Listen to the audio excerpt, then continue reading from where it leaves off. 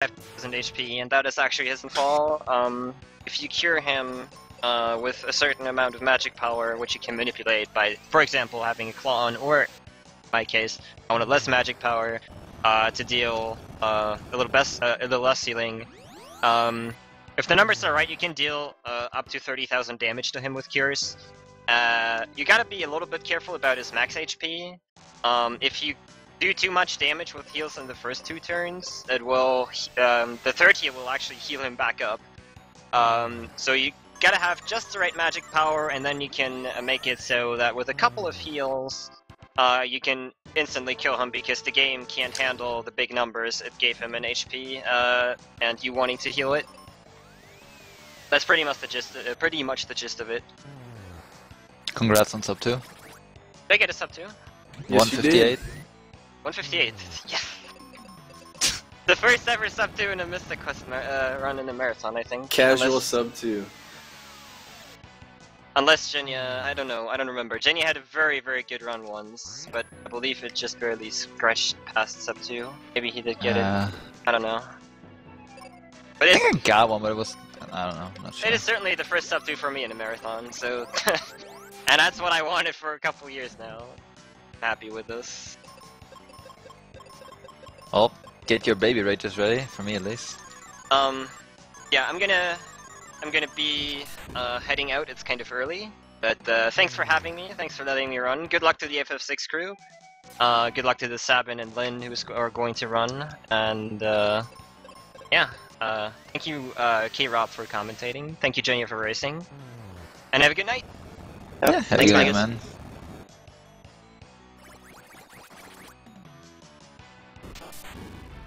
Of course. No floor 6 today. Of course not. Baby rage. Baby rage all the way. And here's gonna be a short too. I just know it. Is that my man Fazlo on the FF6 commentary? That is me. How's it going? Well, you know, dude, just wrapping up some lovely FFMQ. Of course. Now we're moving into FF6 though. I'll try not to talk too much at the start here because Chen is still running. Don't worry about it. No, go ahead. We'll just kind of like pop in whenever we have anything to say about the bigger fights or whatever. Alright. A few things, as usual. Well, he's just getting up to Welk now, so there was a bunch of stuff that happened here in the beginning. He did his menuing, battle speed settings, whatnot. In this game, you want to put your battle speed to the lowest amount because battle speed doesn't actually affect your characters. It only affects enemies, so having battle speed at the slowest possible amount is more ideal, allow you to get more attacks in. He's fighting Welk right now. He's going to use a strat here to try to kill Welk before he goes back into his shell. For a while we used to do a strat where we would kill him like immediately after he exited his shell, but the LCC came up with this strat here, which it basically involves glitching out his AI so that he counters with Mega Volt, and then he just won't go back into his shell. I got that bad damage roll. So yeah, he had to throw an extra Bolt Beam at the end there, but it's fine. You don't really lose that much time when that happens, but... It's like 4 seconds lost or something like that, but not a big deal. The good thing is that Terra didn't get slimed. If Terra gets slimed, you just can't do the quick kill. I managed to get the quick kill yesterday on practice. With Terra Slime? Yeah. Ah. Somehow I managed to not get the hell into the shell. I made a highlight of it. You basically have to like fire beam him in the middle of her ATB going up or something, right? You Yeah. have to hit him when he has full ATB. Yeah. Cool, cool.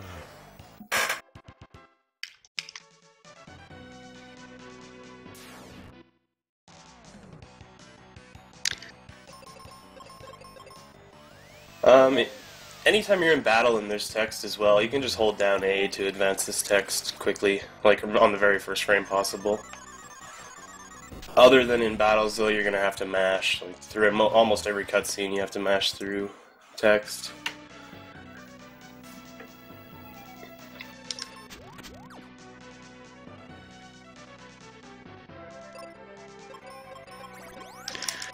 Alright, so here's the ultimate decision, if it's the ultimate baby rate or if it's just half a PogChamp. I believe in the... Hey, I'm ready to sit here for another 15 minutes, don't worry. It's actually half a PogChamp, what did you know? It's I got floor 1, which is the second best option, but it's still 5 minutes slower than floor 6, so yeah, so much for that. So you're saying there's a chance. Well, There's always a better, chance. It's better, yeah.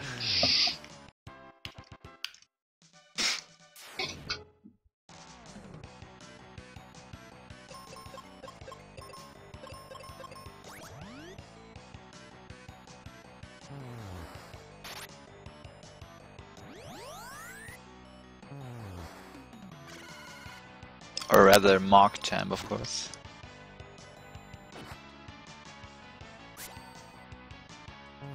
So for floor 1, as soon as you hit the switch on floor 2, he cannot go back up, and you can just exit out of the dungeon to go back inside. He's not going to change his position that way, so this is like the fastest. You can just go with this.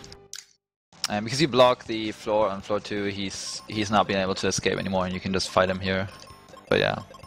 Still a lot longer than floor 6, but okay.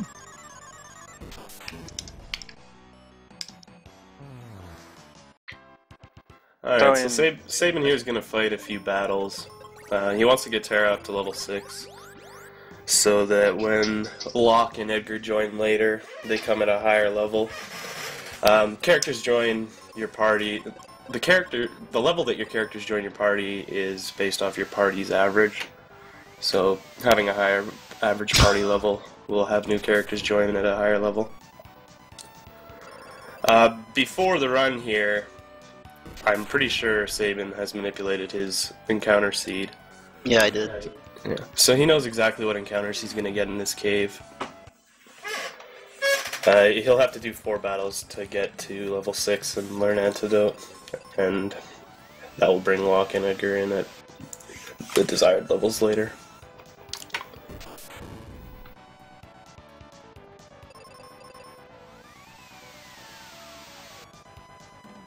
But yeah, not too much going on here, just fire. Keep going.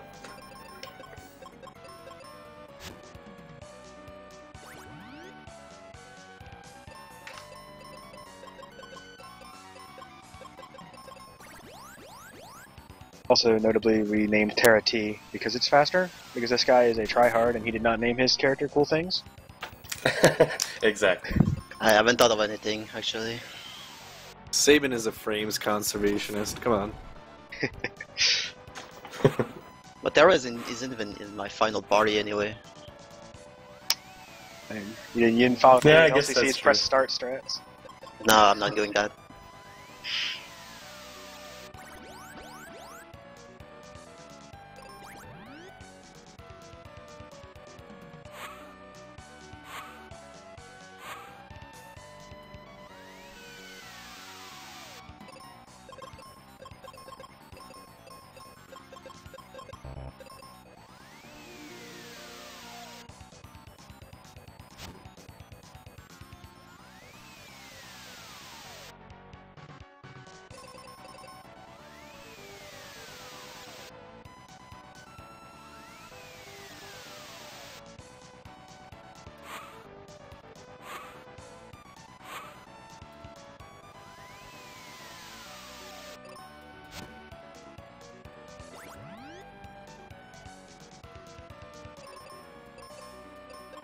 Pazuzu giving me a hard time here. He's already Yeah, crit he's controlling. KD, but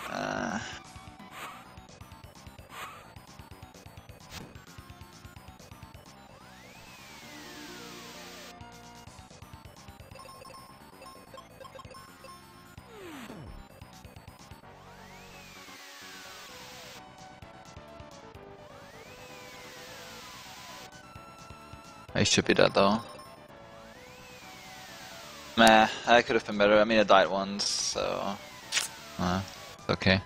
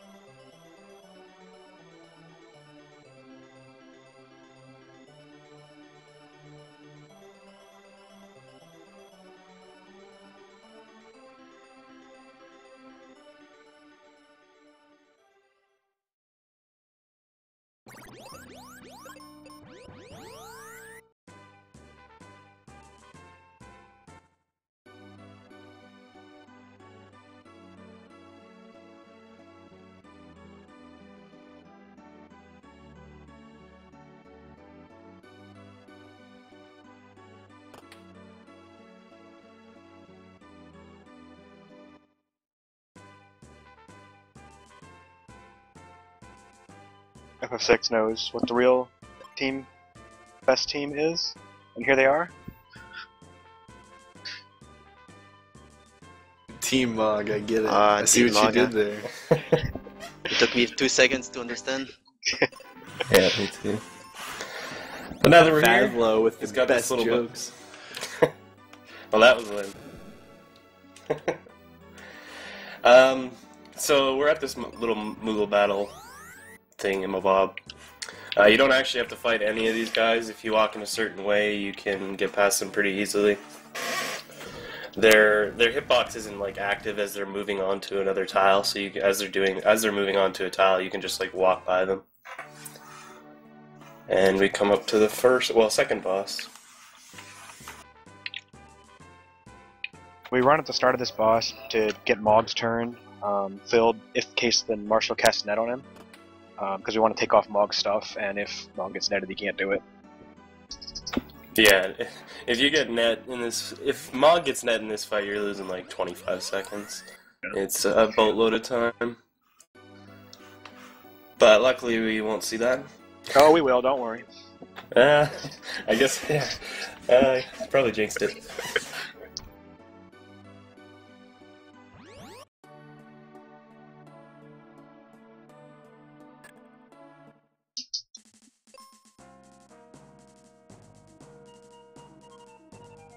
But yeah, that fight's pretty easy. Provided Mog doesn't get net, you just attack, attack, attack. Remove the Mithril Pike and Mithril Shield, and you're good to go. I had Buddy TB there, so I could potentially have been netted from on the Mog. What do you attack instead?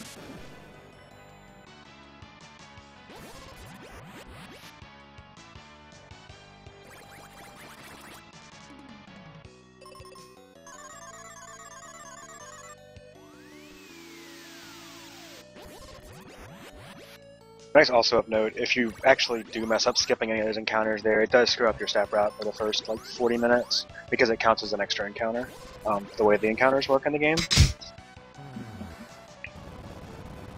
It's not a huge deal, but it's just annoying.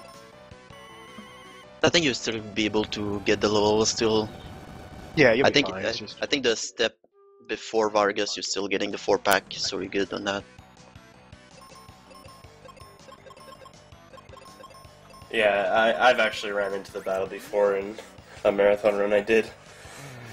And you'll be fine, it just gives you a bunch of extra larger encounters, so you lose time to that because it's harder to run from encounters that have more enemies in them. Like here, you see he has a single leafer, so you're going to get away from a single enemy pretty easily for the most part.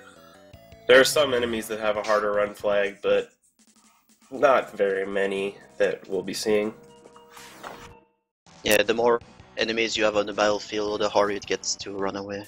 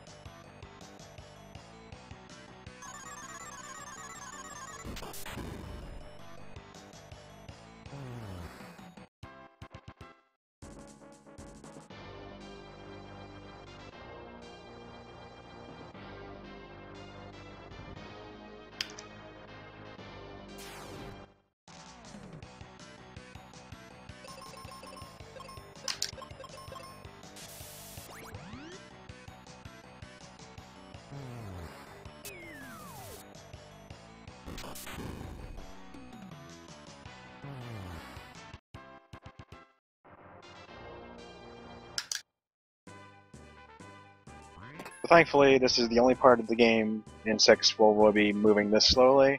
This part in the next cave, we'll be getting sprint shoes after, and then we'll be actually be able to run fast. Until then, though, it's kind of painful.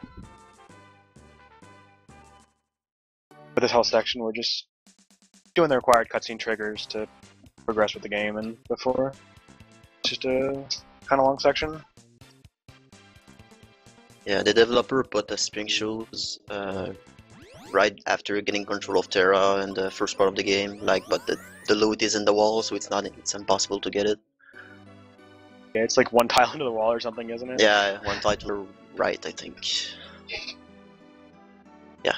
If only we could get it. Yeah, you can get it through hacking, but yeah.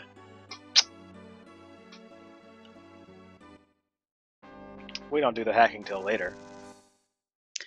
Yep.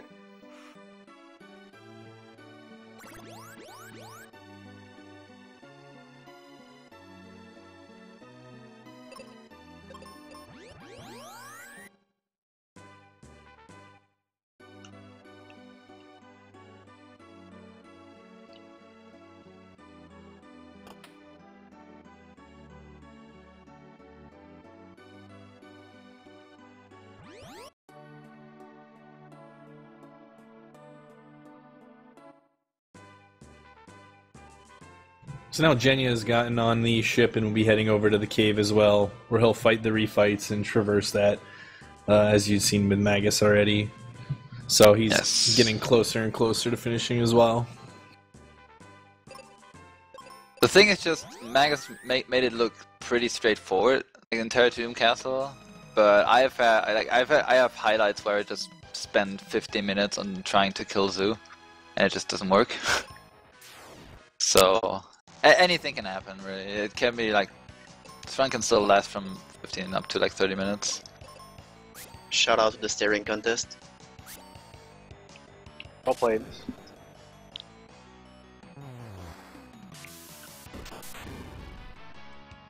Just like if you talk to the next NPC on the same, on like the first frame after you close the previous text box, they'll stay looking at each other. It's funny.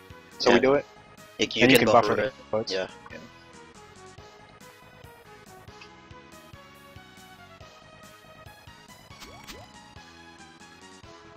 Yeah, the way the word talking works in this game, you can just hold A and walk it towards any NPC, and it's gonna trigger the dialogue on the first frame as possible.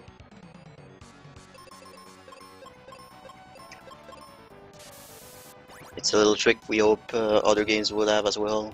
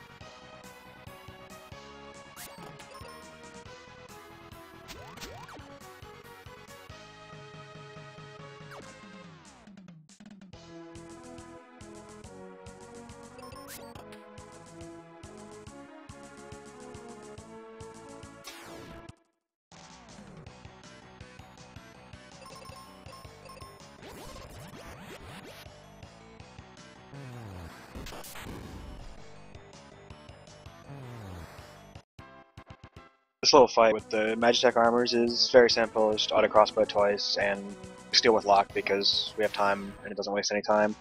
The only important thing is that with this fight and the next little segment is that you don't ever use fire with Terra because it has a very, very long cutscene associated with it. And that'll go away after the next cave, but until then, if you do it, you'll be sorry.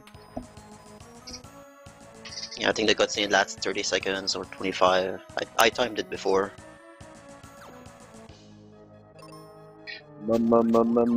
Magic.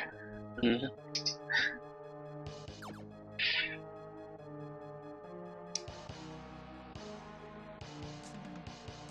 Yeah, so through the first little bit.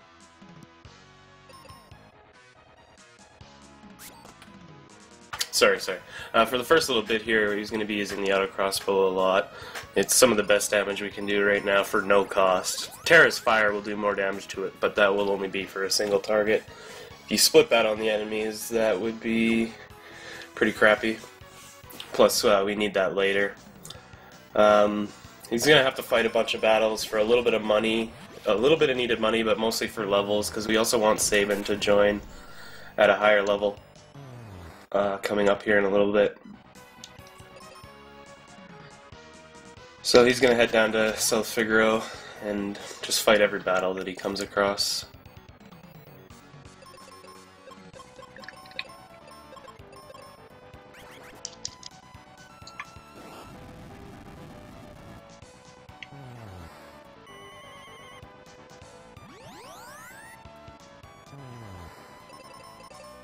And again, we're on a step route, so we're always going to get pretty good encounters to level up and get the money we need for the start of the game here.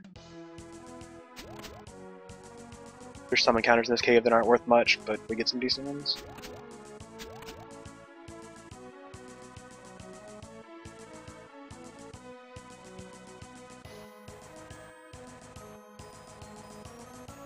Yeah, these first few battles in the cave here are mostly just to have a little bit of money so you can buy 3 sets of sprint shoes and a pair of goggles. The goggles won't be used till much later when we deal with Sketch, so that'll be...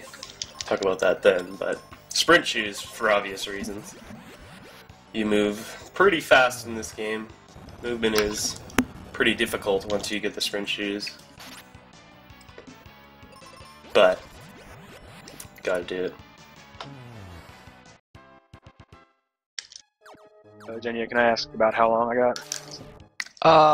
Well, I would say at least 10 minutes. Okay, that's good. I just wanted to ballpark.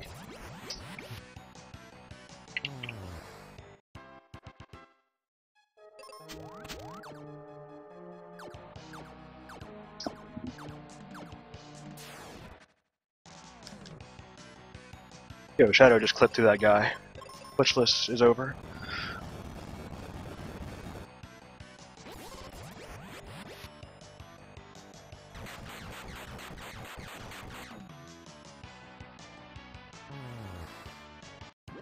Also would back row everybody here because the only thing that's affected really by row in this game is the fight command, and we're not using it to kill stuff at the moment. We're going to be using crossbow and fire, so they just take less damage.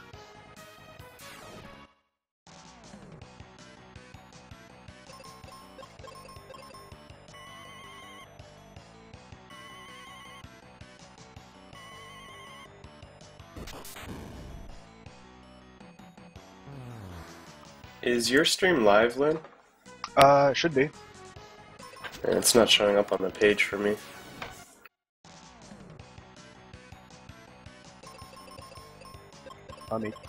I'll chat in Discord and see if I can figure it out.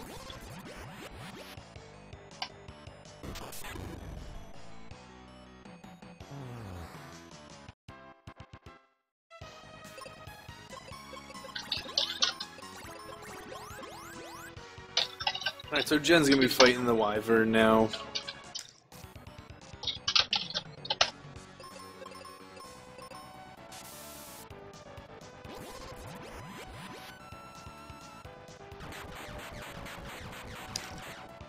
Oh, that crit though. That crit.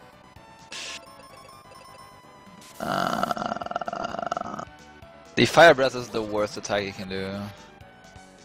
Ooh, kind of a brutal hit there. What?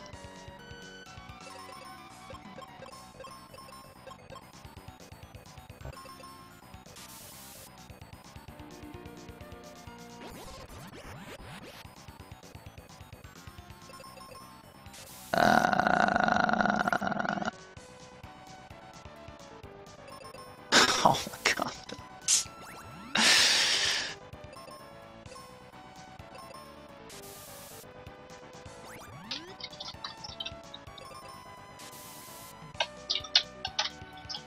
No, it's not giving me a break.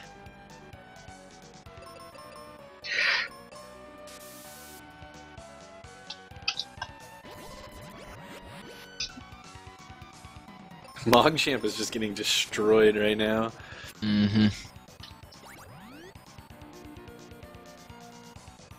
Alright, we should be good now, though. As soon as he changes his form like that, he's not gonna cast his Fire Breath anymore.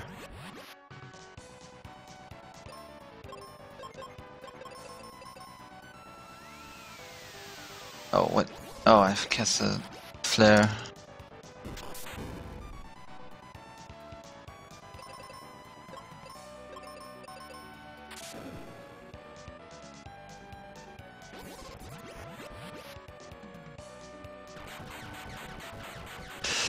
Definitely not a good fight. Yeah, it's pretty trolly.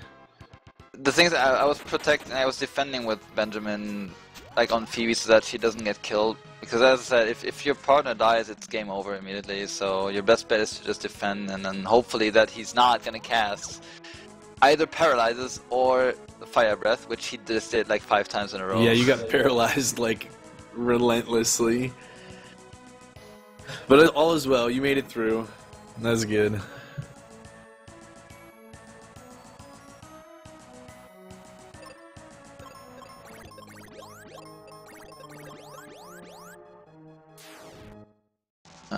Good start. Nice. You see, this is Mystic Quest in a nutshell. That was really quick. Yeah, so that's kind of one of the worst things that can happen, is someone gets immediately petrified and then the other killed, and then that's it for that encounter.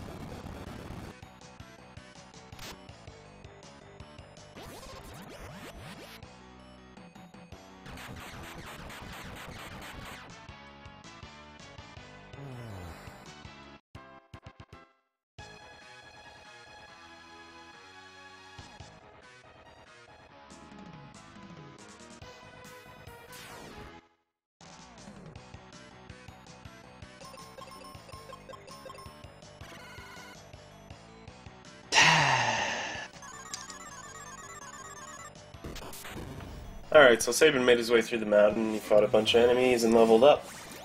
Coming up to Vargas now.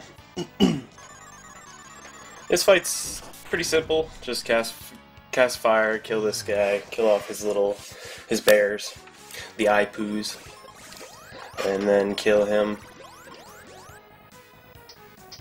Depending on how your ATB is, it's possible that you can skip one of Vargas's attacks later, the Doom Fist, but I mean, it's kind of random. If you do the fight a bunch of times, you can kind of feel Vargas's ATB, but there's only so much you can do. Yeah, you pretty much just make the best of what you got.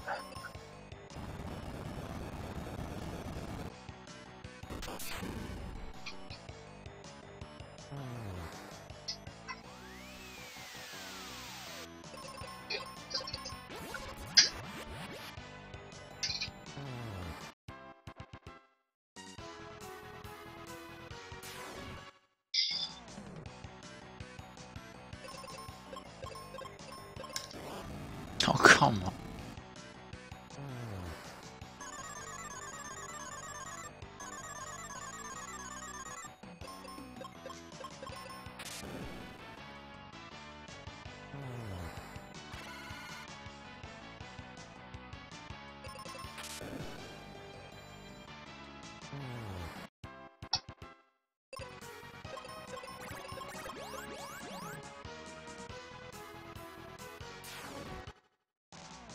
And yeah, he didn't get the Doomfist skip, but it's fine. He didn't really lose much time on it, because SNES didn't have the best ATB anyway.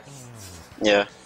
It can end up that he just does Doomfist, but your ATB is so bad that you don't even lose time. So it's nothing.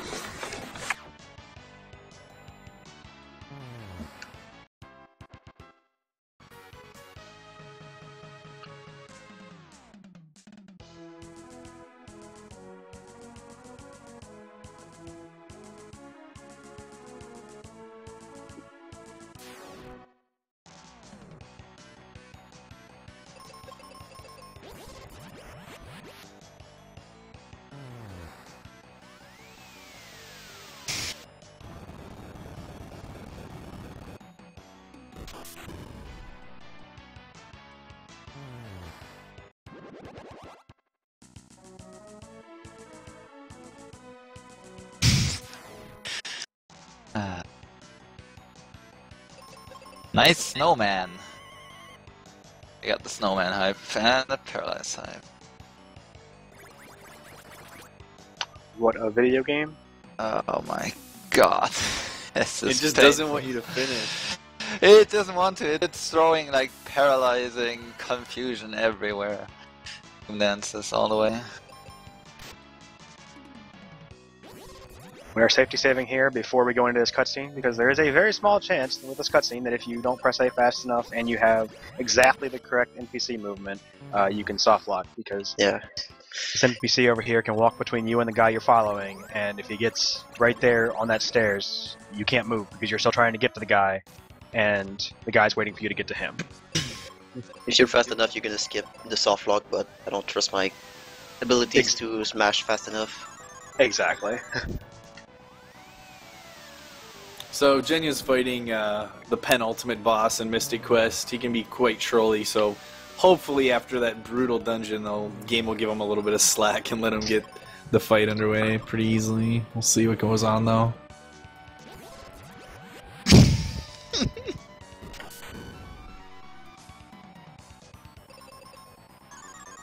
Nice crit. Nice crit.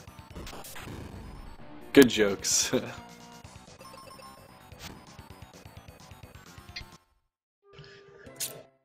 So this is the penultimate boss of Mystic Quest. he can be a little bit of a troll. Oh, by the way, this is the second time in a row that every enemy got their turn before Phoebe got her turn. So, shoutouts to that. Shoutouts to the fake speed, fake agility. Mm-hmm.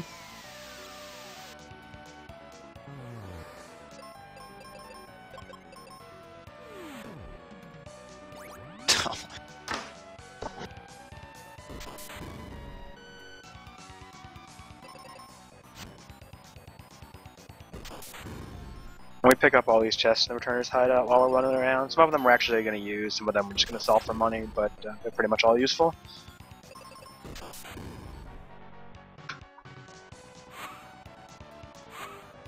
The money's really important because we need to get smoke bombs later and a couple other things, and that stuff is a little expensive.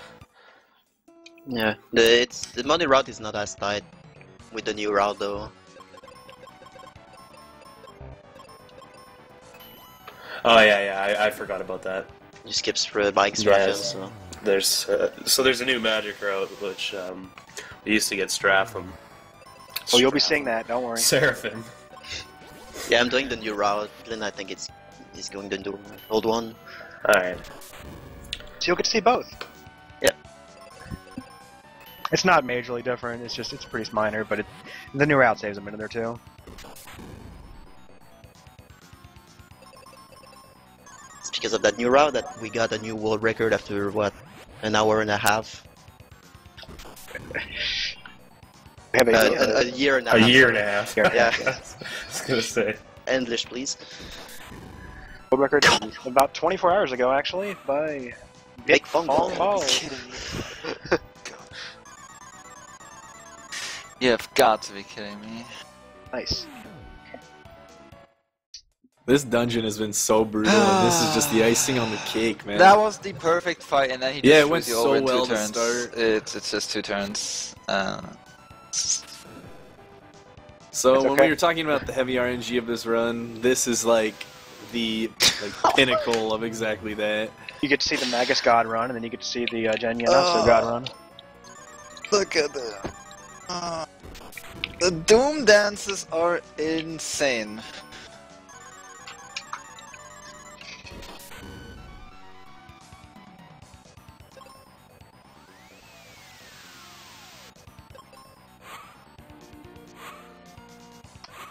And SNES resetting here because we again later the seed route. We know what seed we're on, and in the game the seed increments when you both when you load the data select screen here and when you actually load the game. So we were just manipulating the seed further. This is seriously awful. This is just ridiculous. I mean, oh god, this is so stupid. Okay, I don't have anywhere to be. That's okay. Now, even the Thanatos gets his Doom Dance off. This is so good. I mean, come on. What are the odds? What are the freaking odds?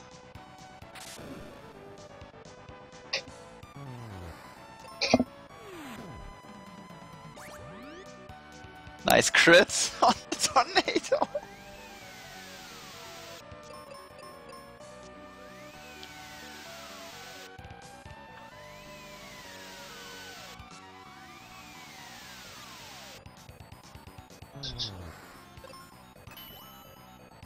I don't know how many. I don't know how many times I died now, but it's probably like 7 or 8 times. Yeah, this is why I can't run this game. It's so frustrating. No, you don't run this game. You just race it occasionally. I did like 3 runs. The game runs you. Yeah, yeah, I was about to say.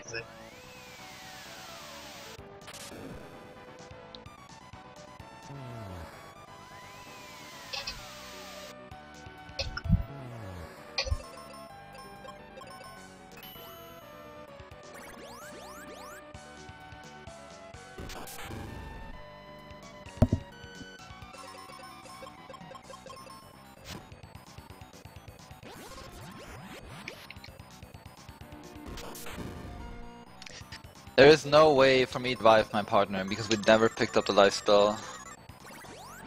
So as soon as Phoebe's dead, it's game over, really. If Phoebe dies within the first like 2 or 3 turns, you might as well just run away to make it quicker. Because there's no way you're gonna survive that. Literally no way.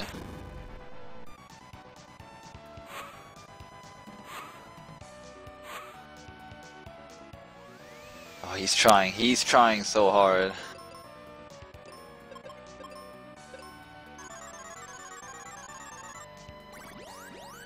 Alright, so SNES just came up to Ultros here. This fight's not too difficult, you just gotta do a couple things. With the setup that he's gonna use here, though, Ultros is gonna counter Terra pretty quick here, and it's possible that Terra can do a desperation attack in this fight if you get really lucky with this setup. So hopefully we'll see that, but it's a 1 in 16 chance of that happening, so chances are not. Riot Blade will kill Ultros in 1 hit though, so that would be really nice. GG. We got the swag bow kill. Was that an actual boy. GG, or was that just No, it's not a game over. It's not a game over, but so I don't have got the stream up, so. Well, you should get ready. Like it's like 1.5 Yeah, it's really, minutes or so. really close. I was making sure I'm not supposed to press new game yet. I know, but you should get ready. Okay, I'm It's ready. just a minute away. But man, what a zoo fight! This is what basically my run should have happened to Amagus. That's basically it should have been swapped, you know. But, That would have made everything so much more interesting. Sure would have. Well, it made it interesting, And- just not in the way you wanted.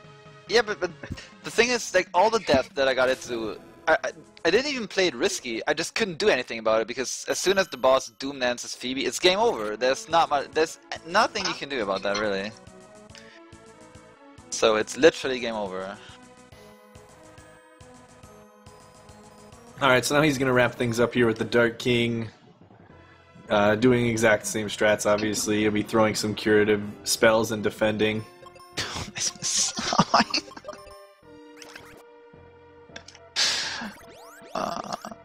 Oh dear.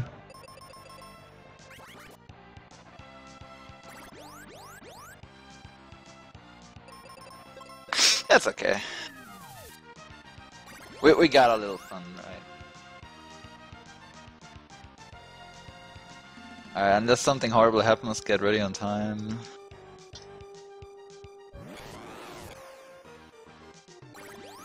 And time. Alright. GG. Boy. GG. Yeah. GG. In the end, we all can laugh about it, right? Yeah, it's Mystic Quest. It's Mystic Quest. It wouldn't have been Mystic Quest if it didn't happen to someone. Exactly. We got the full spectrum of all that Mystic Quest has to offer. So I'm sure everyone is inclined to run Mystic Quest now.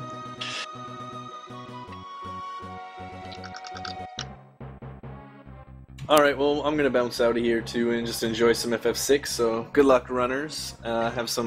Thanks for doing the commentary, Fadlo. Good luck, Sabin. You're my boy. Thank you. Thank you. Hey, have a good night, man. Yeah, take it easy, guys. Yeah, same. We'll also go away, so thanks for the race and good luck on FF6. Peace.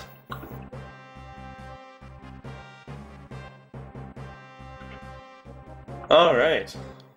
Now it's all FF6. The best FF. Kappa. Something we didn't talk about earlier.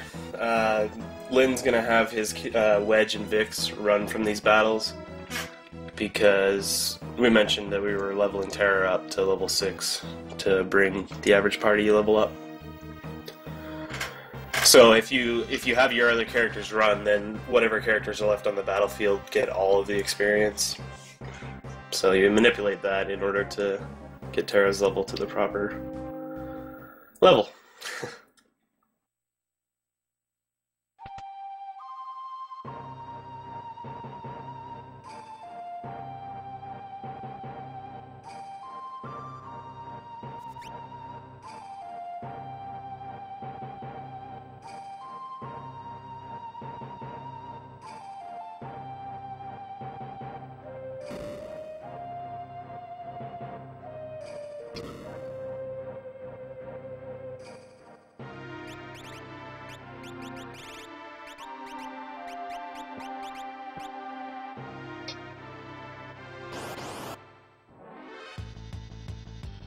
Alright, and Sabin's just fighting this general guy here.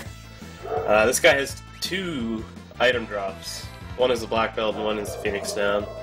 I know which one I'm getting. Ideally you want the black belt because you can sell it for like 2,500, but with the new route it's probably not as big of a deal if you Black don't belt. get the black belt now. Yeah, the problem you have a little short on money buying the earrings if you go buy them instead of looting them in the basement. But yeah. Yeah. I think black belt's actually still almost as important in this route because you still need to buy Saint or smoke bombs basically. Not really. You just need buy 25 really. 25 you should be good. You That's still what I have to do. buy the earrings then? Yep. Okay, I guess it doesn't matter then. I sell. I always. You sell some Phoenix Downs, but with my strat, I am using the sketch Lido. It doesn't matter.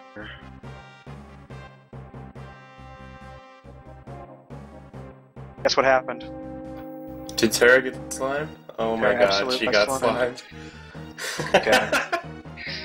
I don't even know if you can do it with it. I don't know how to do it, so I'm just gonna do it. Save the safe strat and wait. We're gonna lose a minute. That Yeah, I really did- sucks because he also got, that was really good ATB. He got a tech missile off and the heal force off before Welk even did anything, but then Welk was a dick and slimed Welk. Terra. It's really unfortunate. But there's nothing you can do about it. That would be a reset for well, for me. I don't know how many people actually reset on Welk. That's I would reset over that. Back to reset land. Yeah, unfortunately, anytime you have to reset in this game, if you're manipulating your seed, you have to 30 go through a resets. series of around 20-something resets. So, it's really unfortunate when Terra gets slimed. I've had it happen 4 runs in a row.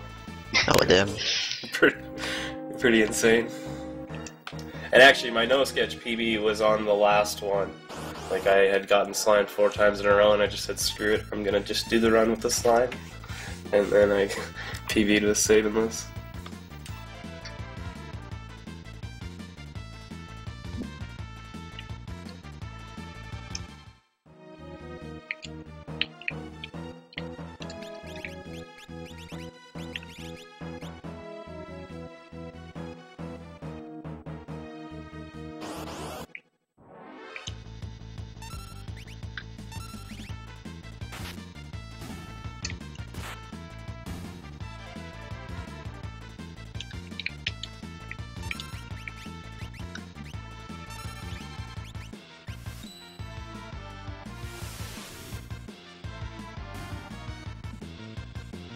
This guy getting the god fight?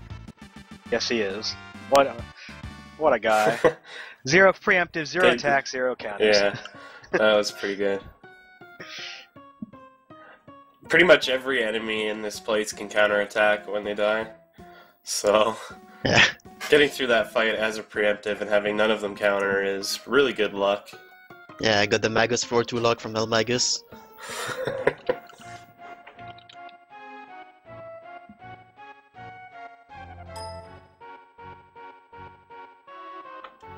And yeah, Lynn's renaming his character to 1. No, 4 letters, because that saves 1 frame off of having Terra as the name, or something. Shout out to my So Terra's boy, big. Big Fun Calls. It's gonna be, yeah. Yeah. Normally we would go to 1 letter, because... I'll leave that to SNES to show off the correct strats here, don't worry. yeah. Because, yeah, in this game, the text populates the text boxes character by character. So, obviously, having them leave less characters saves it a little bit of time.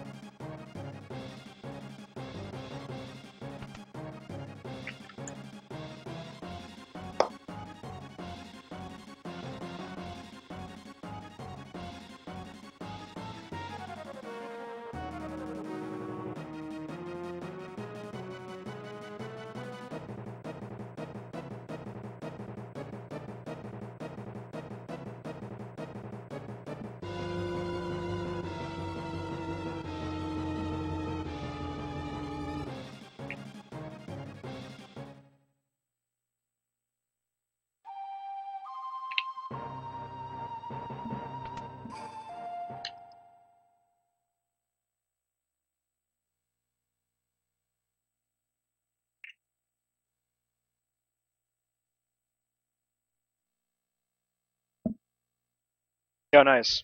It keeps happening. This can Wrench? happen on this fight, by the way. No, preemptor, Oh, you got pincer. pincered. Nice. I assume he's gonna get Mognet as well. Why not? It's in the team name. And it's not a huge time loss, but it's obviously an extra turn that you have to waste.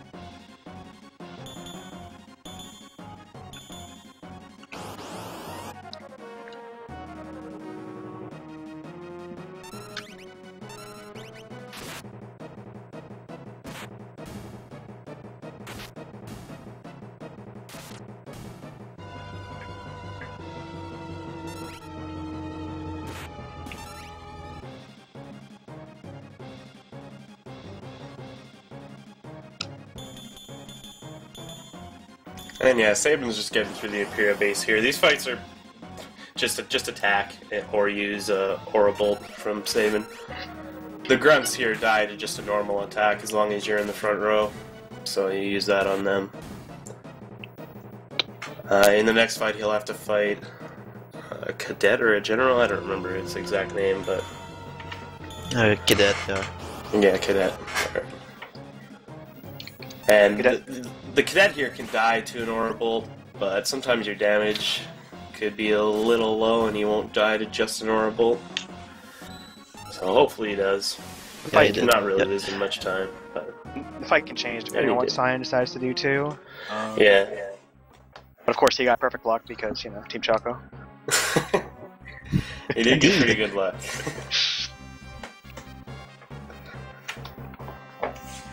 I'm gonna have to ride that floor 2 for quite a while.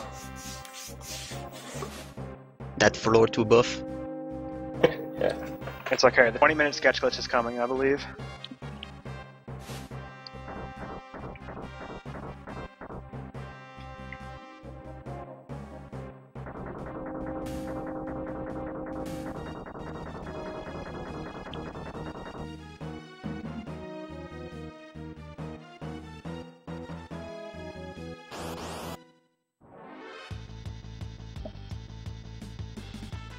Back attack? Is that legal?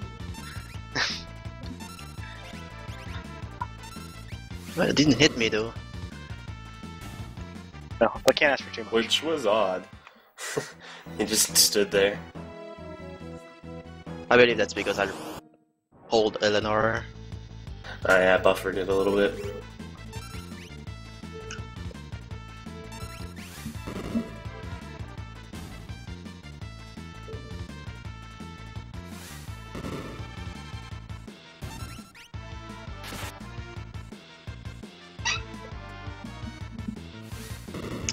Counter.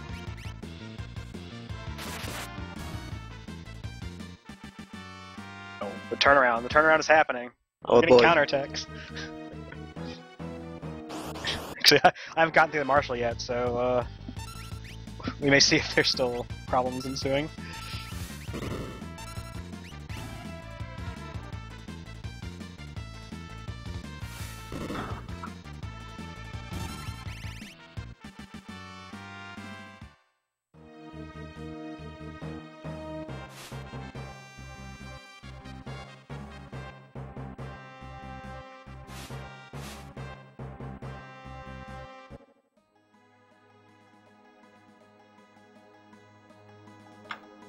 And yeah, now Satan's out of the Imperial base. We're coming up to the Phantom Forest. I think that's the name.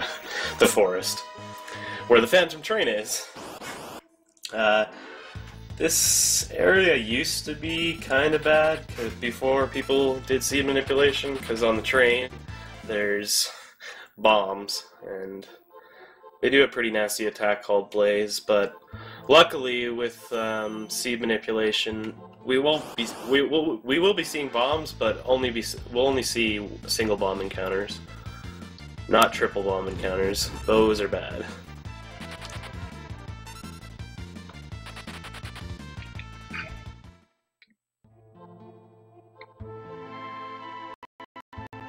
Let's see if Lynn gets net.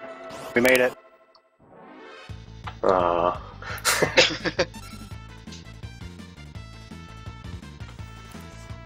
So yeah, as long as Mog doesn't get net right off the bat at the start of this martial fight here, you'll be okay as long as you just do everything. You take off the Mithril Pike and Mithril Shield there. You can also do it when... I usually do it when I throw Kupan's last boomerang there in the animation time. Yeah, it's faster to you do can it just later, take it off. but Yeah. just in case, for sake of the thing, Yeah. do it now. A little bit of safety on It's there. not a huge deal if you don't get them either, but it does make it a little bit slower later. And the shield helps for safety purposes, at least on Kefka's. Yeah.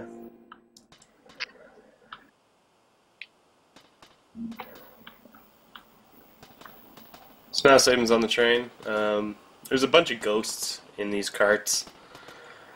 Do not talk to them. Some of them will give you battles, but they also like to block your way. And unfortunately, because he's on a step route, once he gets past the second cart, he won't be able to just like dodge around them if they're in his way, because he can't waste any steps leading up to the Veld. Otherwise, it'll mess with his Veld encounters.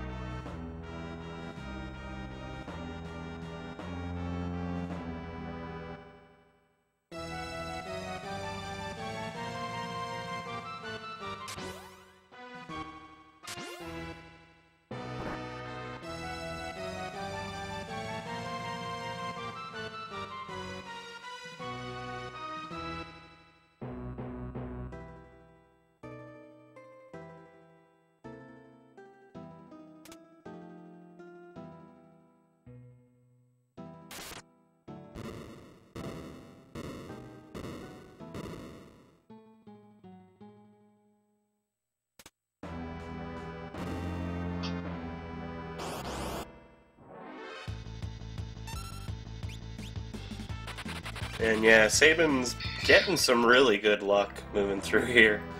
Anyone surprised? Few preemptives now. It's pretty good. I'm bracing myself. Yeah, we will see the complete opposite when Lynn gets here. No worries.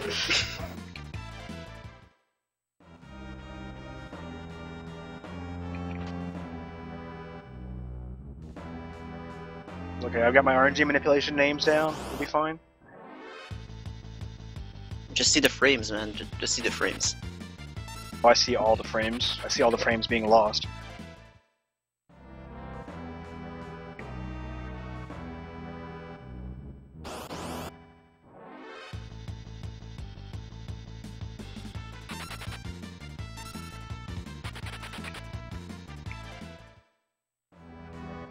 And yeah, you can see there the last 3 battles that Sabin got were all single bombs. It's part of the manipulation. Single enemies are easy to run from, so you can pretty easily just get away from a single bomb. I think, like, maybe 1 out of 20 times I've seen a bomb actually do a blaze attack, or a single bomb actually do a blaze attack. If you get triple bombs, if you're not seed manipulating, you're probably going to be eating some blazes. Not 100%, but it's much more likely. And we're seeing the suplex. But at least This he's boss not here that is- tryhard. Yeah. This boss here is undead though, so he's just gonna throw a Phoenix down after weakening him with the suplex first. And then move on.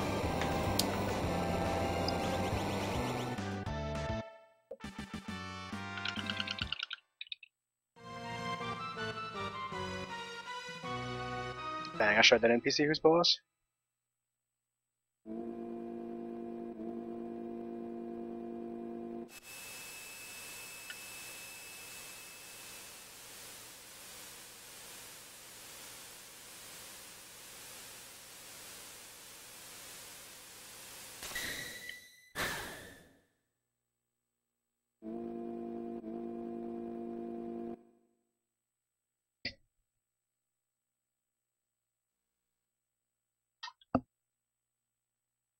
We're far enough apart that we might not actually both be in Thamasa at the same time. It could finally happen. Oh boy. Is it possible? I hope not, because that's gonna be a lot of Thamasa to watch. Now that then we have things to talk about. Yeah, sure. You guys wanted an hour of cutscenes before you got to like the PS1 ones anyway, right? Yeah.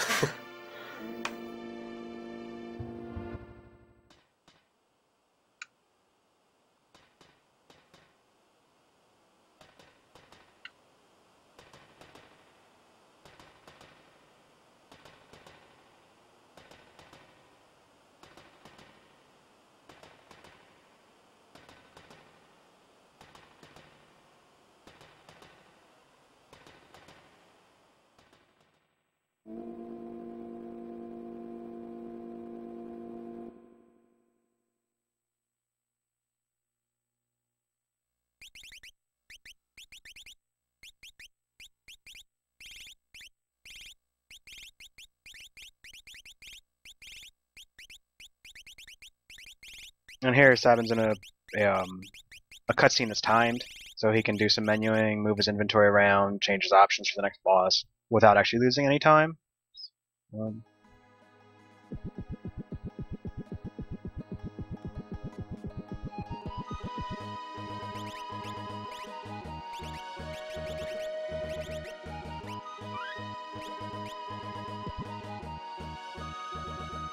Alright, there's a little bit of a mini-boss here.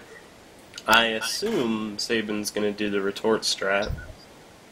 I think. Sabin. We'll find out. But, Yeah, I will. Yeah. alright.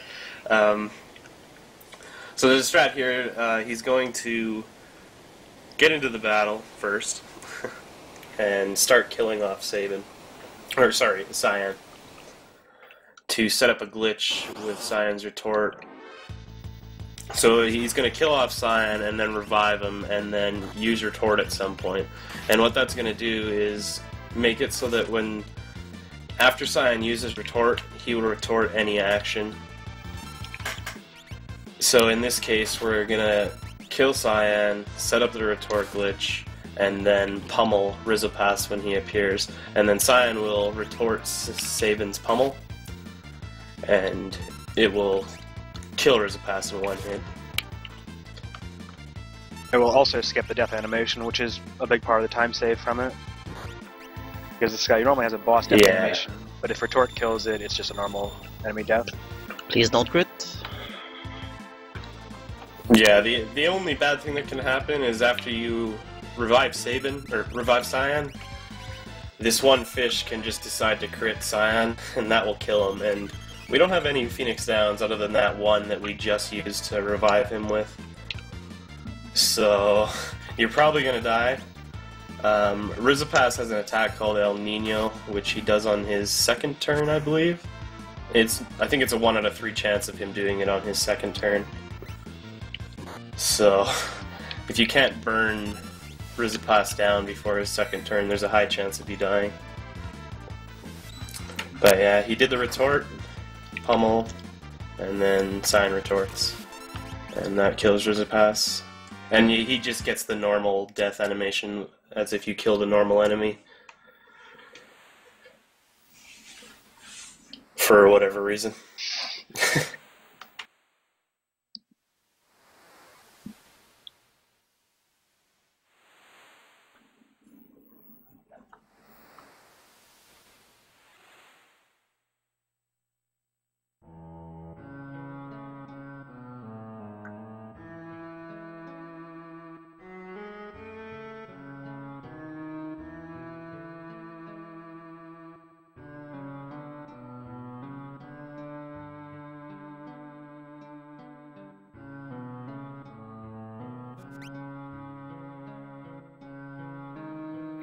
And yeah, renaming Gao to 1 letter, even renaming Gao here, his name's only 3 letters, but just taking off those 2 letters does actually save some time. It's mostly in this next cutscene coming up when you get Gao. Yeah. Because there's a lot of talking in there. So that's where most of the time save is from renaming him here. Gao doesn't really talk all that much throughout the rest of the game. It's only If that at one all. cutscene where Gao is being spelled like... Yeah, I don't know, I had the yeah, number yeah. before, it's like in the 100 or something, I don't know, Yeah. I can't remember.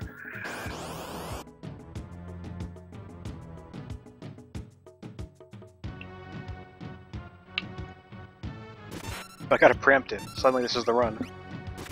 I got a pincer. You're supposed to get a pincer. Stop complaining. That is the same pincer from the start of the game. It's always a pincer. Yeah, so the Velt encounters are all the encounters that you've encountered throughout the game. I don't know if it's actually every single encounter. I think it is, but... Well, maybe not. I don't know. And anyway, the Velt encounters are encounters that you've encountered before, and that encounter there, that the pincer, is the same encounter that you fight right at the start, and it's a scripted pincer. So if you get that encounter, it'll always be a pincer.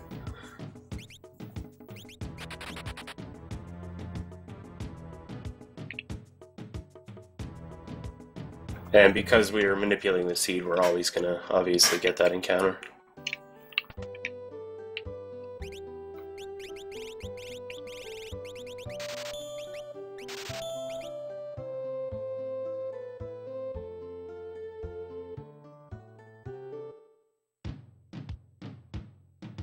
And now we need to find Gao.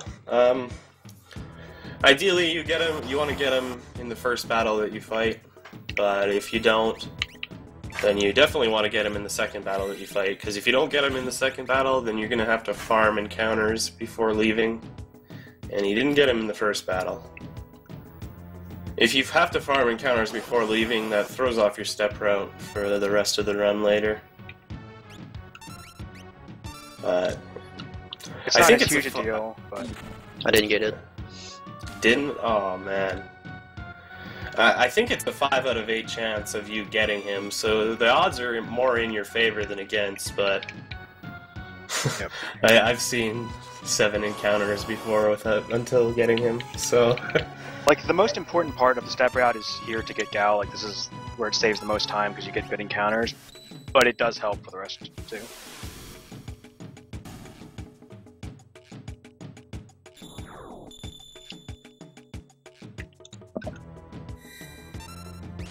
Apparently they decided to attack the guards in the back instead of Yeah, I saw that. So he did Aura Bolt and Sword Tech there, hoping to hit the mammoths, but Yeah. attack the back guys. You So can I just use kill those back guys with a regular attack. You can kill the front ones with Yes. regular attacks too. Oh, really? Yep, if you're in the front row. If you don't do front row strats, then you can. Oh, yeah. Yeah, okay. And he got Gal in that encounter, though. That's the best he can hope for right now.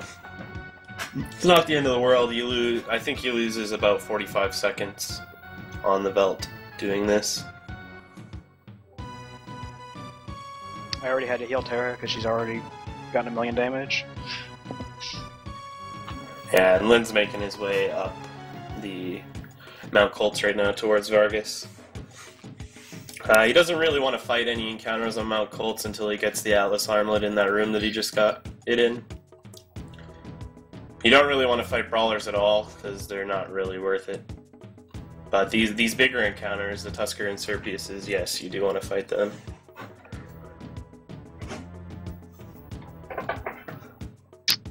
So from here on, other than one brawler encounter that he's going to fight most of the encounters, except the one brawler and a few Trillium encounters.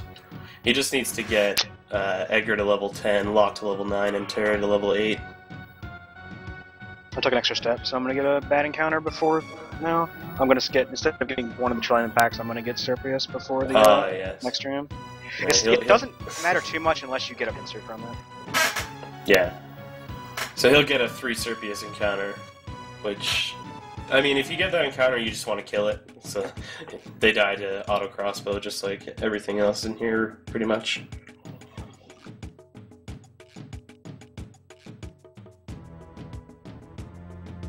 Okay, I got locked to run, so I'm alright. Sorry, Bick. No, wait, Bick is Bick. Mog is locked. There we go. I figured it out. Forgot who I named things.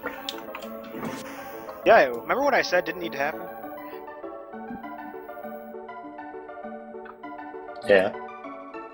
Oh my god. So he got pincered by that encounter. That's one of the reasons why you don't want to get this encounter at Yeah, all. that's not bad RNG. That's my mistake for taking an extra step.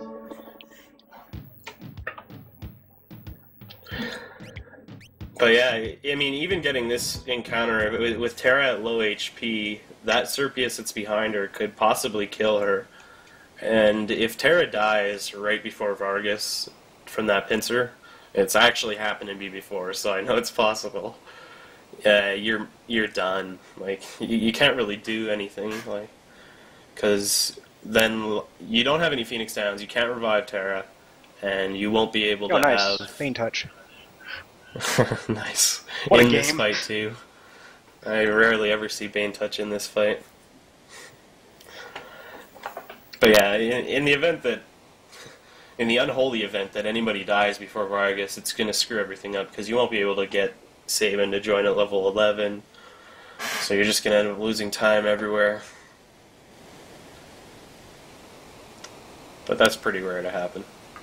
You just got to make sure you're walking properly. At that point, you just Yeah. want to reset because it's too complicated. Yeah. You probably need to have Edgar at level 11 and Locke at 10, something like that. To well, if Terra doesn't level up, if Terra is at lower level that she supposed to be.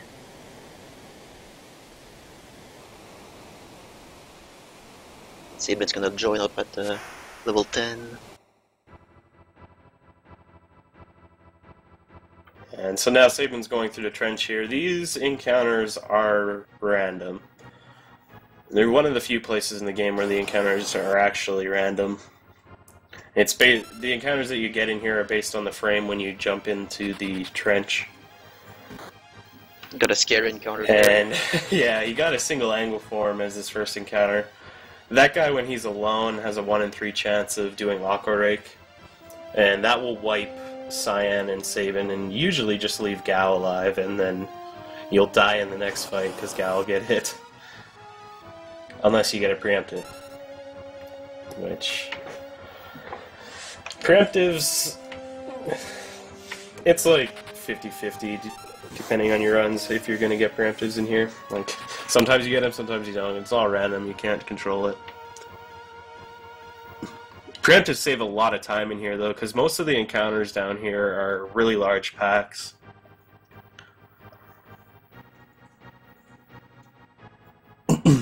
And when there's lots of enemies on screen, it's harder to run away. So getting preemptives is nice. Also, those angle forms are a little bit harder to run from than most enemies.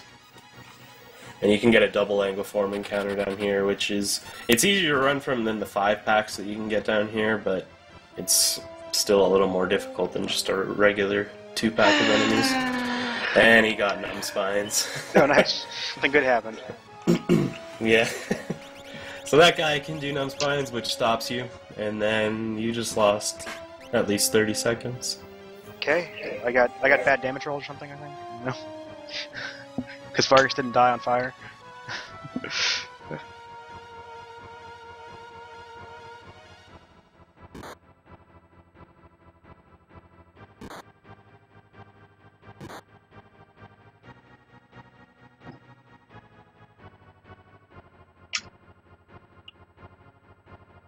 Waited.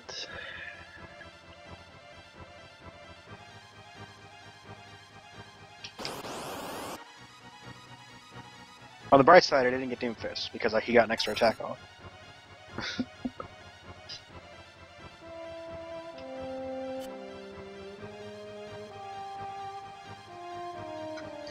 This running away is kind of terrible right now. Running away is always terrible in the trench. You get all these huge enemy packs and stuff that has hard to run flags, and it's just, yeah, lovely. And yeah, Cyan just really sucks for running too. He's so slow. He stayed there forever. Ideally, you would just want him to die like immediately when you get into the trench, but it doesn't really happen that often. And you kind of have to leave Cyan in the front row if you want that to happen. Though in the SNES's case, he ate 1,000,000 attacks because Cyan got stopped in the other fight. So yeah, he's picking up a couple Echo Screens and Green Cherries. Echo Screens and Green Cherries will be used much later, and also picking up Smoke Bombs. This is the reason why we do SNES scenario first, because we get access to Smoke Bombs as soon as possible. Smoke Bombs just let you run from battle immediately. You don't have to worry about building characters run. I didn't mention that earlier, but when you're running in battle, each character has like a hidden run meter that's getting filled. And once that meter is full, then the game actually allows that character to run. And it's based off character's agility. Yeah, there's a stat. All the characters in the game have a runaway stat or multiplier. Like Abaddon is like the worst, and the best is like Locke and I can't remember, maybe Mog. Kutan. Shadow's pretty good too, right?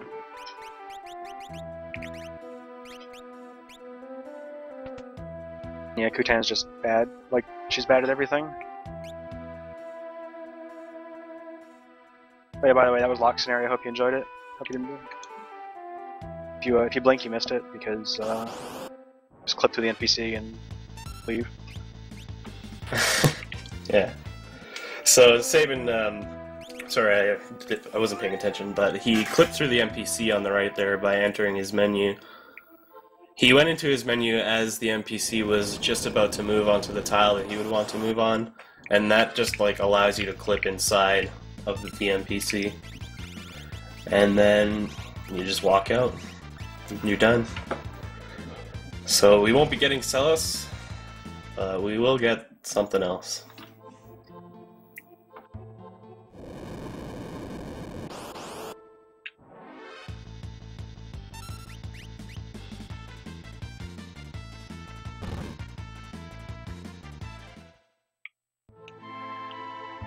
Because I know how bad this game is, I'm getting the safety potion.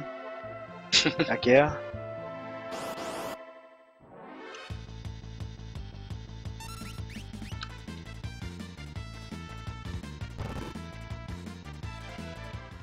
Alright, I'll be right back. I gotta run and go do something real quickly.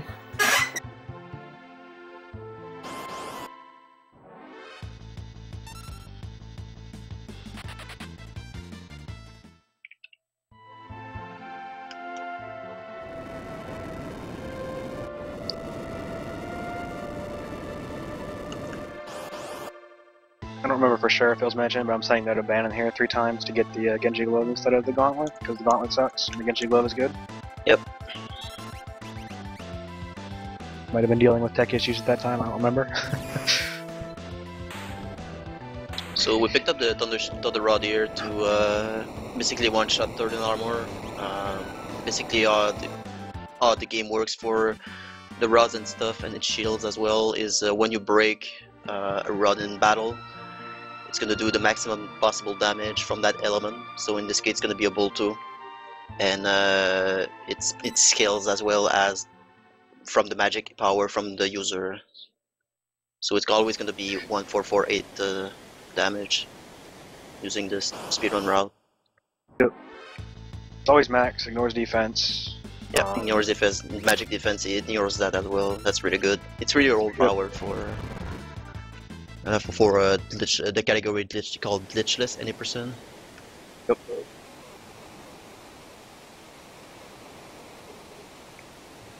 We'll still be using a couple of them to get through a few bosses, but not nearly as many as you need in glitchless.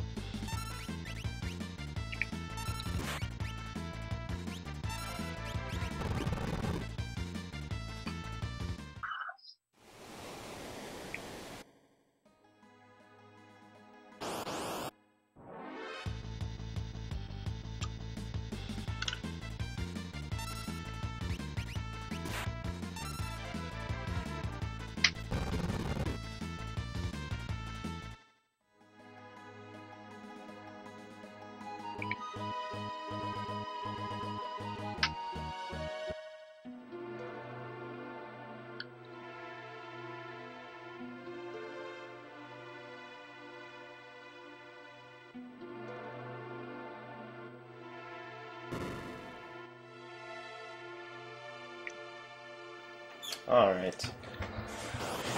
So, Lynn's just getting to the river now. He's doing river manipulation so that he doesn't get any extra encounters that he normally wouldn't get. The river manipulation for the sea just involves doing 2 resets and then leaving the room and watching that NPC movement. As soon as he walks onto the tile, that sets the value to what we need it to be. The river battles here are based off the NPC value, so that's how we set it up, using the NPC movement. He's going to get 2 encounters right at the start of the river. These are mandatory, you can't avoid them no matter what. But after that it'll just be smooth sailing. He wants to fight this 1 encounter here to get Edgar a level. That won't really come into play though until we get to the opera. It helps a little bit, well, especially with Hearing Skip actually, it does help for Edgar to have that level on Kefka at Narsh. But it's mostly for when we get to the opera later. Oh yeah, on the river you can get between 2 and 9 encounters, so you can see where getting 2 saves a lot of time. With the manip, it's equivalent to like getting like 1 encounter or so, I think, counting all the resets and stuff, but it's maybe it's 1.5. But Yeah. it's still Yeah, so- very consistent, and we do it for the rest of the run too. To set up the vault. Yeah.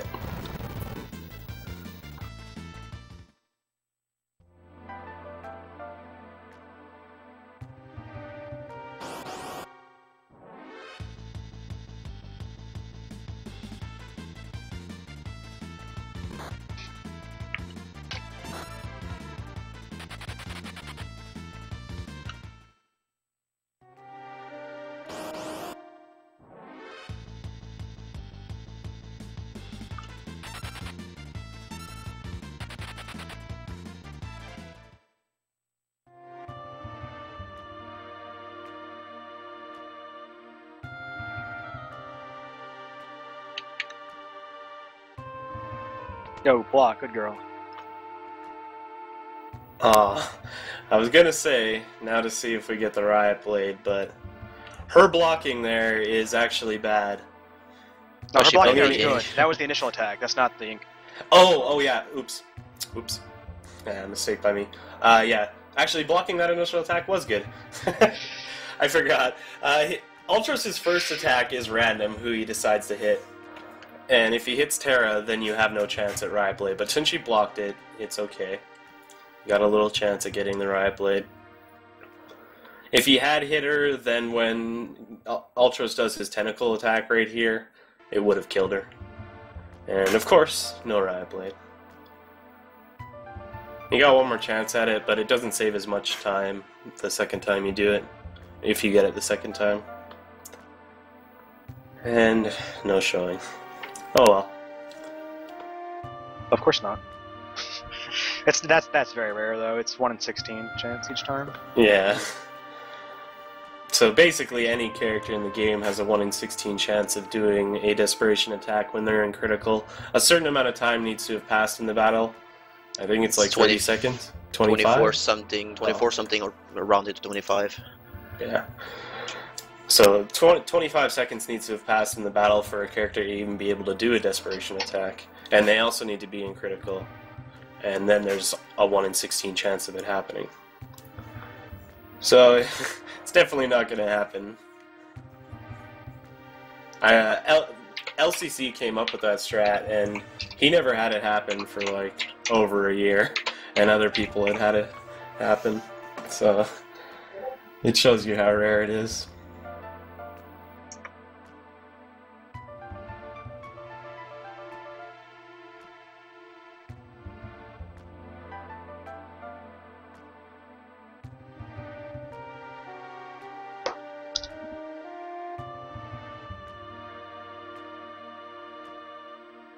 Also, a shout out to the new party member Kuten.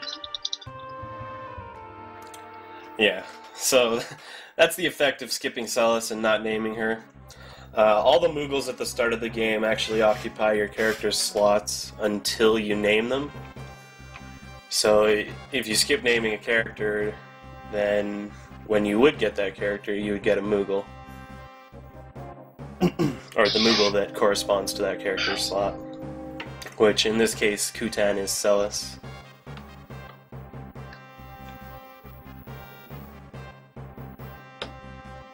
And Kutan really sucks. He's really bad.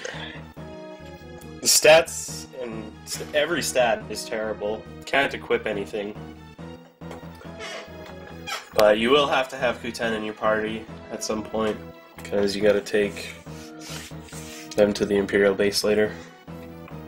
But anyway, he's just coming up to Kefka and Narsh now. This is another one of those party switching battle segments.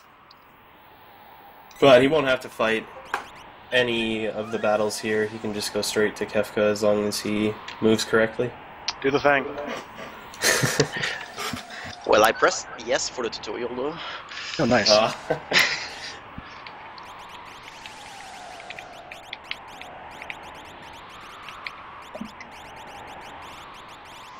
No, I'm not doing the thing. Don't know the setup for it. Yeah. If you want to go TheSabin- ahead, then go ahead. What do I have to lose at this point? Yeah, I was getting it somewhat consistently on emulator practicing, but I didn't have a chance to practice it on console. I don't really want to do it without practicing it because it'll go badly. Yeah, my PB is not that great to start learning stuff like that. But basically, you can you can by switching your parties, you can get past one of the guards earlier than you're supposed to, really. And it saves like 10 seconds. It's a little bit difficult. It's easier than the old setup that saved more time but was very hard. It's still a little bit difficult.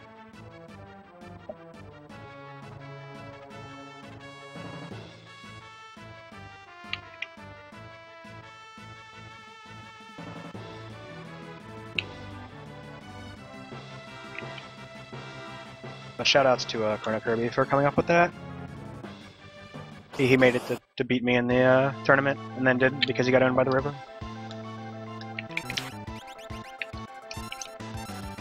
Alright, so this fight with Kefka here, you want to try to get as many attacks off without Kefka, or you want to try to kill Kefka before his third turn. Because on Kefka's third turn, he can use Ice 2, and if he does Ice 2 on the party, that wipes everybody except SNES if he has a Missile Shield on. Which I believe he does. Yeah, nice crit, yeah, so he's probably gonna kill him fast enough here without seeing any extra attacks. Yeah, if you get really poor damage rolls, or if Kefka like attacks the same person twice and they die, it can be stretched to a third turn. Usually you're alright, but we're a little bit underpowered because we only have one earring at this point in Sketch now, and it can be kind of dicey. Yeah, there's a problem if Kefka is focusing target SNES, like the attack and using poison on the second turn on him, he can die and you lose a lot of damage. That happened to me a couple of times.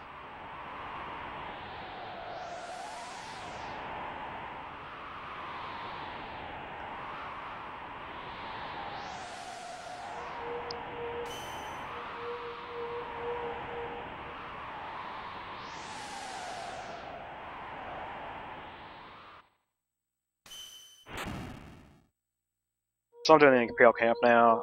For the fight with Cyan, you put your battle speed up faster because you're using a counterattack, you need the enemy to attack faster.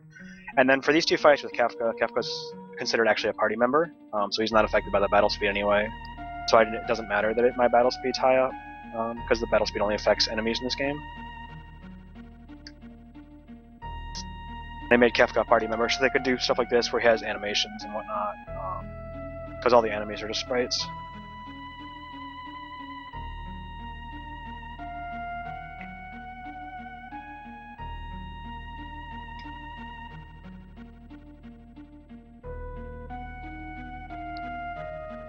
And then before the next battle, I put it back to normal because the next battle can be kind of not fun if your battle speed's very high. What are you talking about? BSME is really fun. I'm sure it's fun. It's fun for some definitions of fun. And also, I steal Shadow's ninja gear there, I think it is, because it has speed on it. And speed is a helpful stat. It just makes SNES faster for the rest of the run, which is pretty nice.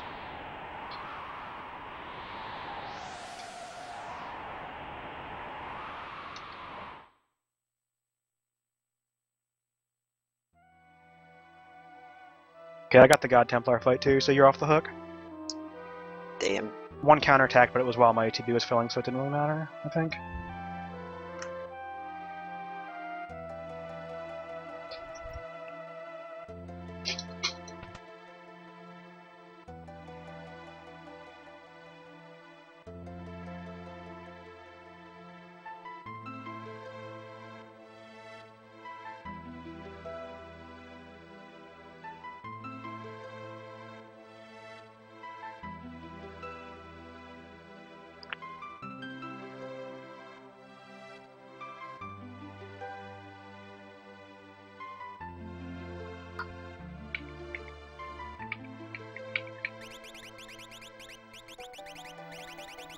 Alright, so now SNES done with that. He's setting up his party for the next part. He puts Edgar at the front because he wants to buy some things in Figaro Castle. And if Edgar's at the front of your party, you get a 50% discount. When you go to the shop, whether or not Edgar's... You don't get the clock elixir, SNES? I don't need it. Okay, just making sure. When you go to the shop, if you have Edgar in your party, the guy will say that you get a discount, but you won't actually get the discount unless you keep Edgar at the front, so you have to make sure to have Edgar at the front.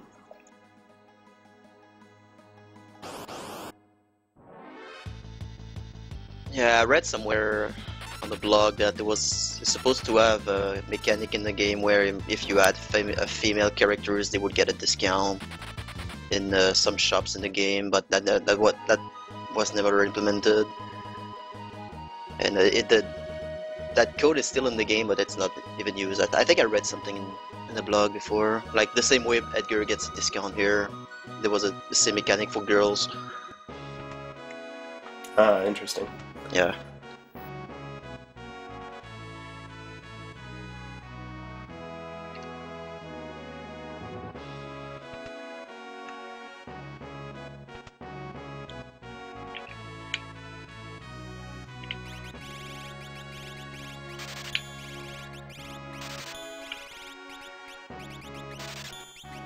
And yeah, so he's selling a few things he doesn't need. Peace Ring and Wall Ring, they're not really useful at all in this run. Or any run, really. But he's also going to pick up some items, Phoenix Downs, some Revivifies, tinctures he needs for the sketch glitch later. And Revivifies, he's going to need to do some level grinding in the sealed cave later as well. But we'll talk about that a little more when we get there. So I wasted my preemptive with like dispatch, thank you.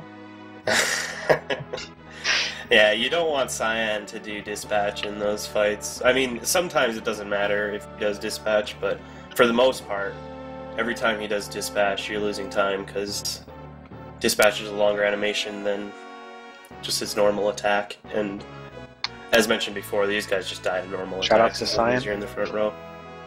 And he dispatched again. It's like, yeah, these are all very minor. It's just little times losses. It's not a huge deal, but it does add up.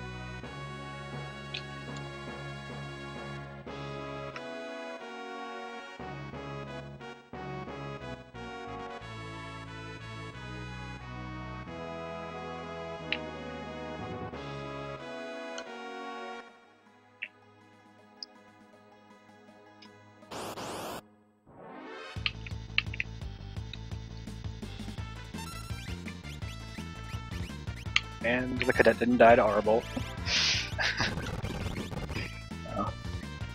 So yeah, you can say that with smoke bombs, it's easy to run away from everything. Doesn't matter. And then when you don't have smoke bombs, you're gonna get pincered by everything, and you're gonna hate life. That's one of the a lot of the RNG in this game, as far as like time loss goes, is really in the beginning because you don't have smoke bombs, you get pincers. You have to do a lot of fights and stuff.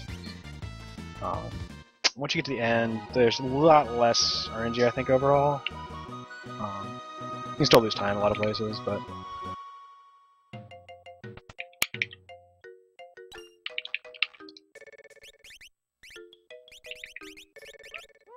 I was really disappointed when I timed this and I found that moving up 2 steps here is not actually faster than... is actually the exact same speed.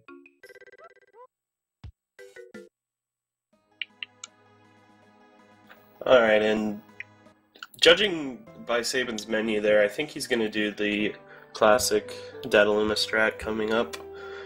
Yeah, I'm not doing the fancy. Yeah, okay.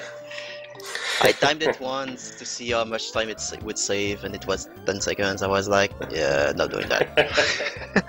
For all the trouble that we'll have to learn that, yeah. I just do it because it's more fun. Alright, cool. So, there's 2 strats you can do for the upcoming boss. The one that SNES's doing is the one that most people have done for quite a while, up until recently, when LCC came up with another strat for Dataluma, which involves using the retort glitch that we did earlier with Rizapass. So when Lynn gets there, we'll talk more about that. But now SNES's just heading up to Zozo. It's interesting how Lynn and me are gonna use two different routes, really, but for the same goal. Yeah. The funny thing too is you're using a faster magic route, but a slower strat here, and he's using the other magic route, but a faster strat here. Yeah. It's a kind of funny contrast. But I'm going to tell you, those don't even out. It's definitely Sabin's going to be faster overall. I don't think I took an extra step there. I'll find out later.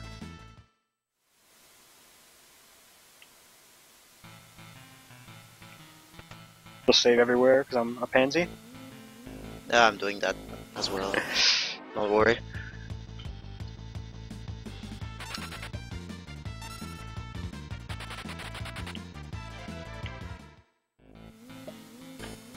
And yeah, Sabin just runs from the Hades Gigas there. That Gigas can do a pretty powerful attack, but all of his guys are in the back row, so it's not really a big deal with this strat here. Yeah, mostly running away from single enemy packs, except the Dancer. Yeah. He also tried to do an NPC clip back there, which he didn't get, but by entering your menu, like as we did before, we clipped through the NPC to leave South Figaro. You can clip through that NPC as he's like walking up the stairs. I think it only saves like 40 frames or something. It's not a lot of time at all that it saves if you get it, but it's a little bit.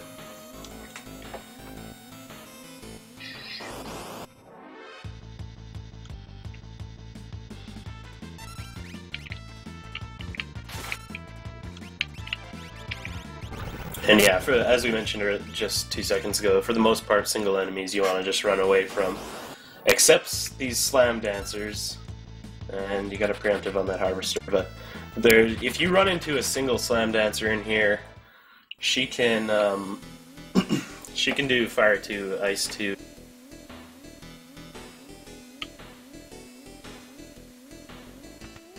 Yeah, and those are not friendly abilities to run into. They're gonna probably, I think if she does like them all targeted, they'll kill 2 members of your party and leave the other ones like 20 HP.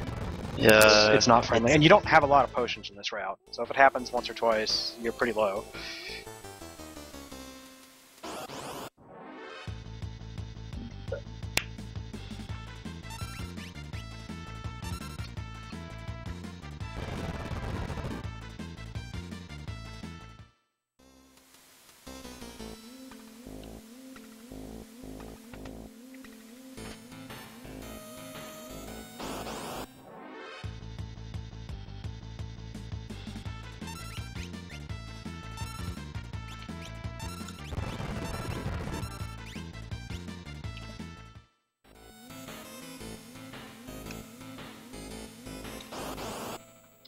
Alright, Dataluma. It's been a while since I've done this strat, but he's gonna try to not get to Dataluma's second turn, I believe. Yeah. Or is it just... Yeah. So he's gonna try to use weight tricking to delay Dataluma's ATB and get as many attacks in as he can to try to kill him before he either potions and heals himself or calls in his friends. He'll call in his friends after a certain amount of time in battle has passed, and he'll potion himself after you've done a certain amount of damage to him, and then he gets his turn. So you don't want to see either one of those. And hopefully he gets it. Didn't get the steal though, but it's whatever.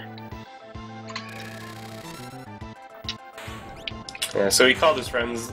That's not too bad. It's just a little bit of time loss, but it's not as bad as him healing himself, because if he heals himself, you're going to have to do some extra attacks.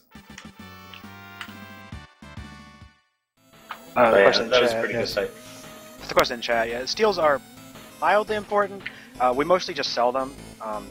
The money's not super tight, and you can just pick up extra stuff if you don't get it.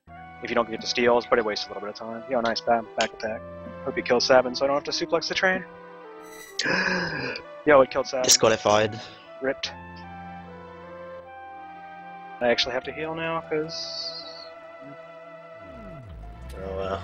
Yeah, I did forget to mention you can get back attacked by those bombs, and then, well, single bombs are a little bit more dangerous in that regard.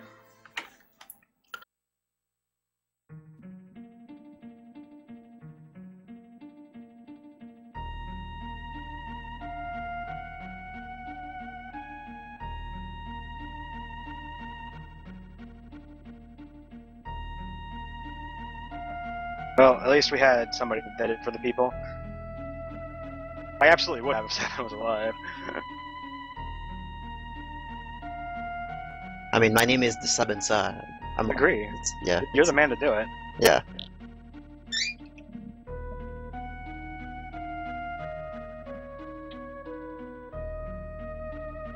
Sure hope steps don't count in that room.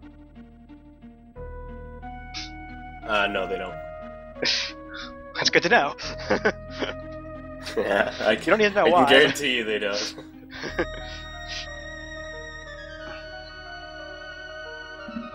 Oh, baby. Is this gonna happen? Okay, it didn't happen. We're safe.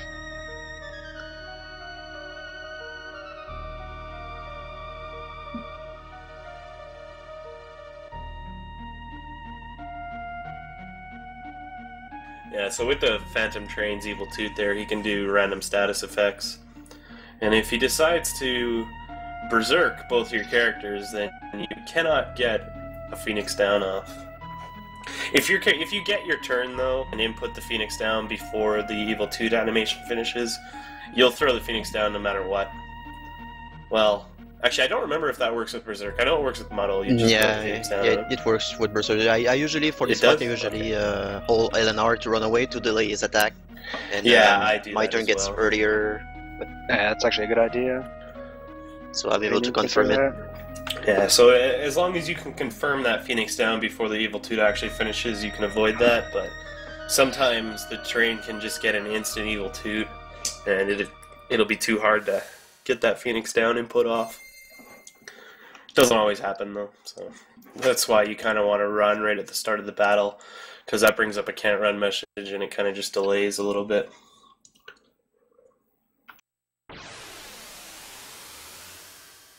Yeah, contrary to how it works in FF4, the can't run in this doesn't actually freeze the ATB at all, but like enemies can't start their turns while it's up, so it can delay stuff. Yeah, because the window is up, so they cannot cast whatever they want to do. Like, they're getting their turn, but... Yeah. Like, their turn will be input, but they won't, the animation won't actually start.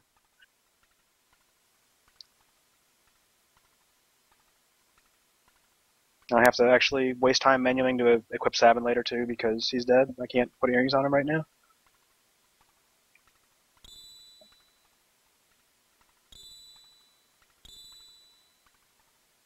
I have to remember to do that, too, because it's, like, important.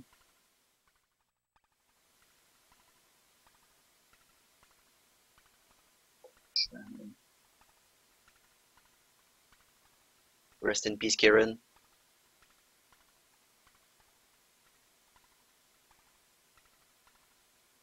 Yeah, so he heaped up a couple espers that he needed there, left Kieran behind. You don't actually need Kieran at all, and if anything, it's better not to have her, because then you have an empty slot at the top of your esper lifts, if you just want to quickly remove a character's esper.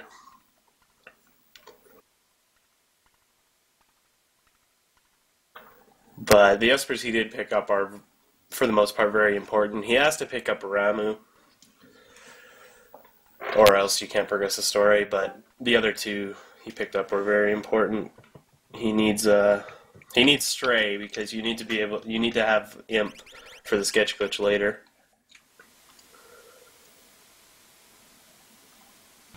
Yeah, we use Muddle and Imp both for things.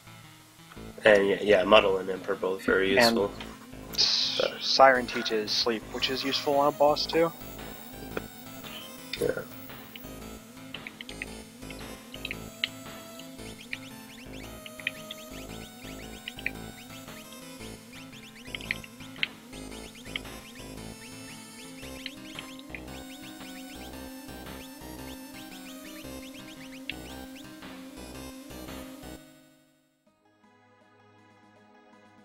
Ew, a Moogle on my screen. Team Mog.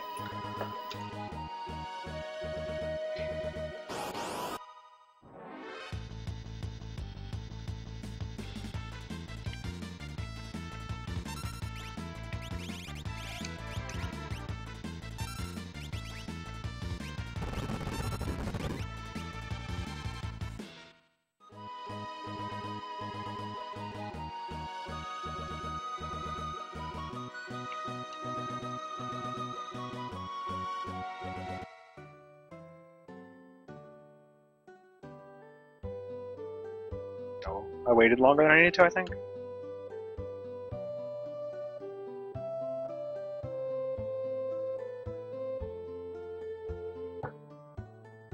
This fight is on a timer, so you have to wait a certain amount of time.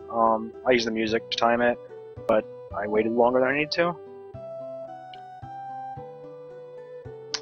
By like a couple seconds.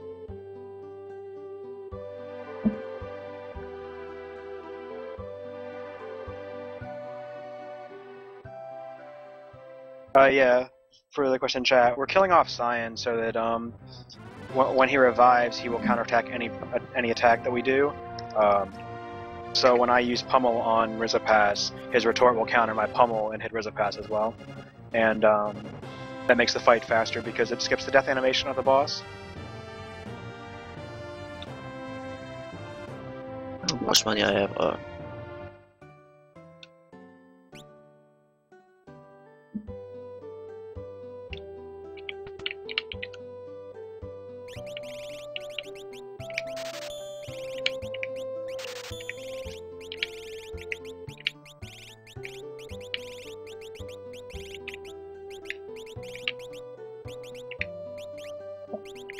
Yeah, I didn't get the, I think I can sell this. I think I can sell the Hyper You can Wrist, sell right? your Hyper Wrist, yeah. Yeah.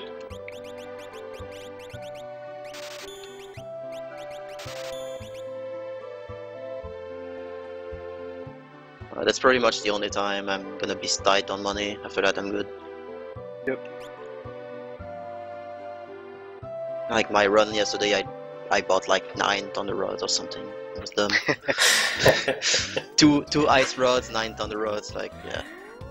Yeah, I want to look at the money route again because I had everything worked out with the old route, and I forgot it that we're saving a lot of money skipping Seraphim,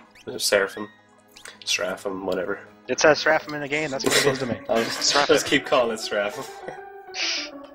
Seraphim. Have to heal Cyan, I think, because might be alright for the ghost fight, but he's probably gonna die if he gets blazed. Don't really want that. If one of your characters is dead, Gal will never show up, which is bad.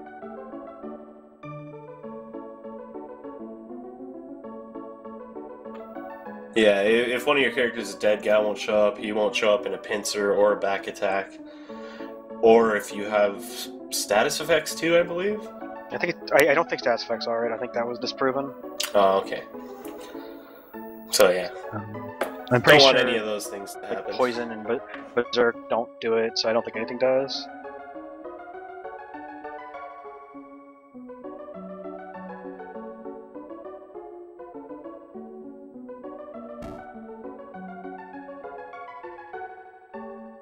And I'm not a scientist. LCC is.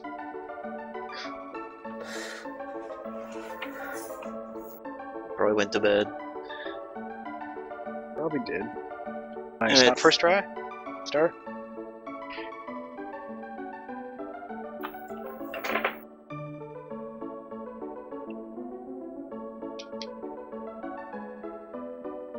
don't remember if that even kills bombs. Hey, guess what? My P breaks. I'll be right back in maybe 1 minute. Okay, I'm making up the Gal time here. Alright. Not getting him. I didn't know if Pummel killed the bomb either. That's I'm good not to sure it know. always does. I think I usually aura bolt them. Okay, I mean, I always Oracle too. So Sabin's at the opera now, and it's one giant cutscene where you don't have to do anything. So it's a good time to have a break. Yeah, there are 2 separate 2-minute cutscenes in it with no inputs. It's pretty good for there. Unless you're one of those people who like to sing, but Hey, guess who didn't show up third try? It gets worse from here.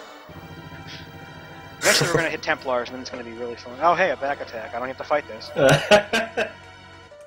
Off we go. So yeah, that's fourth try, gal.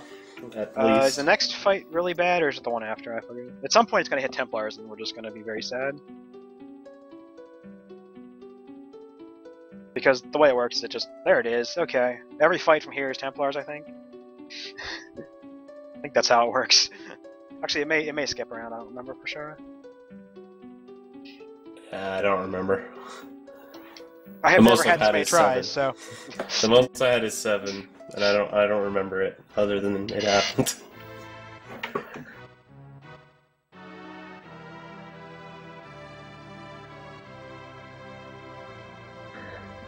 Not singing along with the opera. I know. Okay, we did it. 5th try.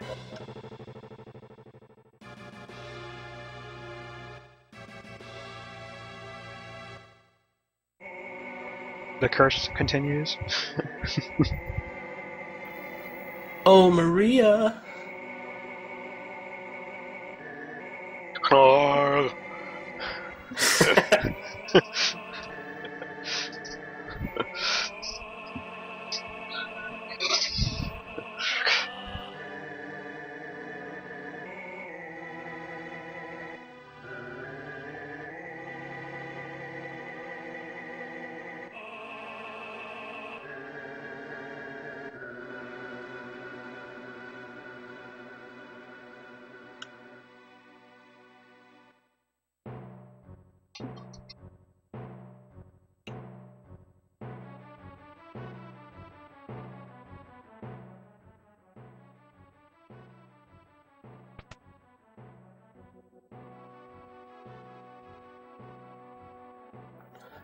And yeah, not much going on here. Both guys are in cutscenes, so... I am holding A. Action. Yeah.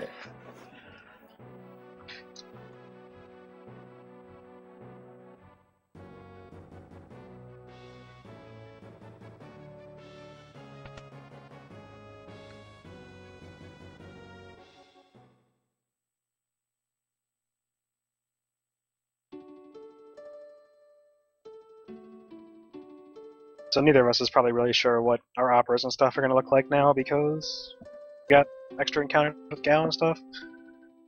I certainly don't, because who knows what happens when you get 5th try Gal. I assume amazing things. I can only assume.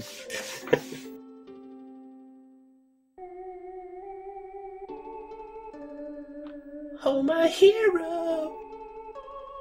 So far away now. Will I ever see you smile? Good job, boys. We did it. It worked out perfectly.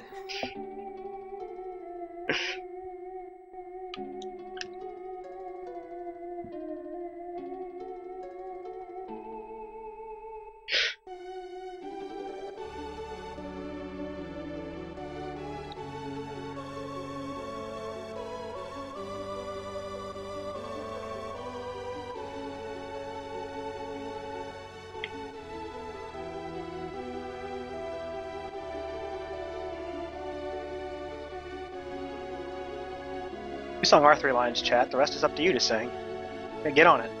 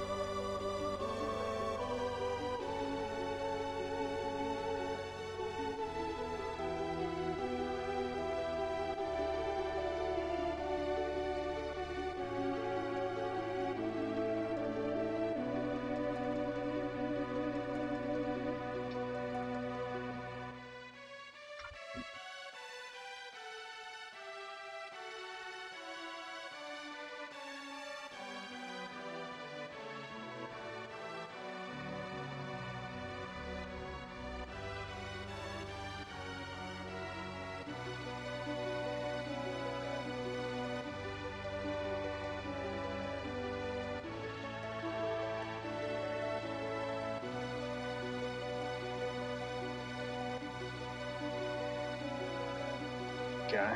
So I get the trench. We can see how much worse my trench is. It's gonna be hard to beat me. I lost maybe 2 minutes on that segment alone. I did not get a preemptive on the angle form, so I'm killing it. Just in case, to be safe.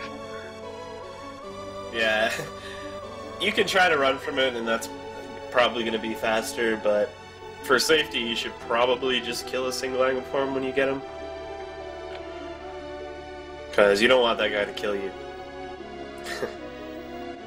Yep, it's pretty bad. And I have people low health already anyway, although they usually don't survive Aqua Breath. Right, Nice whatever. preemptive, though. Agree. I'll take one. What a cheater. It's a little bit of extra, and you get to kill it. I think it's a little extra money for this route where money doesn't matter at all.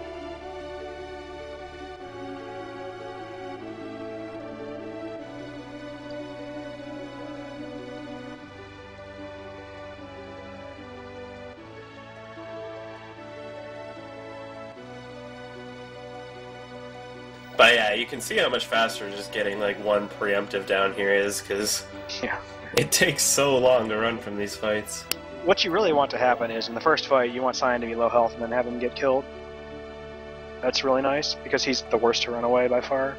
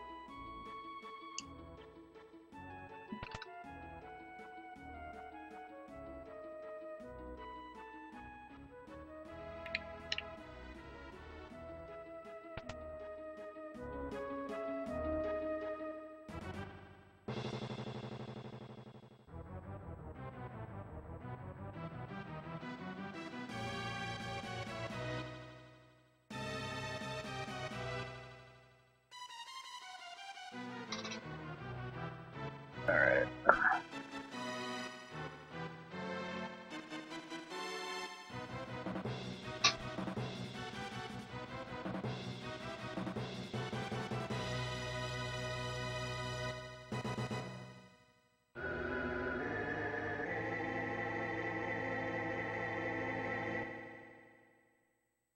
So if you missed it last time, you have another, 5 seconds here to watch the block scenario, which will be putting on sprint shoes and then leaving. Mm-hmm.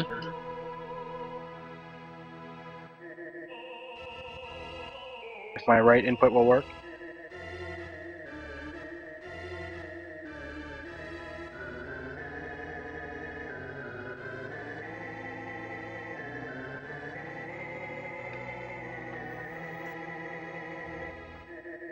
Keep you near.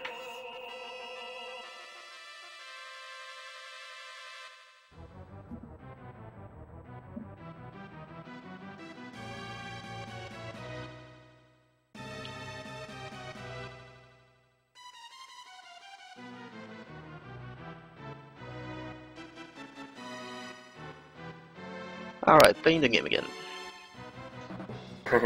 Yeah. So now he's gonna do the opera battles. A bunch of rats up in the top area that he's gonna have to fight. Rarely seen in a speedrun. And well, Mistakes were made. Surprise! okay. I thought you were gonna get booted out. I've never seen that before. Nah. Sure, this guy I mean, practices his cool I've strats. seen it before, but I thought they booted you out. That's pretty funny.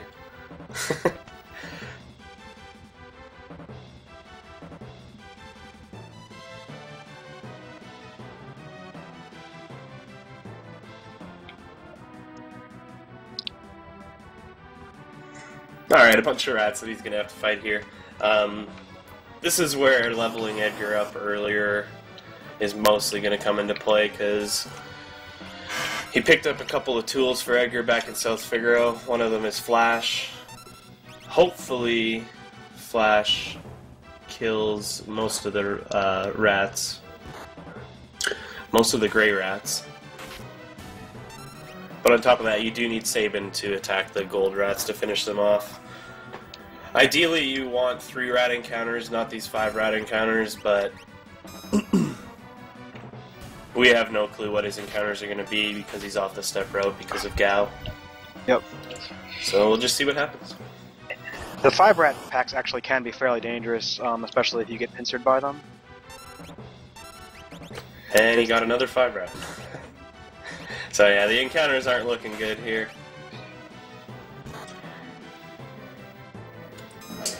But yeah, if you get pincered by these 5 rat encounters, they are pretty dangerous, but if that happens, you kind of want to just cast Stray with SNES. You should have Stray equipped on SNES, you just confuse all the rats.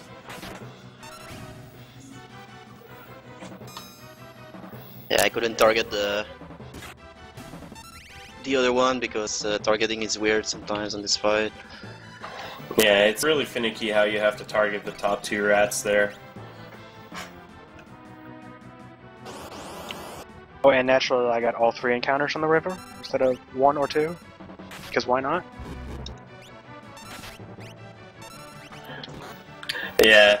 So earlier, Lin had manipulated the first half of the river, but the second half of the river there isn't manipulatable. Well, I mean, you can manipulate it, but it's The manipulation, it's faster to get 0. Get lucky. Like, the manipulation works out to about the same as getting 1 extra encounter. So it's basically the average anyway. So it's just not really worth doing. Yeah. The manipulation I found is it's faster if you would get 3 encounters on the river, and it's slower all the situationals, so it's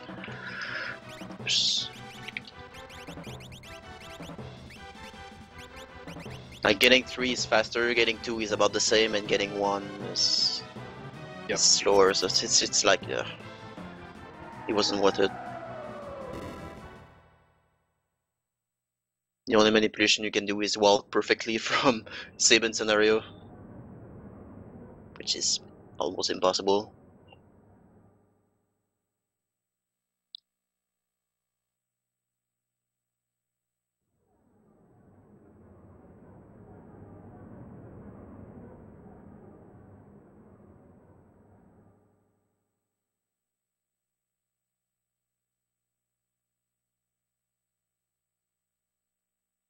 I don't know if this was mentioned, but this little puzzle, you just hold A, and it automatically selects the thing on the first possible frame, which happens to be one that it works on.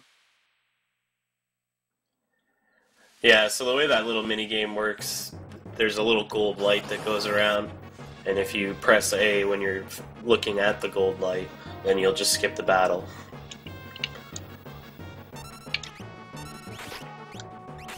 And then Ultras 2 is a pretty simple fight. It looks like you're using Remove, so here's Remove. That does it in 3 turns. We'll be doing it without Remove, which will take 4 turns, but I'll skip the menu. It's basically yeah, exactly.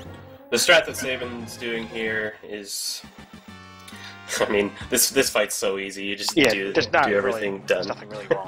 It's just get it done.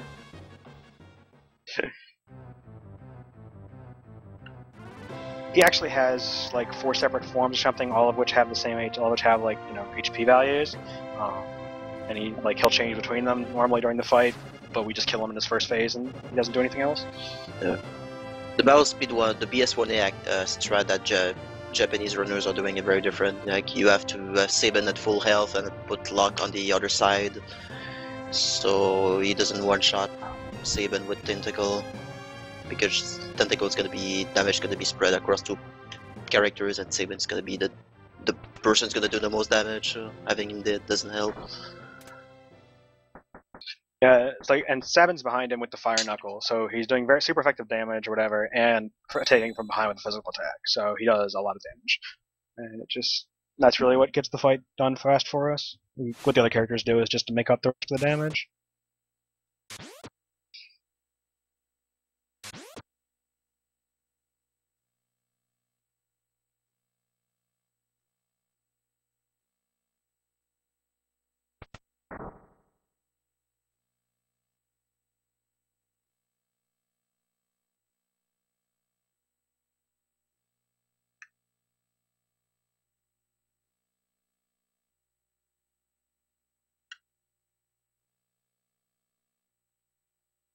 And Kutan's sprite gets replaced with Salza's sprite here because of the opera.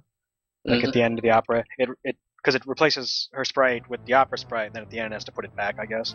And Yeah. so it puts By back default, it puts Salza's back sprite. the Zealot sprite is this one, so it put it back. But she is still Kutan. She still has all of Kutan's abilities, which is null abilities, and Kutan's inability to equip armor and everything, and she still sucks. But she looks like Cells now. Yeah, at least I don't see a Moogle anymore on my screen, so that's good. Well, I see our Moogles on my screen, because they're all named after Moogles. They all named their correct Moogle names. Oh, you actually did the research and I went to a Wikia that had all of them listed, so if it was correct, they're right. If they're not, if it wasn't correct, then they're not right.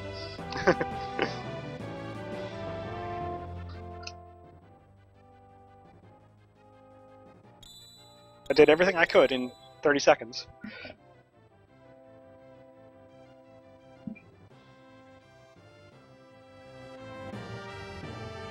But yeah, similarly, I didn't come up with any names. I'm not that fancy.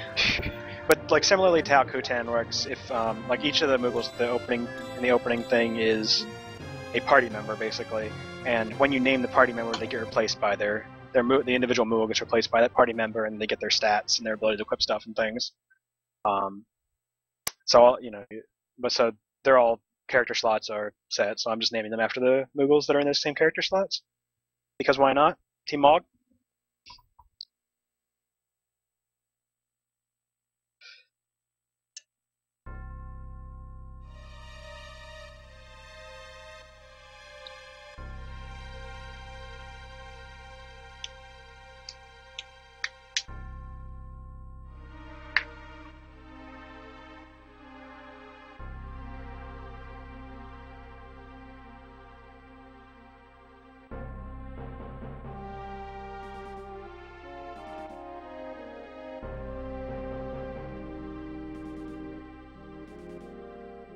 It's probably my favorite cutscene in the game, like Vector in the background like that.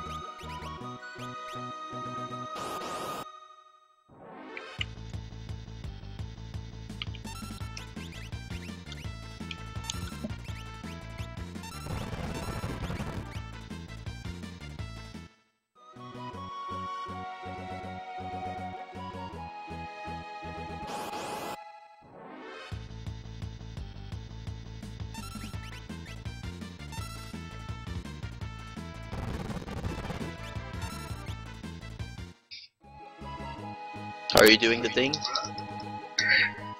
He's going for it. I didn't get it, but I tried. No. That's heartbreaking, man.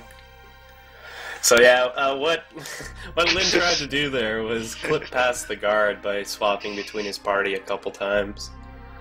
He didn't get it, so he's got to fight this encounter. He also has to fight this guy again, and probably the rider. It's all good. So he's gonna lose like a minute and a half, but at least he tried.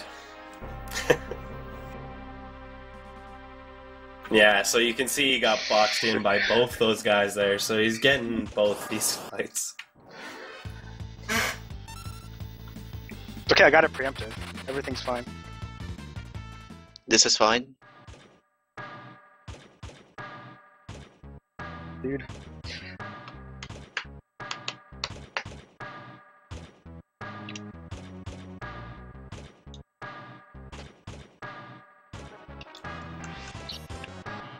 I just But pressed down like a frame or two too early, is what happened.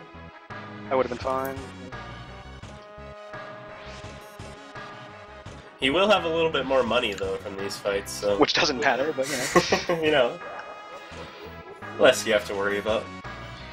At the you can probably sell less stuff when you buy your rods, save a few frames. Hello? Heal Gal, please, thank you.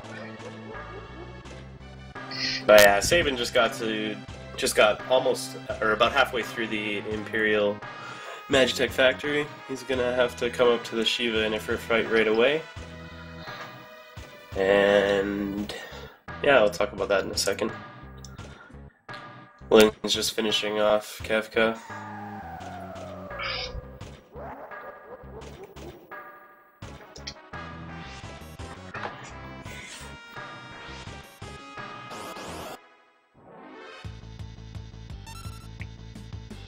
Preemptive still.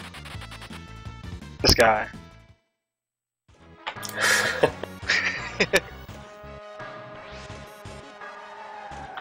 But yeah, with Kefka here, as long as you get 2 Aura Bolts off before his second attack, you're probably okay. As long as you don't get super screwed by damage rolls.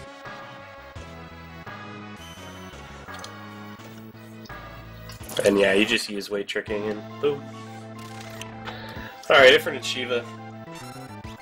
So after you do 5 attacks to Ifrit, he's going to swap to Shiva. But when he swaps to Shiva, Sabin's going to try to run away. And while he's swapping to Shiva, the can't run flag briefly disappears. And the game basically acts like you have a preemptive, so you just instantly run from the battle. And which you'll see right now. And he even had Kutan dead. So lucky. Yeah. Never Really not good lucky. Ifrit and Shiva fight there. Sometimes you can get trolled and you'll have to sit there for a lot longer trying to run. And Kutan dying there is beneficial. Yeah. So, nice fight. As we said, Kutan is bad. She doesn't really do anything useful, and just kind of takes up space.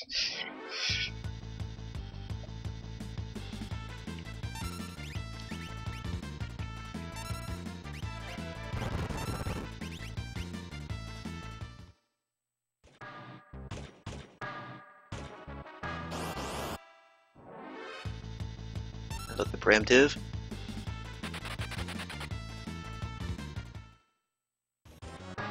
Yeah, that's like third or fourth preemptive that he's gotten in here, which is nice. Of course. I'm going to get the break blade here. Usually I don't get it, but since it's a marathon, I don't wanna Yeah, risk anything. Yeah. It's Yeah. right there anyway. Break blade is like maybe 6 steps out of the way, maybe 8, but it's not that big of a deal. You can also try to steal the rune edge from the boss coming up.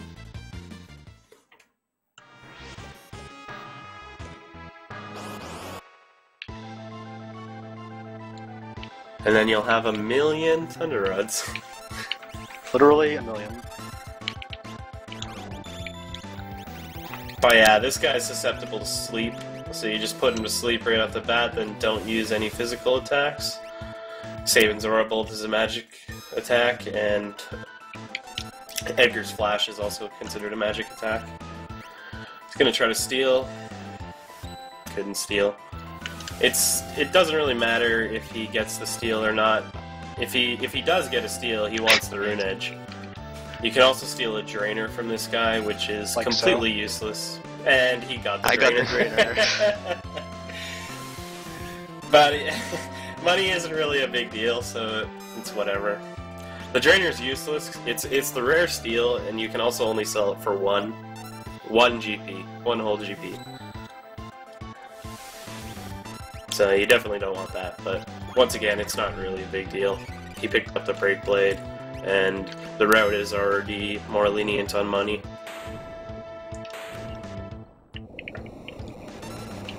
You can kill number 24 before he gets out of his sleep.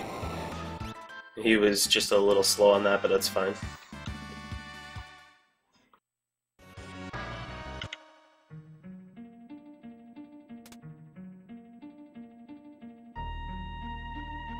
And now he's gonna get a bunch of Espers.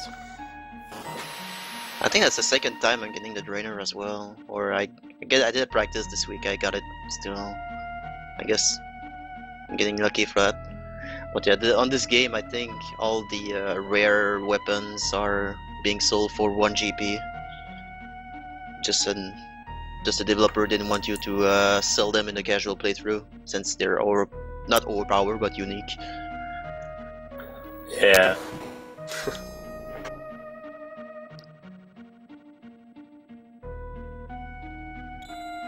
Like the Illumina and the Prowler Excalibur as well. At my weapon too.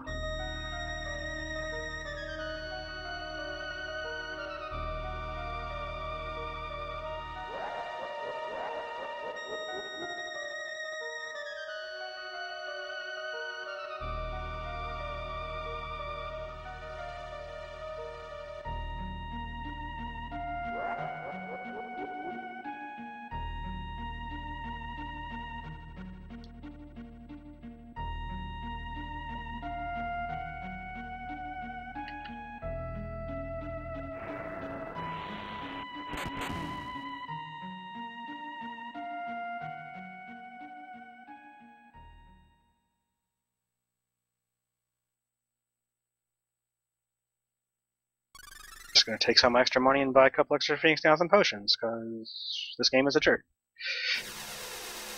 I mean, you got the extra money from those fights. Might as well do something with it.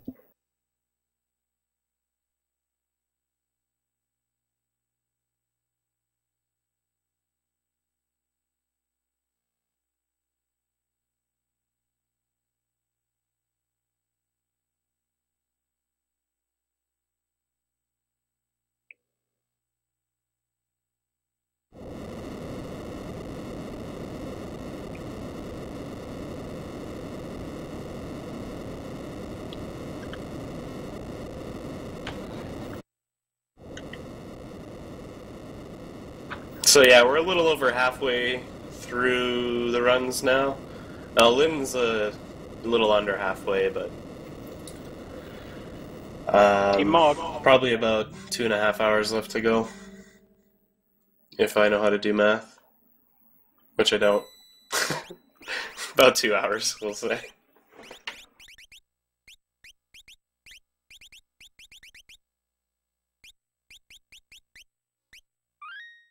Did we ever talk about walking on the overworld? Some of these tiles on the overworld don't have encounters on them, Oh, so yeah, you want to walk yeah. in specific spots. There's like one. There's one, basically one tile that doesn't. It's like has to do with where the light green and dark green meet, and if you walk on those tiles, you can't get encounters. So it's better. We try to walk in specific paths on the overworlds to get the least number of encounters. It's minor, but it might add up to an encounter over the course of the whole run.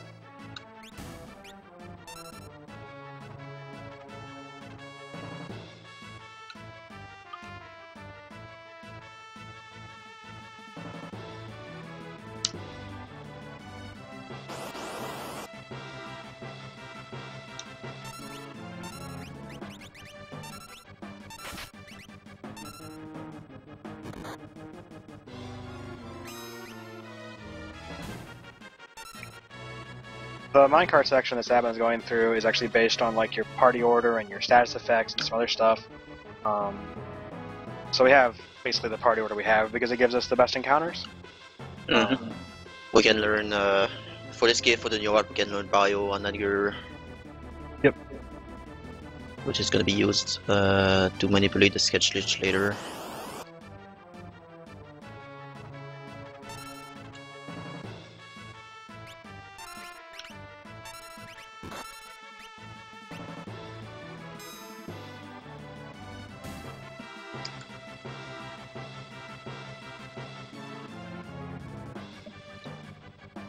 I got an encounter between the tiles on the NPC clip room, so I'm not going to get it either.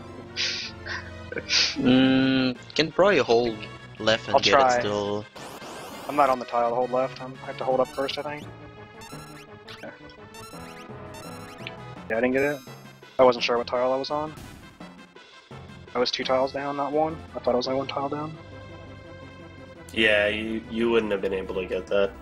I don't think so. Oh, there was there was no way. I'm gonna try, darn it.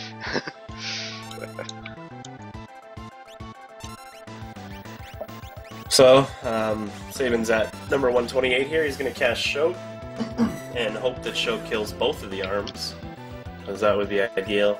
If he only Team kills Choco, one of the arms... so of course it will. Oh, he got both, yeah. If he only kills one of the arms, it's not too bad. You can use Flash and get rid of the other arm pretty quickly.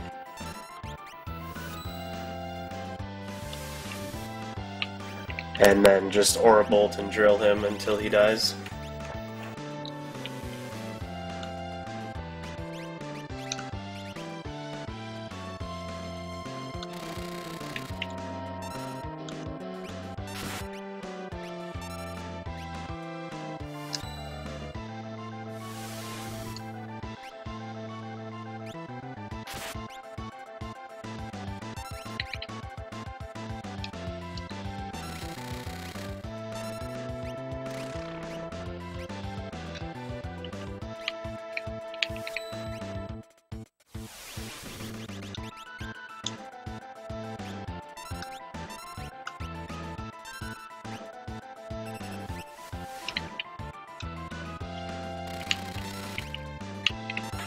Okay, I'm gonna be doing the other Dataluma strat, so we'll see how that goes in a second.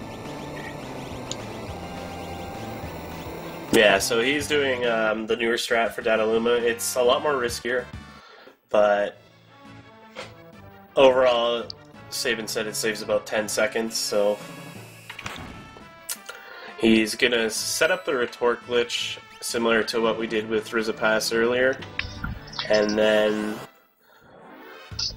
he's gonna have Cyan retort a bunch of his actions and hopefully kill Dataluma very quickly. It's a little ATB dependent, so if Dataluma gets a turn really quick, then it can kind of mess with it, but it looks like he's gonna have it set up good here. Yeah, so he's got it set up good. Let's hope it just goes through fine. Should be good.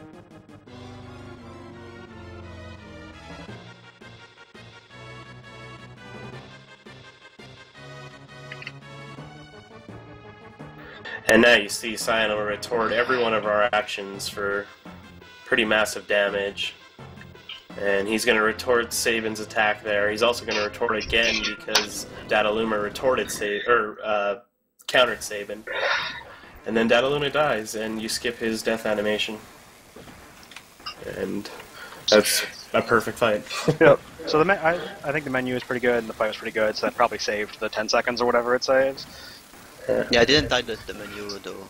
I timed the strat itself versus the regular one. I did 10 seconds, but I didn't time the menu. Most of the menu is stuff you have to do anyway, so it's like not too much different, but you're supposed to be able to do it fast. Yeah. So SNES's about to fight the Cranes. This will be our first instance of Joker Doom.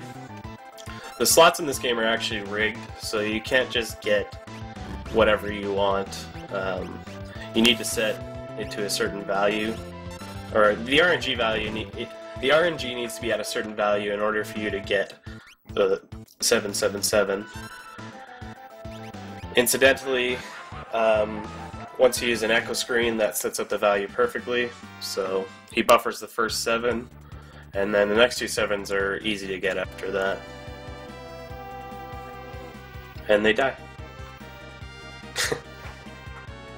The Joker Domes are the bane of my existence. I had to mute Mumble for a sec just to focus on getting this right. I was like, okay, let's do this. I got everyone practicing before this, so I'm going to fail all of them in the run, 100%.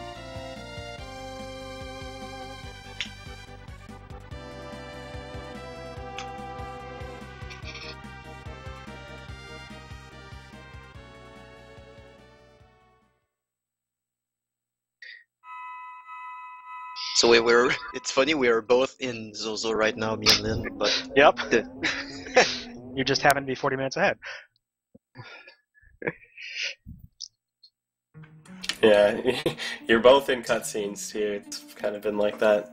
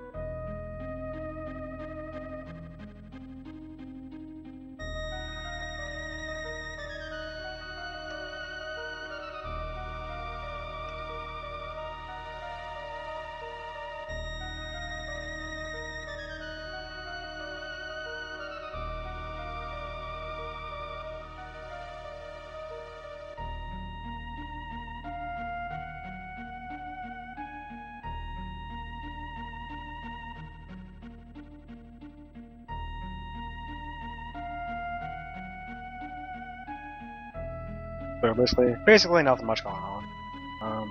Sabin's in the Esperoid cutscene, which takes a while with your classic Insta Baby. Yeah, And I get something, Insta Baby.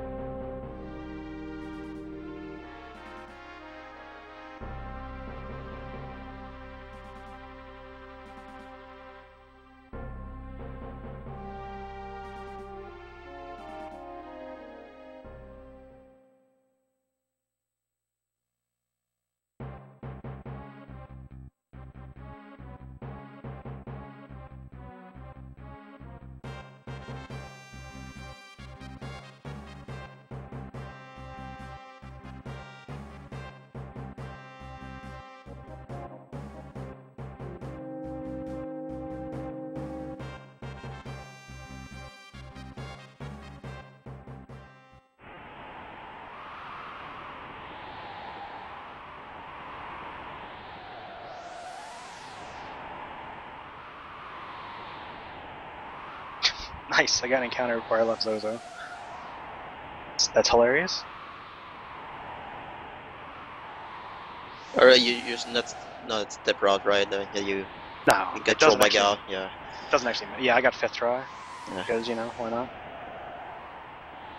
It doesn't matter. I mean, I would have gotten it outside or something, it doesn't change anything, but it's just funny. Yeah, that spot though to get an encounter.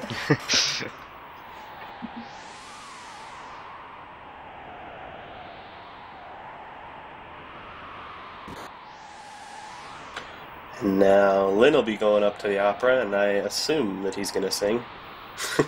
I already sang. Somebody else is up. What are you all talking filled the about? quota. We all know the opera is the pee break or bathroom break, so there's no singing there. It's like right in the middle of the run too, so it's right perfect. It's a great time, yeah. Yeah. Alright, so while Lin is warming up his beautiful voice for the opera, I just want to take 2 minutes to give out some thanks to everyone that's been a part of the relay or has in one way helped us set this all up. I first want to thank Oasis for letting us borrow his RTMP server where everyone is streaming to. Much appreciated. Puexel for letting us host and stream on the RPG Limit Break channel. And Nerm for some behind-the-scenes work. I also want to thank all the previous runners who finished runs on the relay so far, and obviously the current runners. Lin and Sabin, you guys are doing a great job. Thank you for making the runs very entertainable. Thank you. Thank you. It's fun to participate in that. Cool. For sure. And Fathlo, thank you for the commentary as well. Ladies and gentlemen, if you are watching, and I hope you're having a good time, feel free to tweet out the RPG Limit Break stream for the Final Fantasy Relay right now, using the hashtag FFRelay. Let's get some hype going, and let's get some more people in here for the remainder of the relay. That'd be awesome. Anyway, everyone, enjoy your time, and good luck on the remainder of your runs. Thank you. Alright. Moving on. He has to head back to Narsh, and then he can move on to the Sealed Cave. That's just regular story progression stuff. He's going to be doing a bit of grinding in the Sealed Cave. And that's what he bought all those Revivifies for. All the enemies in the Sealed Cave are undead. Well, not all the enemies, but all the enemies that he's going to be fighting are undead. So Revivifies work very well.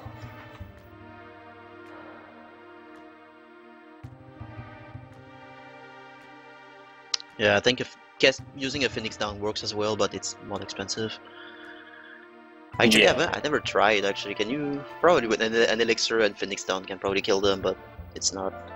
Yeah, really I never viable. tried with an elixir. I know a Phoenix Down does work, though. Even Life from...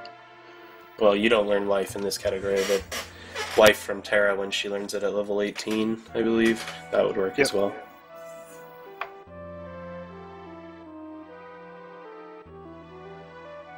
Yeah, it's a good place to grind in a casual playthrough as well.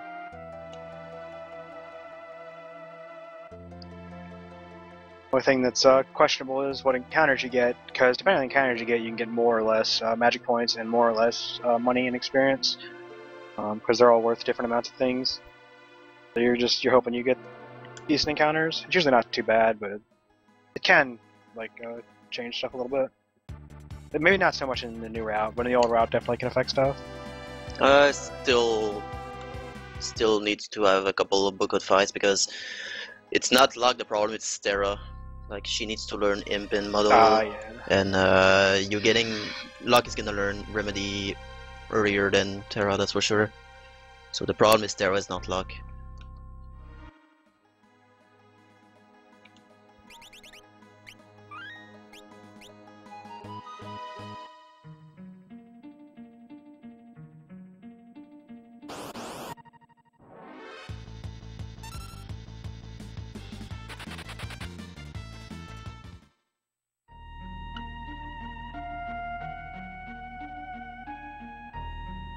And yeah, here's the Sealed Cave. Any encounter that isn't a Zombone or an Ing, you don't want to fight.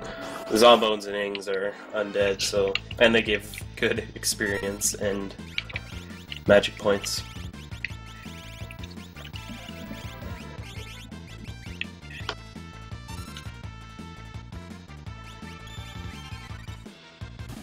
Rarely seen a single Zombone there. Yeah. Usually they come with twice. They come with a pack of 2.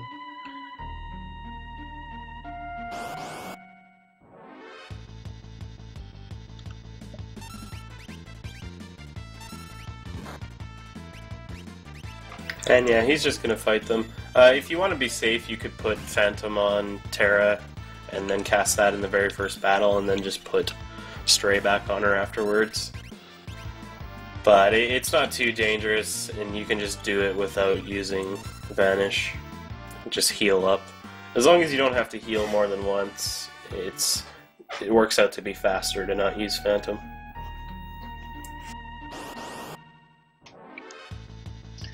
And there's a little strategy you can, like the ing or the enemy that's getting that got his turn. You need to kill it last because you want to kill the people that's didn't get their turn, just to minimize the damage.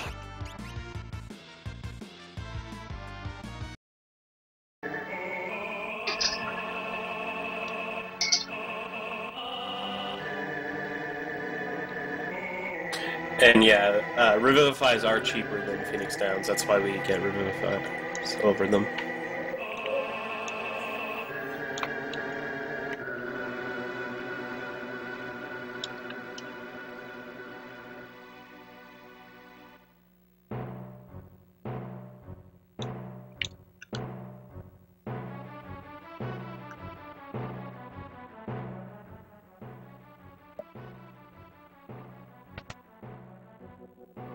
I'm gonna heal because pincer attack can be can happen. Yeah, a pincer attack in here can be deadly. So once you get to like maybe 100, just to below 100, you want to heal the characters up. You could even die in a regular battle once you start to get below 100, but somebody's probably gonna die if you're less than 100 and you get pincered. And he just got a back attack. It's not too bad though. But that's, yeah, it's not the end of the world. These guys are pretty slow, and it helps that we're on battle speed 6. It really helps. They didn't even get a turn, a single turn, and it was a back attack. So that's pretty funny. They didn't even get a turn, and that was a back attack. Wish I had this kind of luck.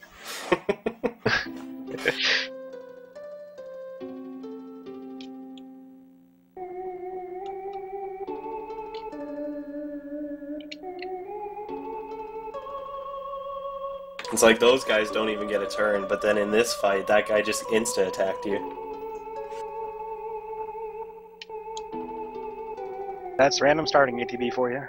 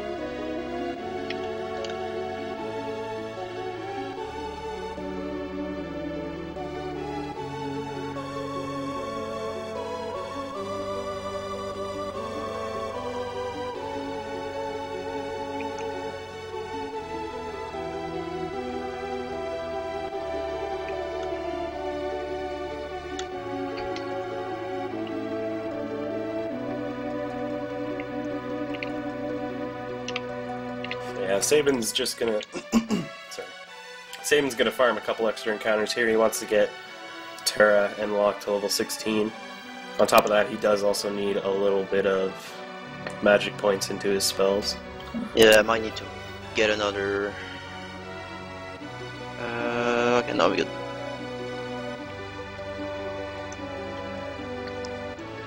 Usually I want Terra learning model. Yeah. And I will know that because the only fights I will only fight 2 more encounters that gonna grant me AP from now. Yeah. I forgot that with the new route, since he has Unicorn on, he already learned Remedy, so he was really only getting up a couple levels and getting Terra to learn Muddle there. Yep. With the other route... We have Edgar who learned Bio from number 128. We got Remedy right there. We got Model from Terra. The only thing missing is Imp from Terra, so we're gonna get this later. I think we're getting it from. Yeah, we're getting it from the Flame Eater. It's gonna be. Everything's gonna be in line. And all this matters because of the sketch hits later. basically the total amount of spells your party has learned, like all the spells combined that your party has learned affect it. And so we have to learn a very specific number of things to make the glitch work correctly. Yeah. And with this Kefka fight here, you can just smoke bomb from it. You don't have to fight him or do anything. Just run away. The only thing the developers did is just to disable LNR, but you can still run away from that.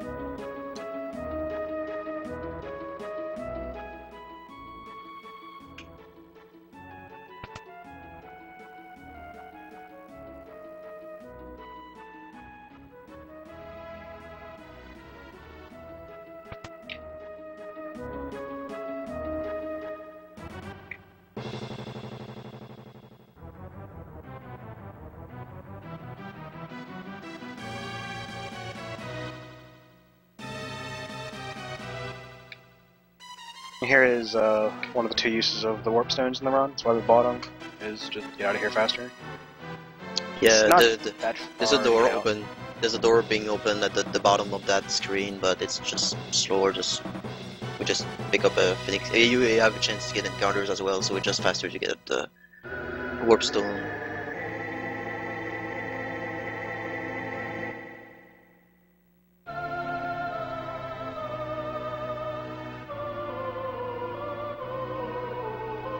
Is the warp stone faster than if you just ran out with no encounters? Well, if you don't get any extra encounters at the end of the run, I'm not sure. But, you know, it's like, what, like 15 extra steps or something probably, at least? You're probably going to get an encounter of some sort. You know, maybe not right there, but at the end. Mm-hmm. And it may still not even be faster anyway. Yeah.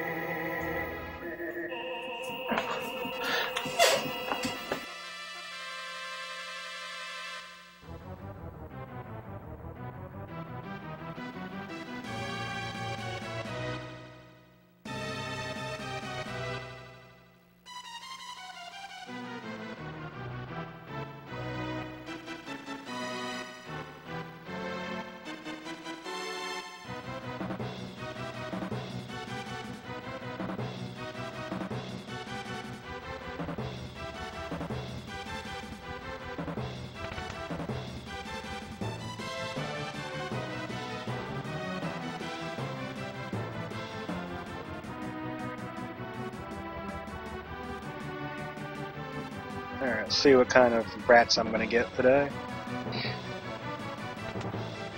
Did you, like, when you went in one of those doors, did you, like, go to the right and get Yes, stuck? I did. I was I curious didn't even too. know you could go in there. I was confused.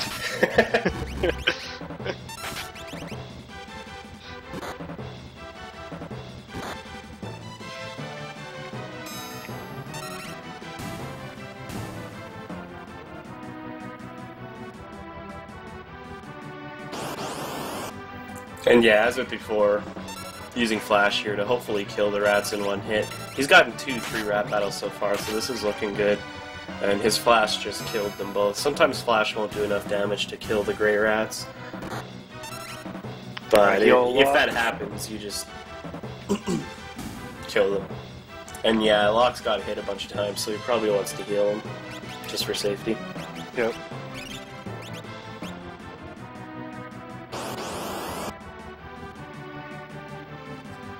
Ideally, you probably only want to fight 3 rat encounters in here, but since their movement is all random, you can't really control it, so... Can you even fight 3 rats if you're skipping equipping Ramu? Yes. You just, you equip Ramu when you get to the Vector Continent. Yep.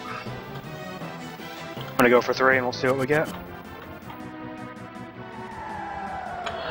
Yeah, you just equip Ramu on Sabin when you get to the Vector Continent, and then re-equip Stray after you beat Ifrit and Shiva when you do that healing menu there.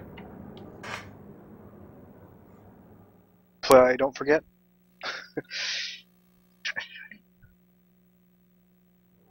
That's your job, Pathler. Remind me. Thank you. You'll Okay. forget too, but it's okay. Probably. I have to watch 2 runs.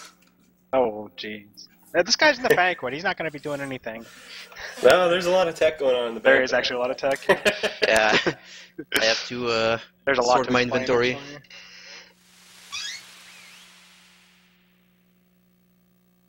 But yeah, what I did maybe 30 seconds before is I despawned the guard, which saves like frames, but it's easy to do and it's faster, so why not? I believe Shikuku says it's a third of a second.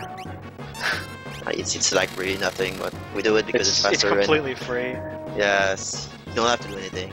You buffer all the inputs, nothing changes. And this is the Ultras fight without remove. You just do an extra drill.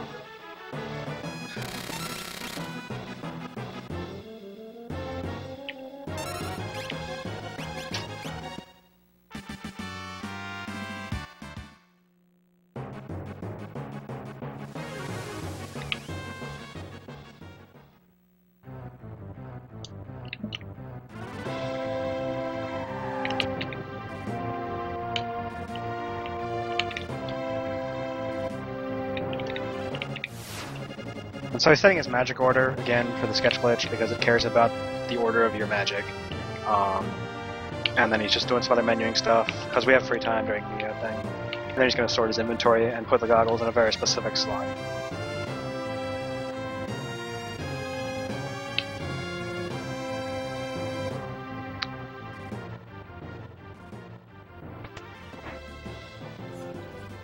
And this is going to be useful again when we do the glitch. They need to be in this exact spot, or we can't do what we want to do.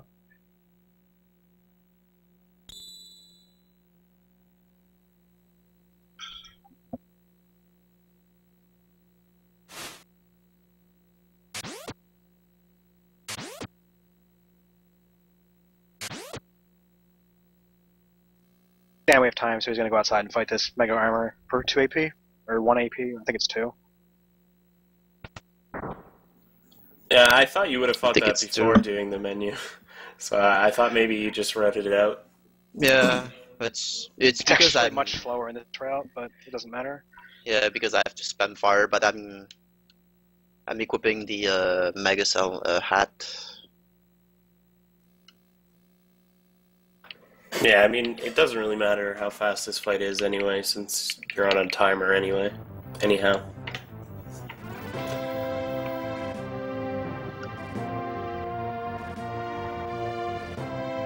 But if you wanted to just end the fight quick, you could probably do a morph, and then just do 2 fires and wait trick the morph. Yeah. You could probably save all your morph, right? I think you could save it, because you need it for Flame Eater and Ultros. But that would just be a waste of time anyway. Do it for swag. He's gonna sort around some items here. He wants to sell a bunch of items when he gets to Albrook. He needs to pick up a Bard's hat and a white dress. Both of those are very good items. Bard's hat gives some good magic defense, and a white dress gives you +2 to your magic. I can't remember how much the white dress I think gives it's you. +5. Oh, more than +2. Either way, it's plus magic is Yeah. the gist of it. It lets us do the quick kills on the bosses we need to do quick kills on. Yeah, along with some rods that he's going to buy in Tamasa. Yep. Also, it's getting late. I'm getting tired. It's all good. Yeah, same. It's almost 4 here, but we're getting close to the end.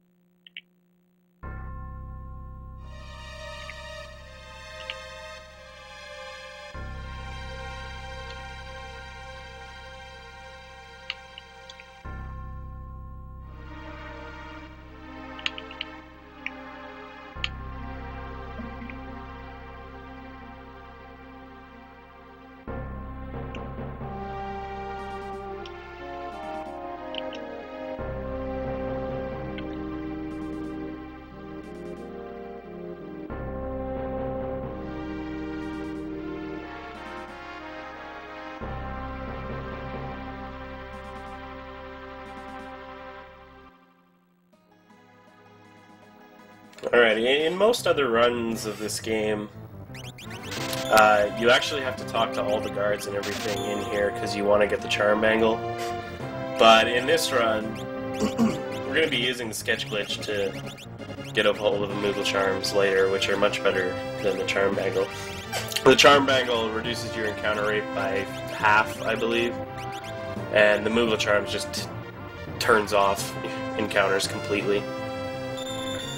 But since there isn't that many fights in between here and when we do the sketch glitch, it's just not worth it to go through the effort of talking to all the guards and everything in here in order to get the charm bangle.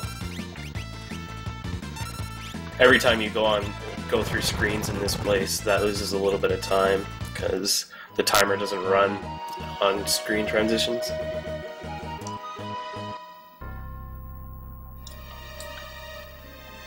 But yeah, he's just going to mash through all these options. Normally you'd also have to select the options right in order to get the charm bangle. Or, yeah, charm bangle. Yeah, I did some science to know what answer is faster, and it ends up that there's only one that saves a line of text, but it's right before choosing the second option. And there's a bug in this game where you, when you buffer the second option, you cannot buffer the second one without releasing it.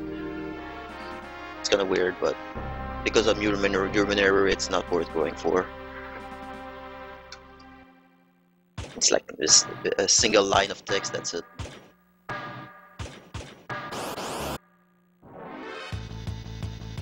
Yeah, I believe the task does the second option on two things. Or I can't remember actually. Actually, I tested the second option, second question. It chose the second one, but I timed it. It doesn't save anything. Maybe it's RNG manipulation or something. I don't know. See if we get some cool pipsqueaks or if we get a crappy encounter in a little bit. Farm an encounter in this room and see what we get. I might get lucky and get an easy one, or I might get unlucky and have to use remove. I don't actually know because God knows what my encounter packs look like at the moment.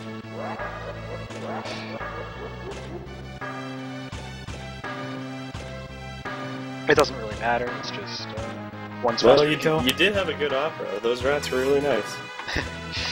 Oh yeah. That definitely helps.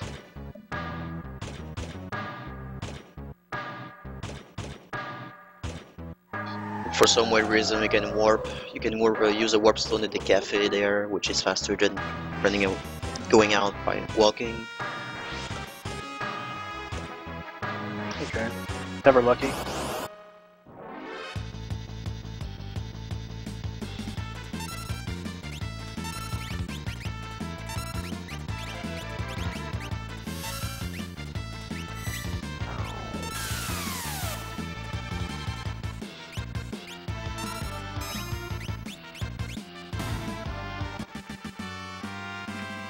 It doesn't really matter. The AP's fine. It's just a little bit slower kill fight.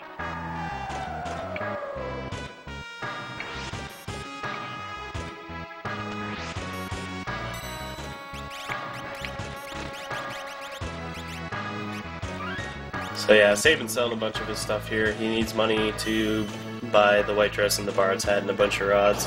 On top of that, he's also wanting to sell all of his body armor, because we need to have no body armor equipped in order to glitch Moogle charms into their inventory slots. You can also sell like all their weapons and whatnot, or weapons that you don't need, and the Moogle charms will also get glitched onto their weapon slots. Yeah, I think SNES gets 2 Moogle charms on the body and their hand or something. Yeah. But Sporting 3 Moogle charms. well, you have plenty though. I can't remember the name, how much, but I think it's 255. Yeah. Moogle charms, so whatever. Yeah, we're gonna be doing a sketch glitch here to get a bunch of items pretty soon, but we'll get into that as it's happening. By the way, Ifrit happened. Yeah, I didn't see what happened here, but it looks like his guys didn't run away, so he's frantically trying to stay alive. I really hope you saved. Did you save? I saved. I always Okay. save. He did save, so that's nice. Okay. But he's dead. He's gonna have to do this fight again, unfortunately. I'm pretty sure that kills me. Yep. Okay. I hate that fight so much.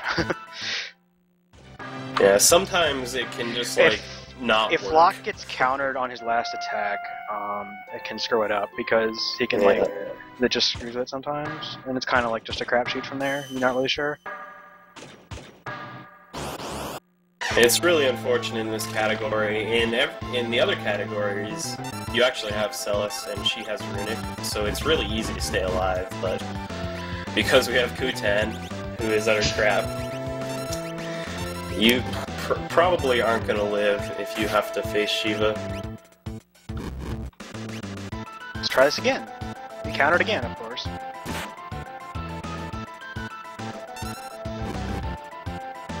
Okay, we did it.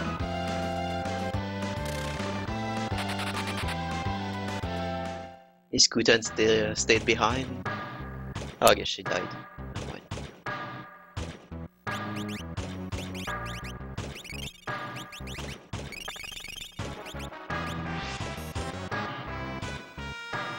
Yeah, for a small fraction of well, for a small time of this fight, the flag for the boss is being raised in order to transition from Ifrit to Shiva, and we just run away between the two flags, so we're able to do that and skip that boss. It happens sometimes where we cannot run away, and yeah, we're stuck with Shiva, and the flag gets raised again, and we're stuck. Like if he doesn't counterattack your last attack, it's usually pretty consistent. But if he counterattacks Locke's last attack, that messes with it for whatever reason. I think I need to get the Bright Blade with all the money I have. You alright? Get the Tempest if I have to. Sure. I think I Oh, have the other 6K. Tempest. I thought you meant the Steel. Oh, it's Steel too, sure, why not? I'll get the go wrong? Tempest to that. I totally have control over that one. The Tempest is the rare Steel off 128, and it's not common to get. But you only have like 1 or 2 chances at it.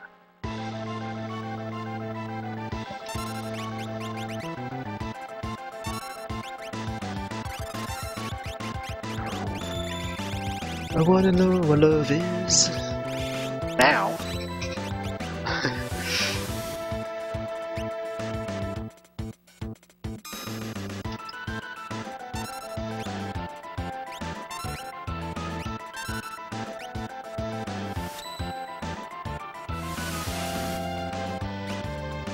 Alright, I'll be back momentarily after you use the mushroom. Okay.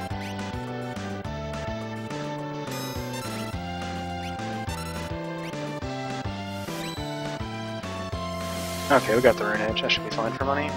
Oh, no drainer? Oh, that's not No fun. Drainer.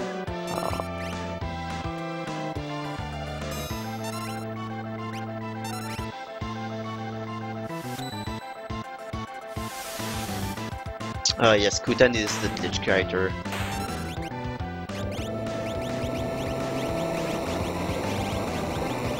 It's because we never recruited Celeste, so the spot that's being used by Celeste is Kutan that from the beginning of the game.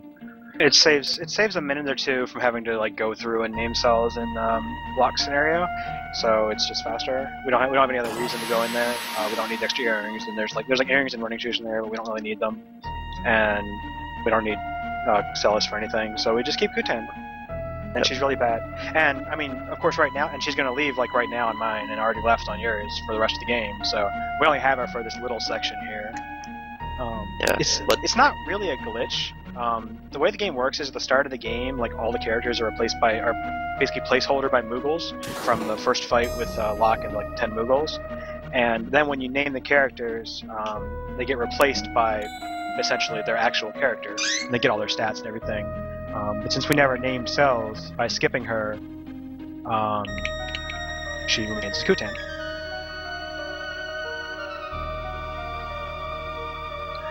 But in no sketch, you have to actually recruit her because going into the World of Rune with the solo Kutan is. It's fun. Oh, you tried it? It's been done. No, I haven't. I saw LCC do it, but it's you just have to grind Kutan a lot so that she doesn't die, and she still dies because she's still really bad. Alright, I have 8 Thunder Rods. I think I'm fine. Sounds good. two Ice Rods and 8 Two Thunder ice Rods. rods. What do you Yeah. need 2 ice rods for? Yeah. I can 2-shot. Well, I'm using it on Flame Eater. I don't use Morph on Flame Eater, I use it on Ultros. Oh, okay. Like I said, this run is really personalized, so it's not optimized to the Oh, run no, like that's LCC will do, but completely it's fine. yeah. I mean, it's just. I was curious. Like I'm doing strats for the sketch, like I do the Phoenix Downs using the sketch. That's probably not necessary in a real run, but I do it because I can get 255 Phoenix Down and Kefka can troll me all he wants, I don't care. Yeah, I was going to ask earlier if that's why you only bought 5 Phoenix Downs, but I forgot about it. I'm just gonna dupe them. Yeah. So he'll be completely safe on the end game, pretty much. Yeah. I'm gonna do Phoenix Doom. Downs. And I'm gonna do Doom with 3 party members using Flame Shield, so there's no possible way to die there. I'm putting all the chips on the table. Don't mind me. Yeah, I mean, if you're confident in your ability to do Baba Breath on Doom, then you just throw Force Shield and stuff on lock, but for safety, you should probably just put Flame Shield on everybody. Yeah, the worst can happen is getting all 3 party members being frozen. But you can use the Flame Shield on everyone to unfreeze them. It's just gonna absorb damage. But yeah, we'll see that later, and we'll get into it a little more then. We'll see it in action. Yep. Coming up now, SNES is going to have to dodge a bunch of flames, because it's the firehouse. Yep. Classic firehouse troll. I got a good firehouse yesterday though. Yeah, the firehouse is totally RNG based. And how many battles do you have to fight in there? Any? I think just one. I don't know what your for the magic rod 0. Yeah, 0. Oh, okay. I'm gonna I thought I learn had him to do one. No. I guess it could depend on if you get really bad encounters in the cave, maybe, but...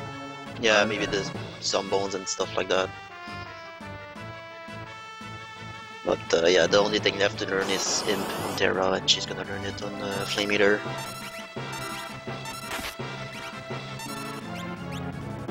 Alright, so he's just gonna have to dodge a bunch of flames. Yep.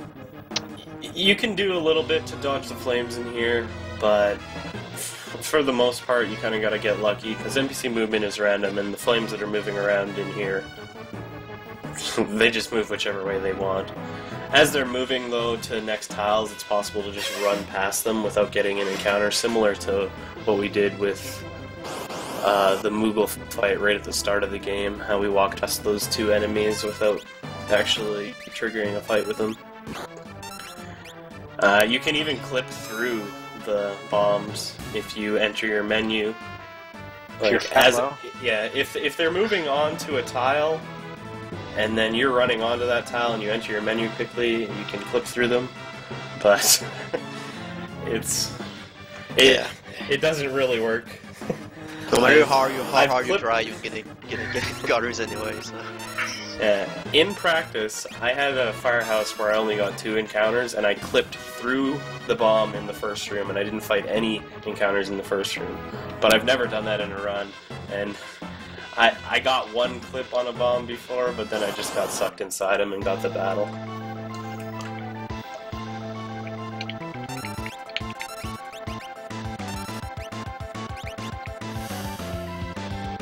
Okay, I didn't get owned by Show. I'm happy. And yeah, Lynn's fighting number 128 here, just using Show to kill the arms like before. And holy... I got distracted by SNES dodging those bombs. But yeah, just killing off the arms there, and then he's going to try to kill number 128.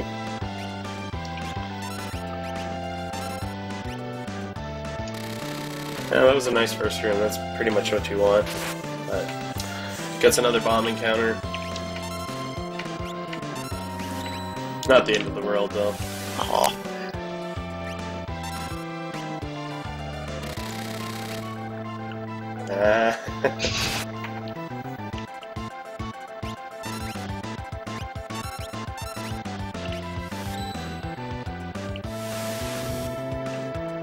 Oh, baby.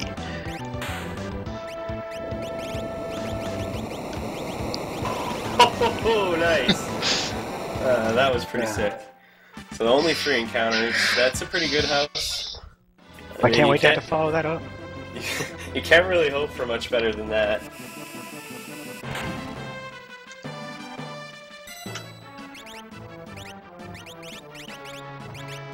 I remembered Unicorn. Life is good.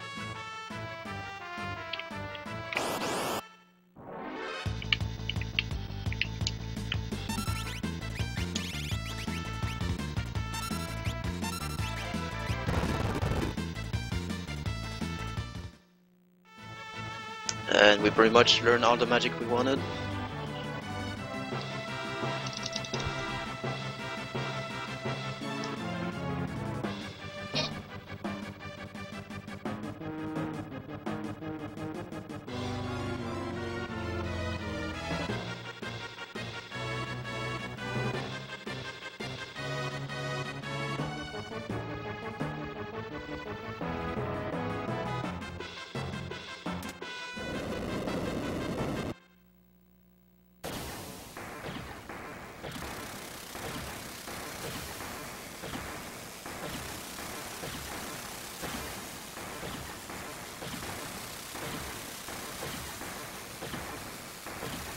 Don't choke Drocodone, please. I am literally choking as we speak. I haven't even started the fight yet. So yeah, Lynn's about to fight Cranes. Same as before, gonna use an echo screen to set up the RNG value for slots, and then 777. This fight can actually go bad if both the Cranes decide to target Setzer, because then you have to do a backup where you use a Phoenix down, use auto crossbow, and then do slots. Oh, that's the backup. On I top- don't even know the backup stuff for that. I had the backups written down for just such a Yeah. thing. Although I don't think I Yeah. have the auto crossbow written down in these notes, which would probably be bad. Yeah. So basically, well, not any, but a lot of different animations change the RNG value. So if Setzer gets killed right off the bat there, you have to use a Phoenix down to revive him, and a Phoenix down sets the RNG value differently than an echo screen, so you gotta do some other stuff to work around and set the RNG value properly. You also have to do that if you mess up slots. I think both these guys bought 3 echo screens in the event that they do mess up slots, so they have a chance at a backup. Yeah. Yeah, I think I did, You're yeah. probably only really going to get the backup on this fight, though. If you do it on Guardian, you're probably still going to die. Yeah. Yeah. Guardian will kill you. Because his first attack is usually going to kill somebody, and then his second attack is usually going to kill somebody else. Yeah. And you only have 3 people. It doesn't... You run out of people pretty fast.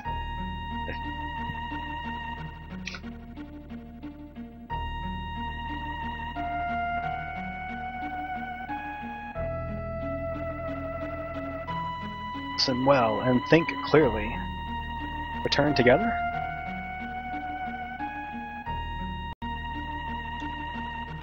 Yeah, Lynn's coming up on Instababy, so get your Instababy rages.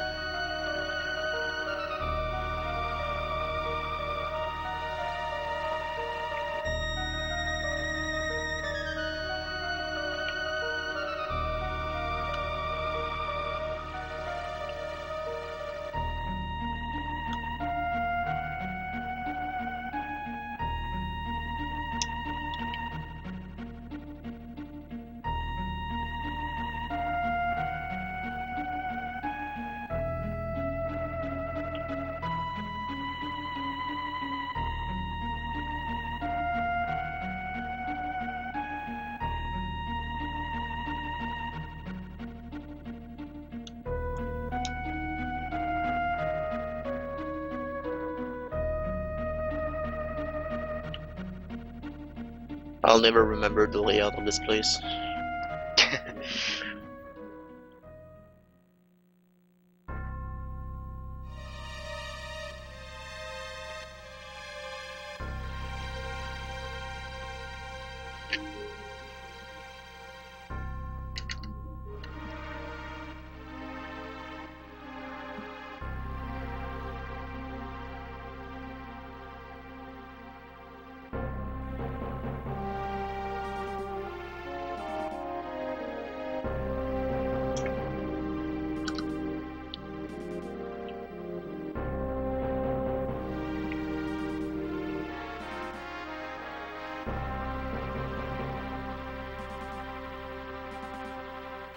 Alright, and Sabin's about to do the Ultros fight here.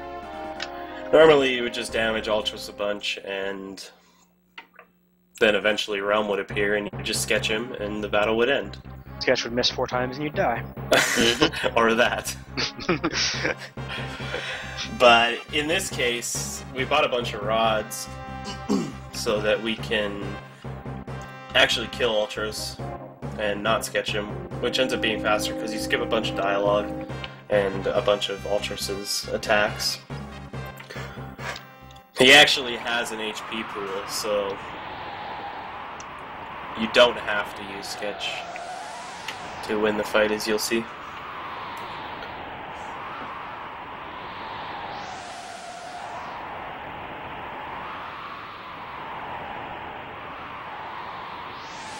Sketch is the backup strat for when things go badly. Always sketch. Except that sketch is a really bad backup strat because it never works.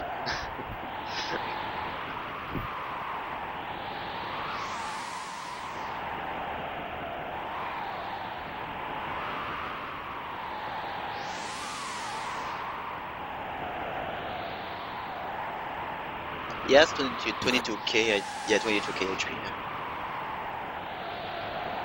Yeah, and because we pumped a bunch of levels into Terra, we morph her and then use a Thunder Rod.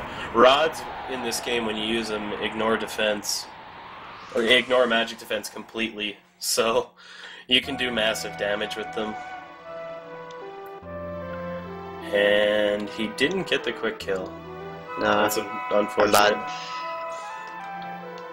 But that's alright. Whatever. just Like he'll still rods die. every day. He'll just Do he's got something. his spells off.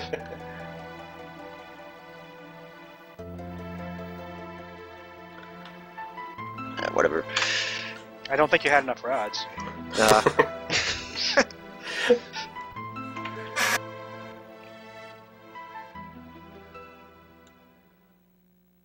Okay, let's go for the double tutorial skip here with Setzer. Sorry, Curran.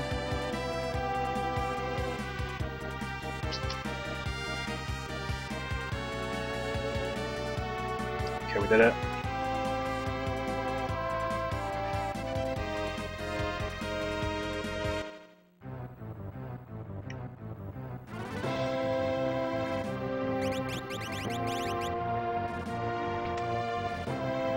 Yeah, and now SNES comes up to the most boring part of the game, which is about 15 minutes of cutscenes. 1,250 cutscenes. What's up, guys? And Lynn is also going to be coming up to the sealed cave right away. Which, Hashtag grinding. yeah, which also is not a a very little bit more exciting interesting segment than as the well. last At least you're doing something. Terra is named Bick in honor of the Final Fantasy VI any percent with sketch glitch world record holder Bick Fong Balls. Yep. As of 24 hours ago. I think it was. I watched the VOD a little bit, and he said that it wasn't that great of a run too, but because No, of it the new wasn't. route. He only cut like a minute off his the world record. Probably still. Yeah, he but- said, Mostly because of the magic route, though. yeah, exactly. It was about. I think he said it was probably about the same amount of luck as his old PB. All things considered. Also, he's gonna like probably be able to get 340, get 339, maybe even. Yeah, LCC is already working on something. Like it's working on 339. Seed 110. 339 is probably possible with like an actual run, but like Maybe. It's probably possible. My sum of best for sketch now is 340, and I've only done like 5 runs. So it seems like you could get pretty low on it.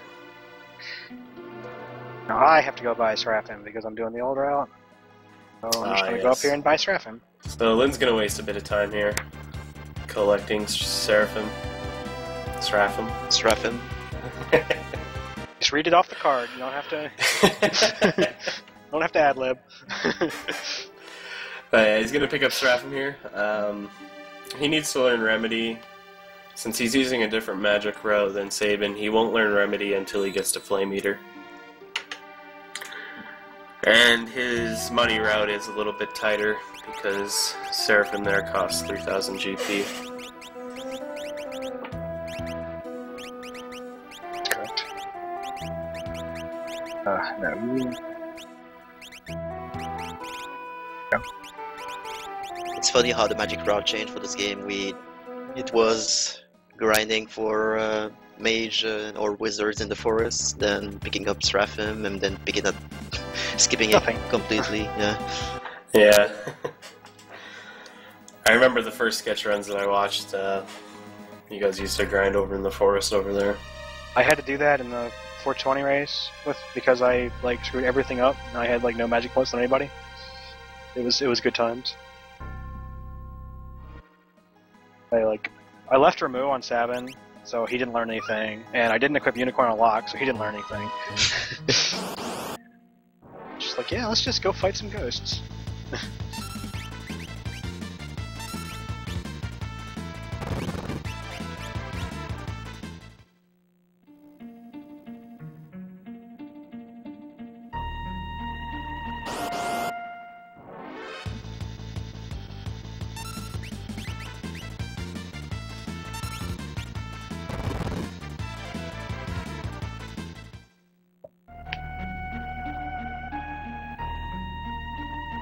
In this bridge puzzle, you can just kind of skip across by holding directions that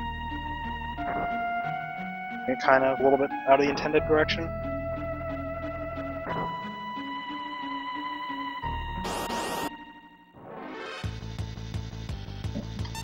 I'm really curious if the poison rods from the Lich will be viable in this sketch route. Like you can steal poison rods from them, so it's pretty good, but I don't think it's... I don't know, maybe it's viable or something. Like breaking it.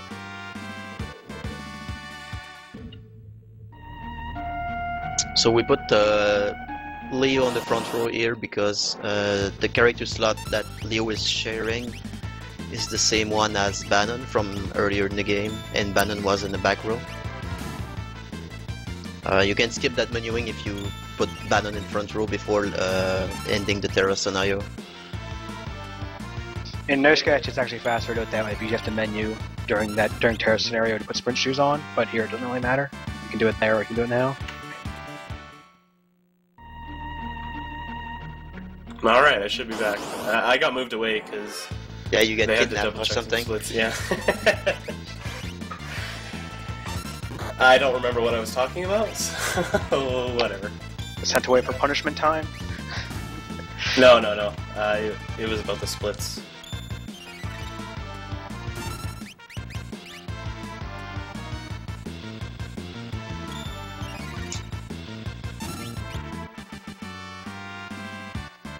Whoops, that's a mistake. I haven't done that before. I flipped the wrong switch and the fridge broke.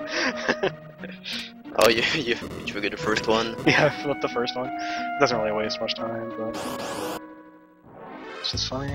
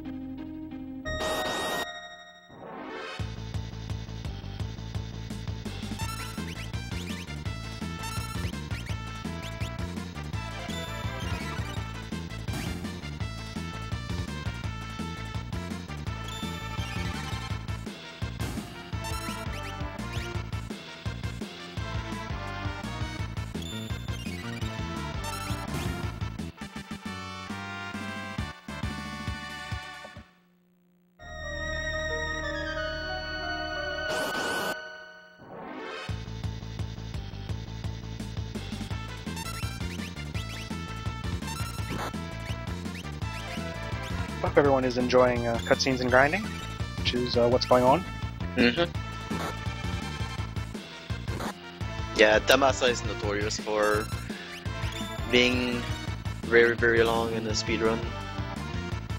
Yep.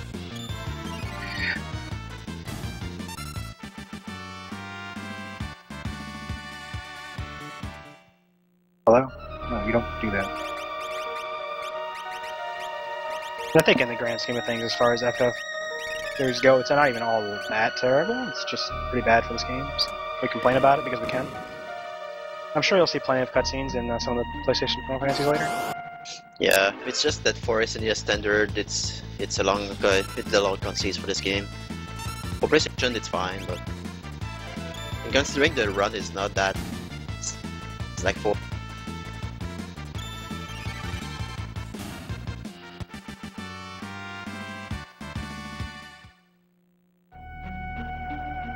How are we doing? Alright.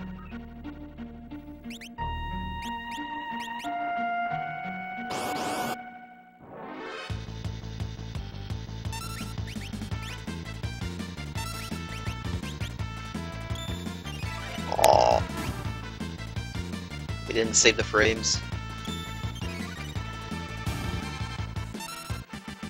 I think it's faster just to have Kefka shielding, yeah. Alright. Got 16. I got 2 double zombones, so I think my AP is going to not be great, but can you do?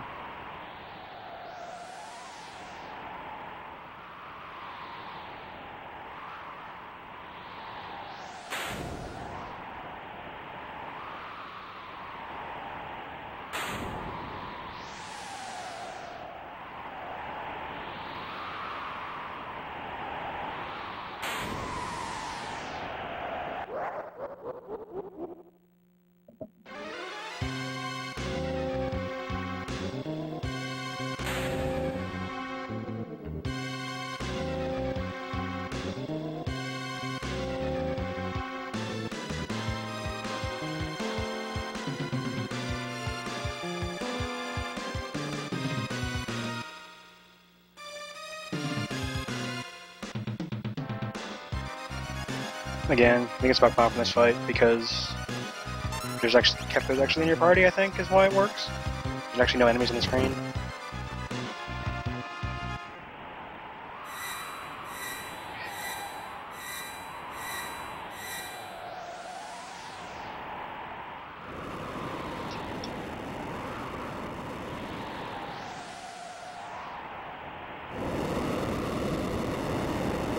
Oh damn, this one is rising.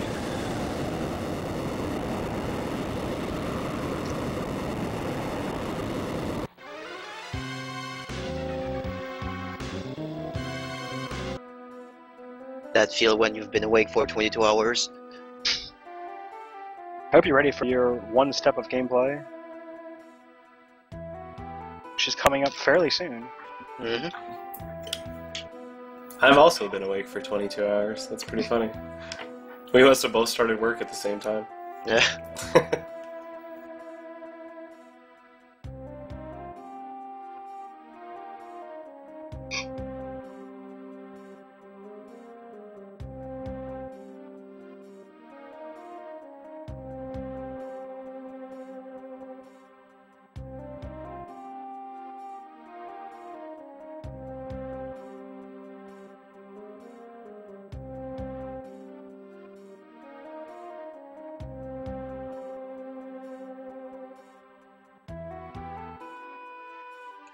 Alright, gameplay. Alright, we're done. We're done. Yeah. Finally through Thamasa. And we gotta do a cutscene. So there's one more cutscene, and then we'll be moving on to the sketch stuff. Yep, Yep. after this cutscene, there's pretty much nothing else. Just break the game and then beat the game. So, hope you're ready to go from 0 to 50 or something. It's gonna get exciting, sort of.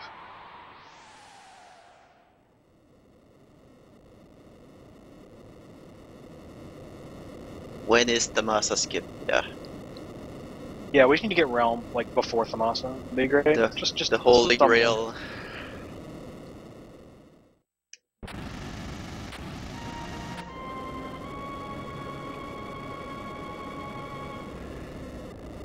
You know, it's funny, in a lot of RPGs, there's always like that one long cutscene. It's like, if we could just skip that, that's the holy grail of skips. We kind of did that with any percent, but yeah, that's any percent. Well, yeah, Yeah. that's a little different. I guess, I mean, we technically get Realm before most of the Thamasa cutscenes, but we don't have the airship. I don't even know if you can get off the mountain or not. I don't remember.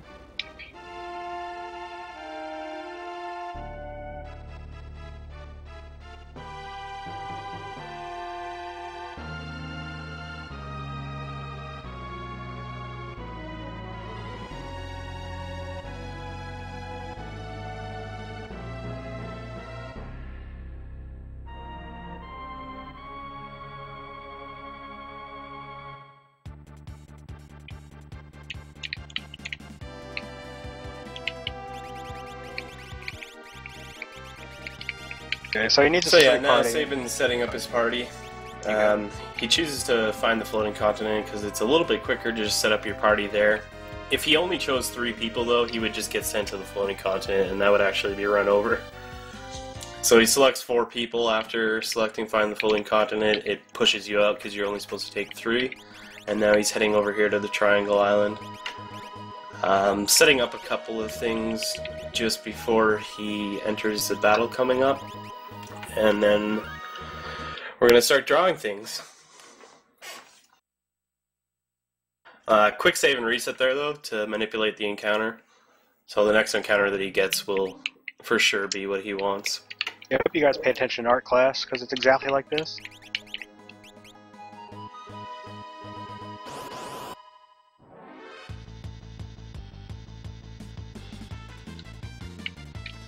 So he has to go through a sequence of actions here, which involve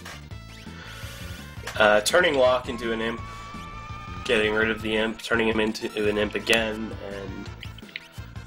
and restoring his MP a bunch of times. After he does all that, that sets it up so that when he sketches, he will dump a bunch of items into his inventory. Most of the items are useless, but the big item is the Moogle Charms that we're going to get, and then afterwards we will glitch those Moogle Charms onto characters' inventory slots, and that'll make it so we just can't get encounters anymore. Basically, the sketch glitch changes every time you like update the character's magic, and like it has to do with whether or not they can use spells. So Imp changes it, and updating their MP values changes it. So we're basically setting up a very specific variation of the sketch glitch to get exactly what we want. Which in particular is going to put Moogle Charms in the very last item slot, which you can equip from on any slot. But unlike the JP version, we can't actually normally access that slot, but by using the sketch glitch we can put it there.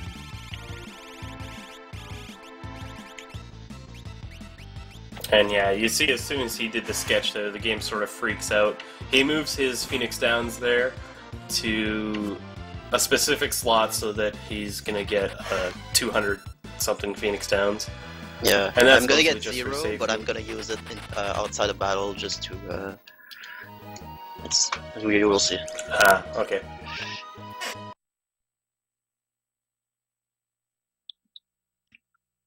And yeah, he has to do a save and reset there, otherwise the game will explode. Yeah, earthquakes everywhere. Yeah. Stay tuned in 30 minutes.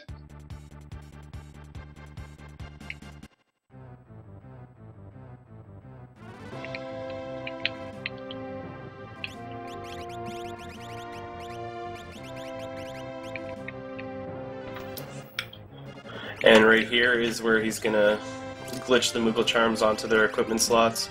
You can see Moogle Charms just go in there. And then each one of those guys will take a different path in Kefka's Tower, since they have the Moogle Charms equipped. along with a few other characters, and that'll make it so we can't get any encounters in Kefka's Tower.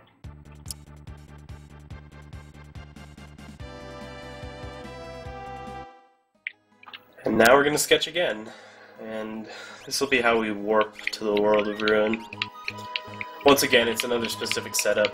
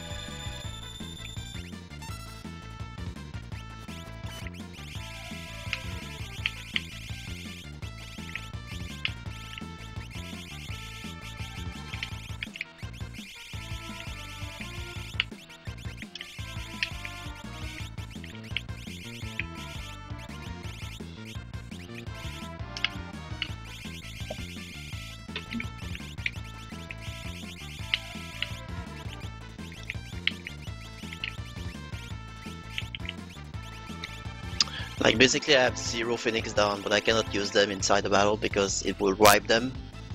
So I will use 1 outside of battle, which is gonna underflow the Phoenix down, which will give me 255 Phoenix downs.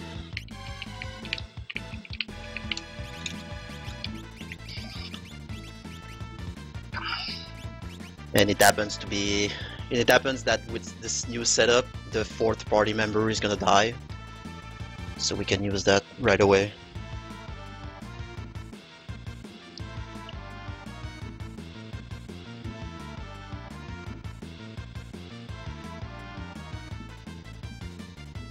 And now you have to hope it actually works. Yeah. Because sometimes it doesn't. Sometimes it'll just sit here forever.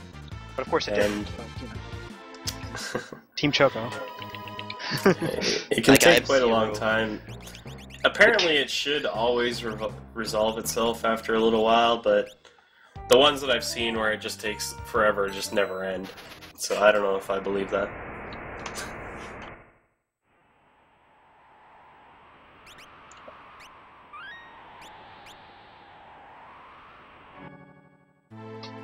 To the Empire!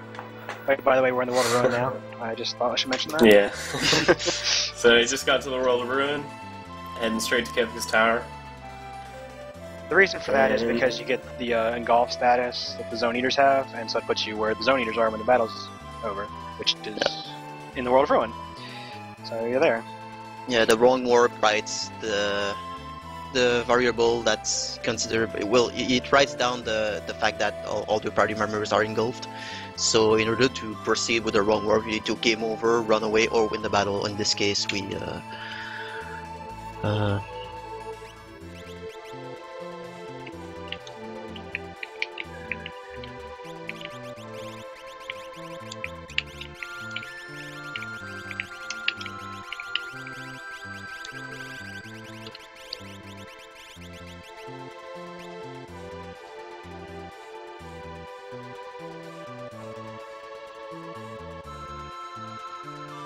and since we equipped everyone with 3 party members with Mobile Channel, we're not getting any encounter on the tower.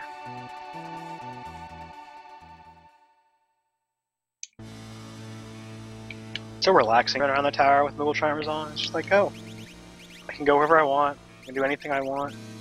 Yep. I'm not going to die to every 3 steps.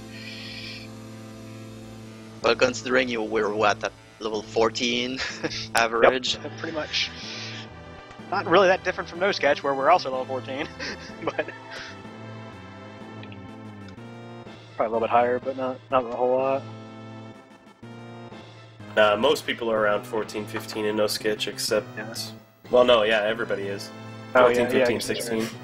It's probably about right.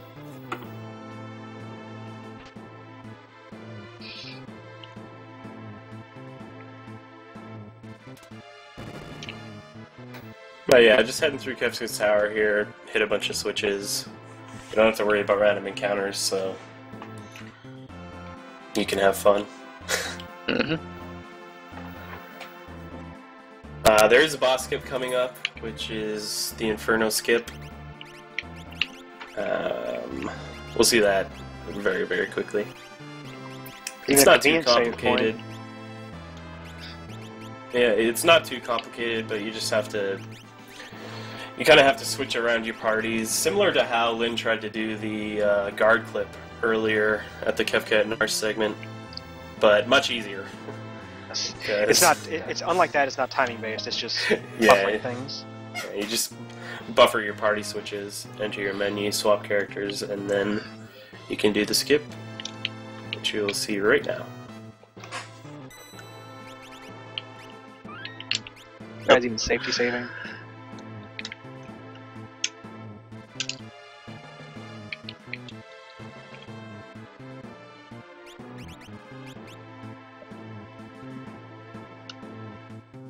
And there it is. And there it is. So, you skipped Inferno. He'll be doing another skip in a little bit here, but first he has to finish up Kefka's Tower.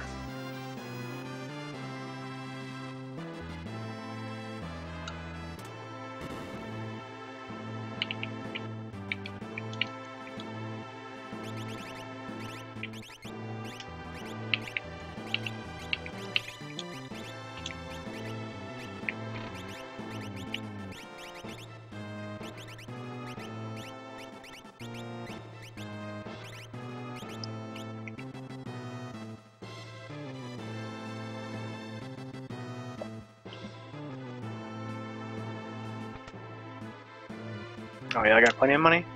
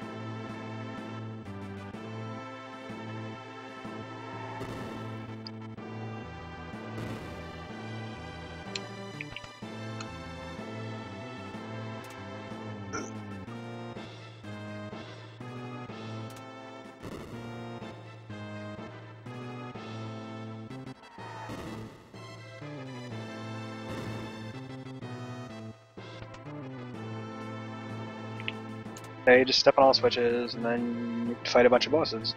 And we're like level 14 with bad equipment, and pretty much, and it's fun. We have some tricks up our sleeve too. Yeah, so Sabin's coming up on Guardian here, which is... He's actually gonna fight Doom. He's going for Doom, never. So he's gonna do Doom first so that he can save before Guardian. Yep. Guardian is probably the only risky boss. Well, except maybe Kefka, but... Guardian is only a little risky because if you mess up slots, he's probably gonna kill you. So Sabin's gonna fight Doom first since this is a guaranteed victory. 7% on Goddess. Yeah. And so what Sabin just did there is the menu merge. So Locke has goggles equipped on his hand, so he attacks with Locke, and that sets it up so that when he has to do a specific timing and enter the menu, and then scroll down, and it merges the two menus. So basically, yeah, you confuse the game because you're going on the magic menu, but you're casting an item, and since the ID of X potion is the same ID as Baba Breath, you can cast the X potion and it's gonna, yeah. Cast Monolith, yep.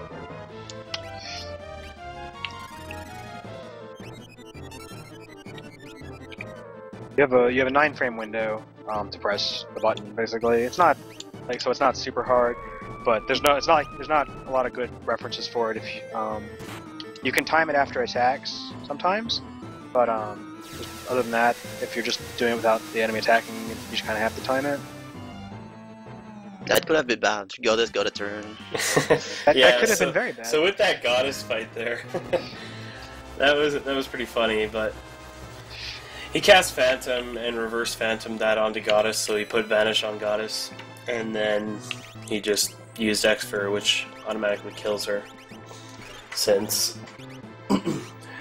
when you have a person vanished, either your character or the enemy, magic will, no matter what, hit. But yeah, Goddess got an extra turn there, which could have been bad if she decided to hit Terra. Luckily that didn't happen. It's basically your normal Joker or Vanish Doom idea, but we don't have Doom because it takes forever to learn. So Yeah. we just have our different way to do it.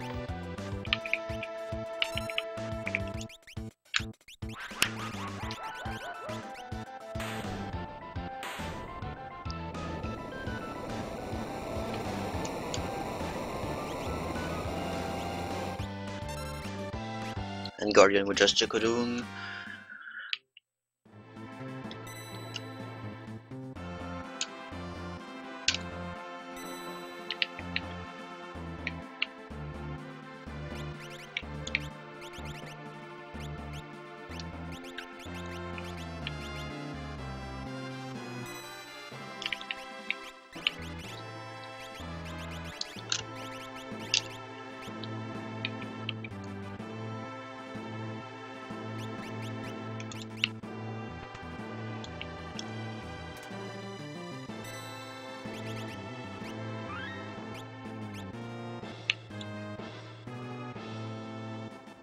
And off we go.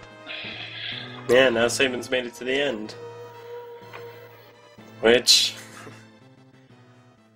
this fight's Actually, pretty funny. Yes, it's always a good one. We'll explain a little bit when it happens, but... this is a pretty epic fight. No, I mean, it's just 4 tiers. No, it's a long fight. You got the 17-minute dancing mad track to get through. It can take a while. Yeah.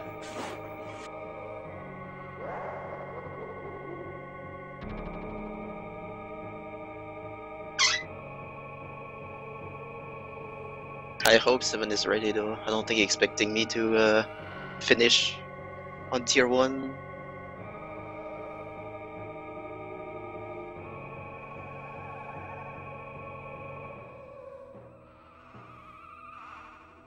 Well, I popped over there earlier and they said it should be fine, so I'm pretty sure Rory's watching.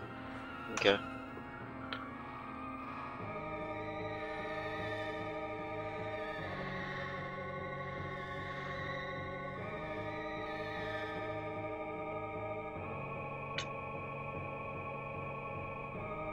But yeah, within like 2 minutes or so, Sabin's gonna be done with his run.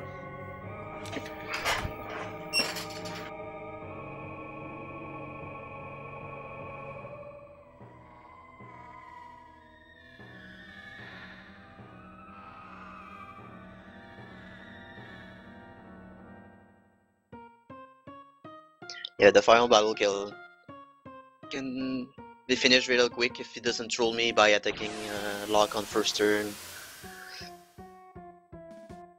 Then me getting the menu merge first try.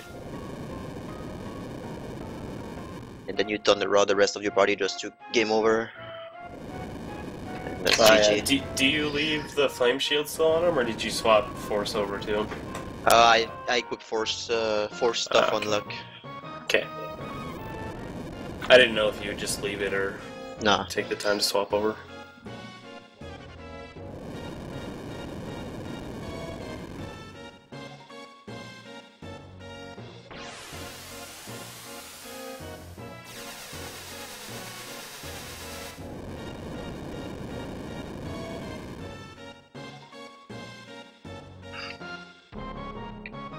But yeah, here we go.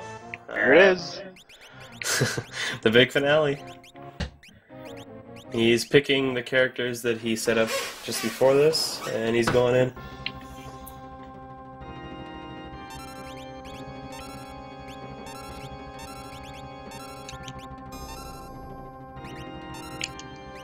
Reverse polarity's nice, he doesn't have to worry, he can just go for it. Oh, fuck. Oh, Except for- no.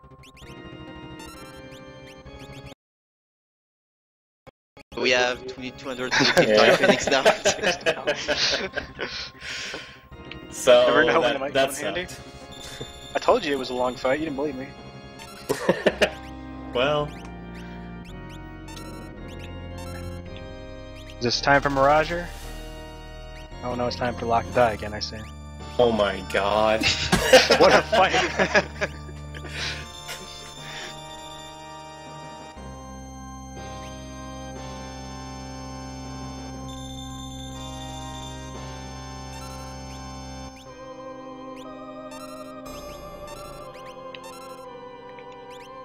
Alright, we made it. Okay, we're good.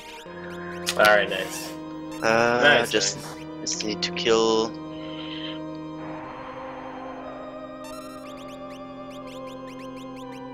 Alright. Go 7. Go 7. You ready? We're done. On the bright side, you guys are going to have a long time to talk about Final Fantasy VII while I am in this extremely long 1250 cutscenes after this flame house. Uh,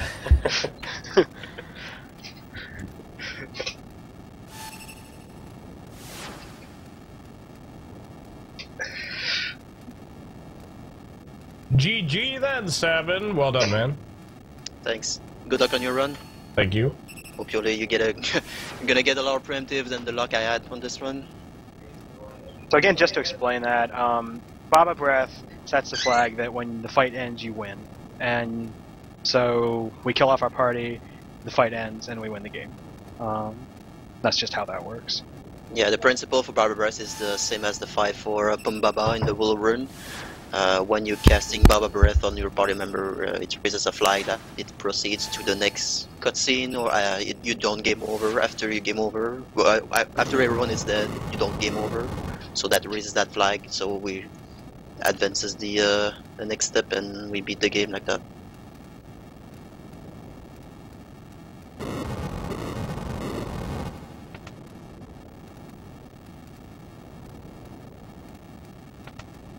Okay, I dodged 2 in the first room.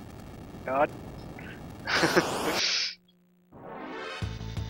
that was pretty epic. You could have dodged the other one too, which I have to I'm fight sad 2. that you didn't. But the other one got stuck in the wall. I don't actually think I could have dodged it. It was stuck in that one spot there, I think. Nah, you can, but he needs to be like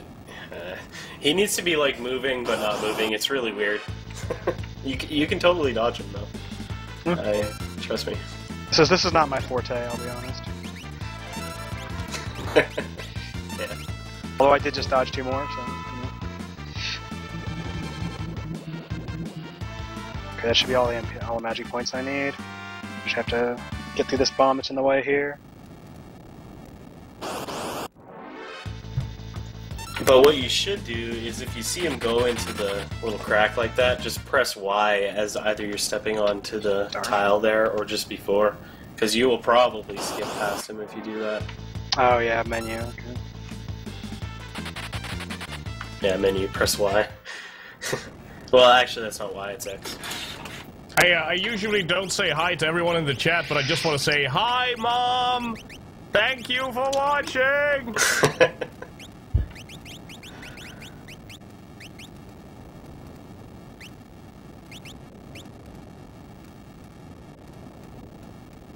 Oh, wow, I got the worst RNG? Oh, okay. Team Mog's already gonna catch up?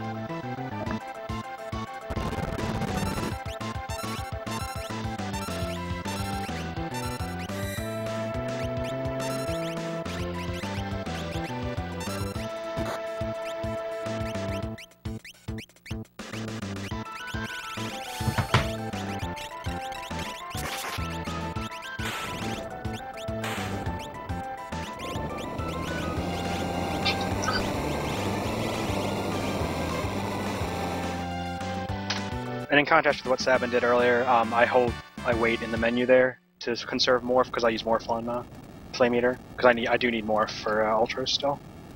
And so as long as I'm staying in that menu, the time's not ticking down, so I'll still have it for ultras.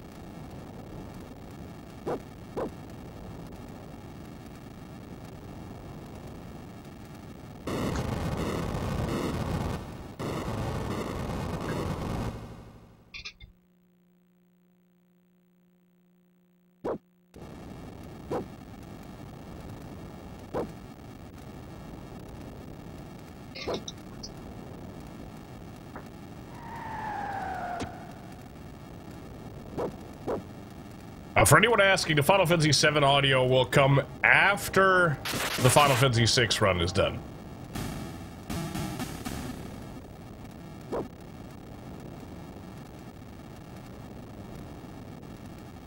So you're stuck with me for a while. Hey, FF6 has some good music. We can watch Tomasa again. Everybody loves the massa. I got one boss, and then I got nothing to say for 20 minutes, so feel free to talk about whatever you need to for 7. There's honestly not a lot to talk about right now. We just entered the first reactor, and I will almost initiate the first part of the step route in FF7 that we use to manipulate encounters. Actually need to focus a little bit here.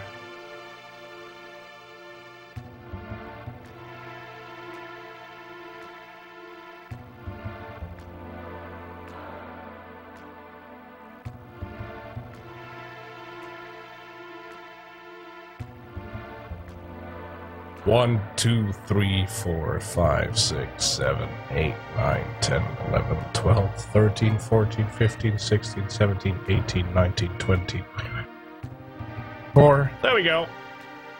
So what you just saw me do is take 24 steps after the first battle, and that basically sets up a step route, if you will, that allows me to manipulate the rest of the encounters in the game by following a very specific pattern of steps at certain points in the game after certain battles. It'll basically, I'll basically be able to tell what battle I'm going to get where. Granted that I can keep it up, it's pretty tough. I don't think I've done a marathon run yet where I've actually managed to keep the step count for the entire run.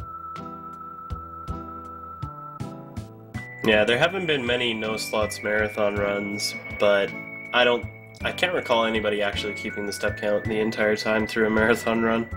I've done the stinger skip twice, but after that it always dies for some reason.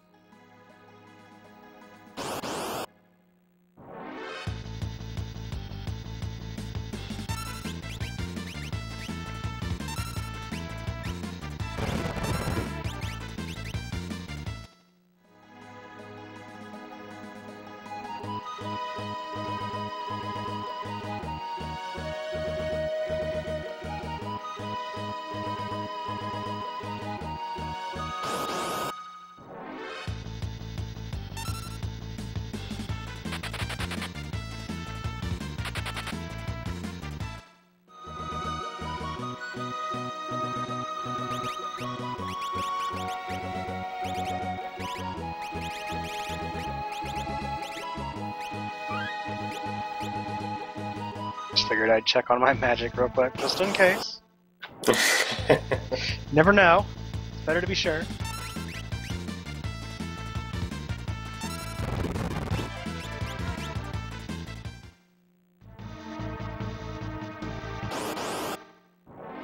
So as I'm fighting the guard scorpion, I'm getting some standard RNG. It's a pretty slow fight.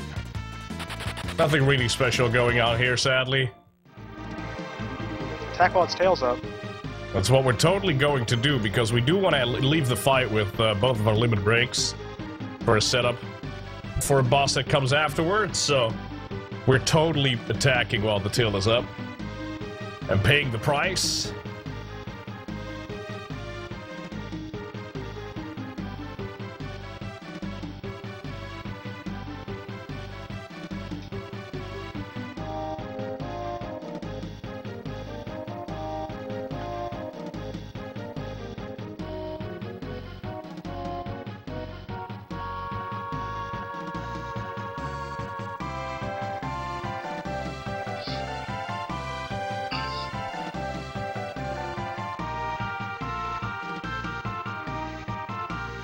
So with any luck, I'll actually be able to get the Ultra's quick kill here, and he won't do anything. But see, I mean, it's not luck. It's if I play right, but you know, that's luck. Yeah, so hopefully he gets the Ultra's quick kill here. I mean, you just have to throw the Thunder Rods. How much Thunder Rods you have actually? 7. Okay. Fine.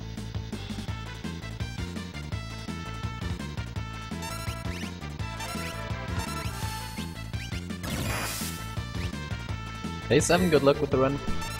Thank you! Hi everyone, I'm me, Baker. I will help with the commentary.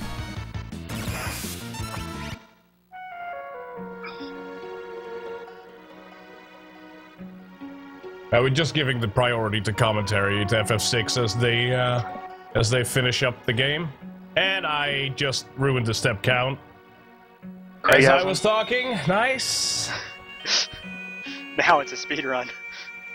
This is going to be a chance for Team Mog to catch up because I just ruined the step count. I'm not kidding. Keep talking. We need it. Thank you, Mies. Rip. Oh, didn't do the 3 steps.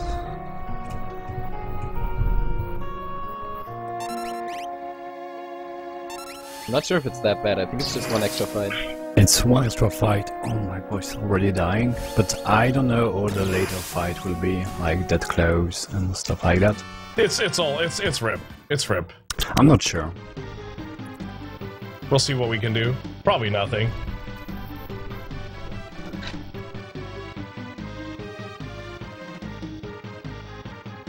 I have never had this happen before, so this is literally the first time I've done this in my life. Marathon luck. Yep. I don't think anyone ever forgets those steps. I don't think I've ever seen anyone forget about them. Well, I think I did, but well, I reset just after. I think you should just reset. I'm not gonna do that. I don't agree with that either.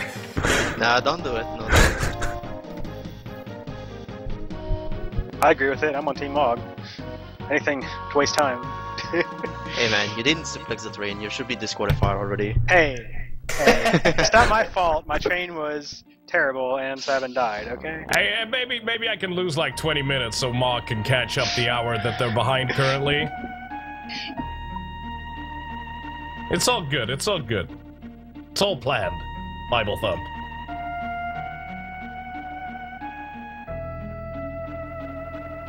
Hey Seven, good luck with the run. Sorry I was having audio issues. Thank I you, am Ellie. Ellie. I am Creative Ellie. I'll be helping out with the FF7 commentary. Yo, Ellie. Mies Baker, then. Good luck, good luck. Thank you.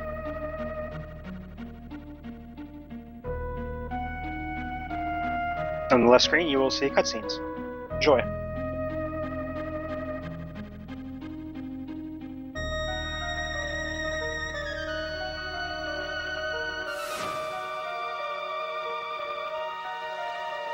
The thing is, in FF7 we just entered cutscene heavy territory as well. There's not much to talk about here. Sadly, it's just Cloud running around, blowing stuff up. It's doing his thing. Exactly. Just doing this regular terrorist avalanche thing. There's this random lady here with a flower basket that we're just gonna ignore. We hope she trips and we'll never see her again, but...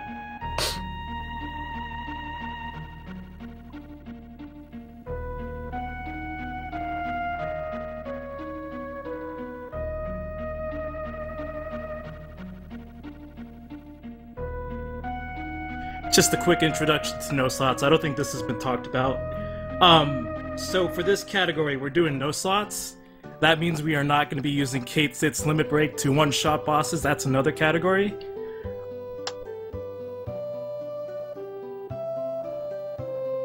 So we're going to be using other tactics to get through the game.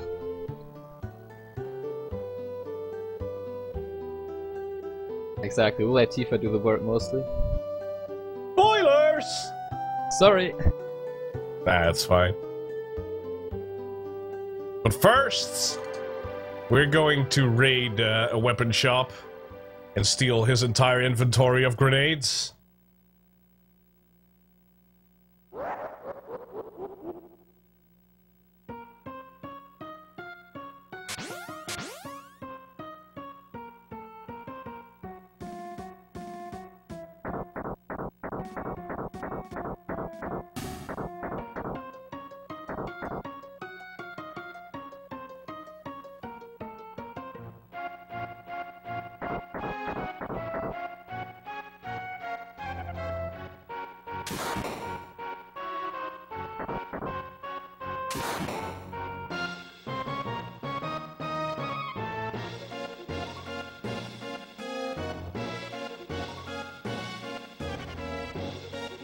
So how is my my rival team doing in FF6?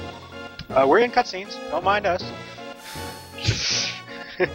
Is this like the part where Kefka like goes ballistic and turns everyone into a crystal? Pretty much exactly. That is what is happening on the screen as we speak. Oh, nice. And he's going to burn down the town and kill Leo and Bible thump and so on. Wait, Leo can't die. Not yet. Not for a minute or two. Oh. Bible thump.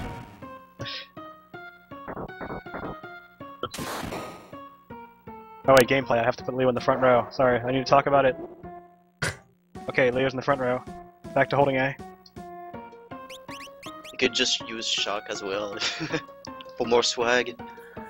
Yeah, Maybe I will. mean, if you forget to front row him, then you have to use shock, Yeah, or else you will die. makes me lose like And no time. 2-3 seconds maybe. I don't know.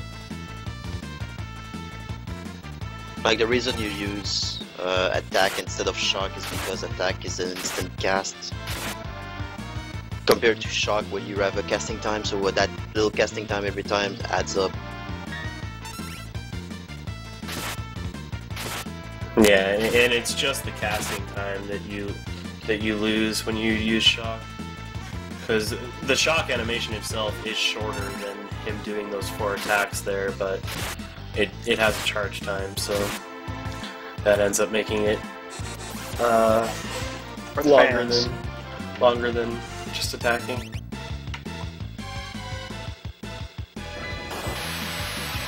Enjoy your effect.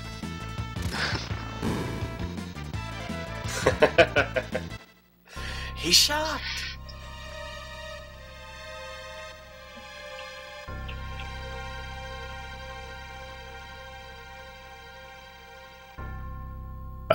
Ben's backup strat to save time was me messing up the step count, which he succeeded in. He used some long distance mind control from over Belgium, so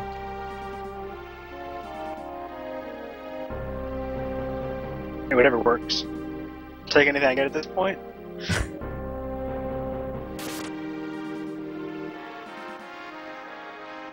I think what you need to do, Seven, is make him lose the step route. no, I don't want him to do that. No. Oh. I think we've had enough go wrong in this relay already. Yeah, that's true.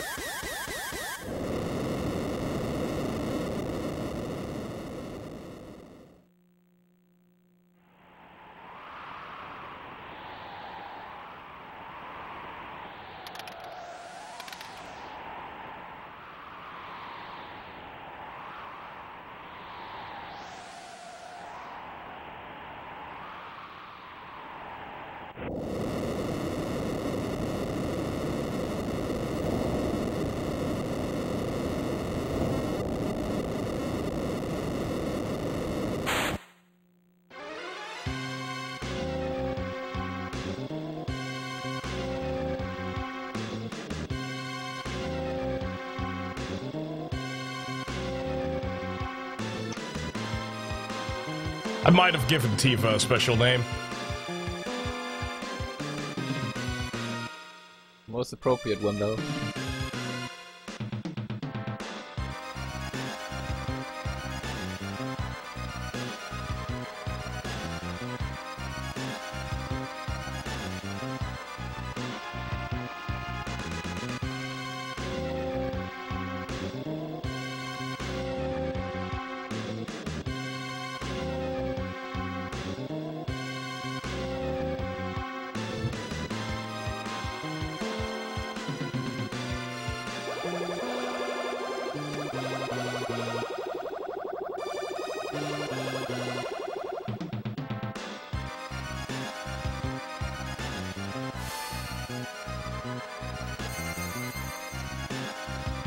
But yeah, we're still in cutscene hell in FF7. We're also in cutscene hell over here. Don't worry. oh wow, we're about to like have a flashback to Nibelheim with Blind.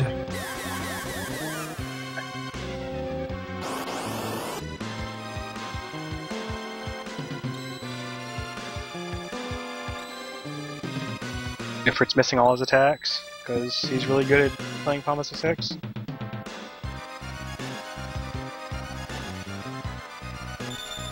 Poor Ifrit. Now he has a unique Magikite sprite that never shows up anywhere else in the entire game. Oh, is that serious? Yeah, just for that one fight. It has a unique, like, in-battle sprite. It's a little bit shinier than the normal one. That's pretty cool. As far as I know, this is the only place it shows up.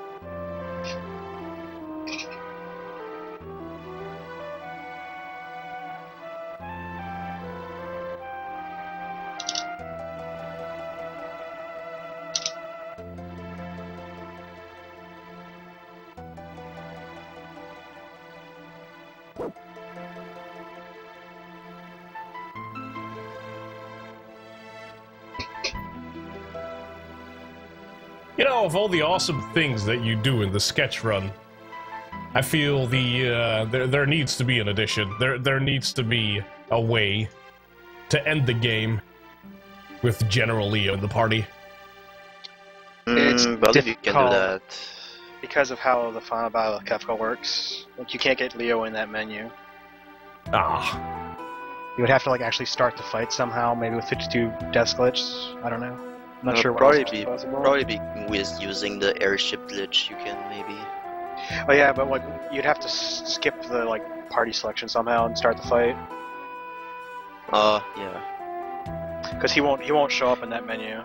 You could maybe. Oh, it sounds crazy, but maybe having Leo and dying 52 times and calling the encounter. Yeah, that's what I was thinking. That's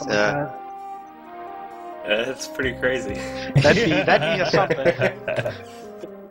Let's get LCC to work on that.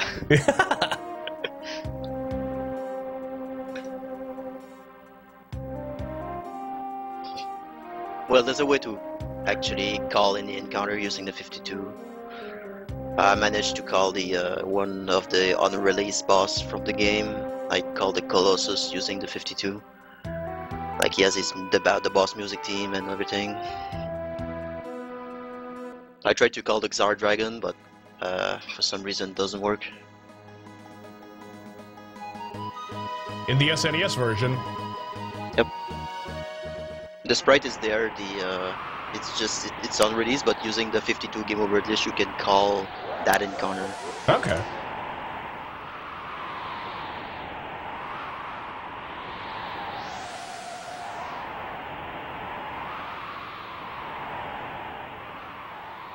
You're entering the fight with everyone dead, but you're still seeing the fight.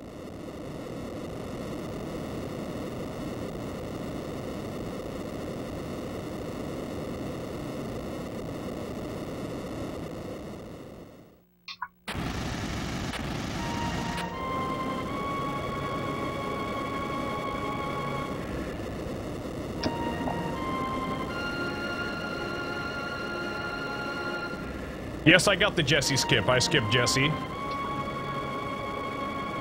Tish. No, I didn't get it. That's why I wasn't talking about it. Hopefully Ben will get it, and by that point we'll be able to explain it with some feedback. Hopefully.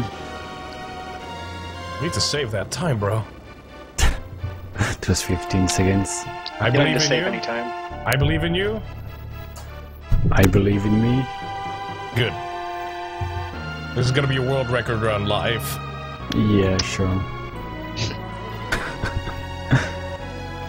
Hey, world record marathon run. Easy over time with saves. Okay, I'm finally out of cutscenes. Nice. Let's go. Good luck on the final, Yep. the final Good luck. climb.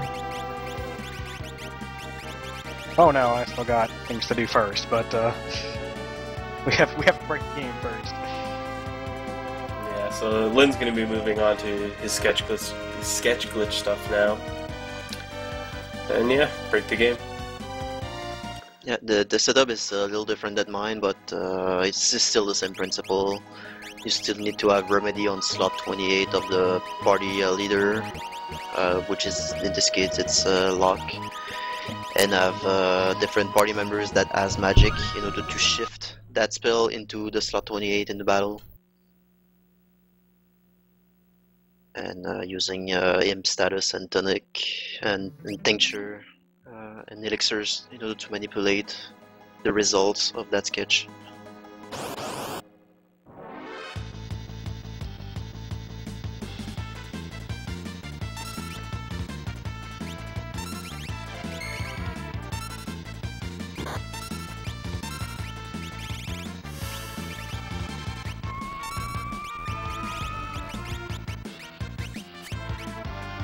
It seems I'm on something. Oh, sorry. The reason using Phantom there is just to be able to sketch something invincible. Since we don't use insta gear, the second sketch we use the boss, the enemy that's already vanished, so it's not a problem. But for this fight, we either need to vanish one enemy there or vanish our body and model. But it's just faster, a lot faster, just doing that and learning vanish. Or having model and vanish the rest of the enemies and de-model realm and vanish the enemy. Whatever. Okay, that looks right. And the cool thing is model cannot miss because you're casting on something that's already vanished. So Yeah, I actually thought that's why we used the Phantom mostly, so the stuff didn't miss. I didn't know it was because of you had to be vanished too. and you kinda wanna run away there instead of using small bounce. I do it personally because Realm can, since she's confused, she can sketch again, and it's gonna trigger the same result. It's gonna lag the game again, and Yeah. And sometimes I think you have to use 2 smoke bombs too, not just like one. yeah. It doesn't always run away.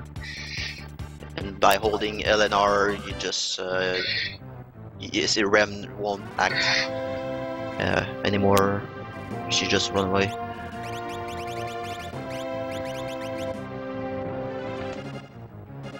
And same principle as my setup, just equip, optimize. Since the Mulga Charm is on slot 255, because there's a sketch in Japanese version that this equip anything glitch. If you have an item in slot 255, which is at the bottom of the inventory slot, and you optimize a character, like for example, if you optimize SNES and he doesn't have a piece of chest to equip, he's gonna equip whatever it is on slot 255, whatever it is. So we have used that, but on the US version, that slot is still there in the RAM, but it's just not accessible using normal gameplay. But we can still write the Mogular charms on that slot and trigger the Japanese only glitch in that version. So this is how we can have the Mogular charms equipped on different slots. In the meantime, I somehow magically managed to land on a step count that is not terrible. Nice. Sweet recovery. Little anecdote on this, actually. One of the old world records, that was one of the times that everything went sub 746. One of them was with this step count that I'm using right now. It is a very dangerous step count. It's probably gonna kill me a few times, because I'll never have the luck that Card used to have in her runs. But it's a step count, I guess. It's manageable. I think you can work with it, for sure. Yeah.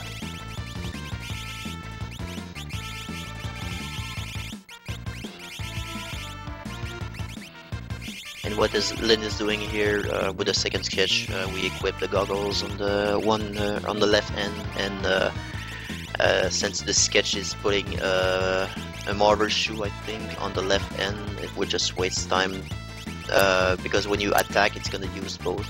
So we just equip a shield instead, since we don't need to attack with the other thing, and we just move up the flame shields. Running shoes up to the top of the list, just to have them cast easier during Kefka, and having the Phoenix down, the explosion at the top of the inventory as well for the Baba Breath. And now we sit here and see if it works. Yep, it's the way it's totally RNG. There's no possible way to. It's probably frame based or something. Yeah, it's frame based. Yeah, even the dashers don't really understand it. Yeah. It's just kind of sometimes it works fast, sometimes it doesn't. There it goes. That was good. Got it. Yeah. All right. Let's see if my airship's here, right where I left it. This is why we park on a specific tile. Is so our airship is right there.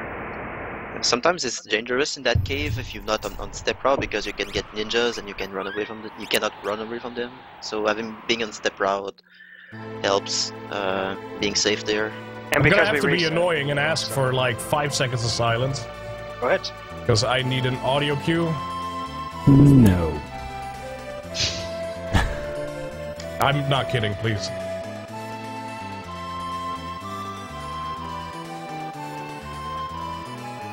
Alright, you good? I should have yelled loudly to sabotage Team Choco. Thank you! Thank you for being a sport. Thank you.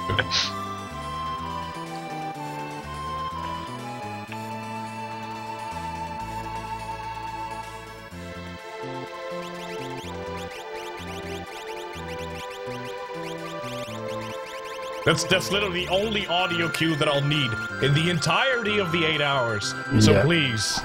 It's the only one. Yeah, it's the only one. But I don't use it.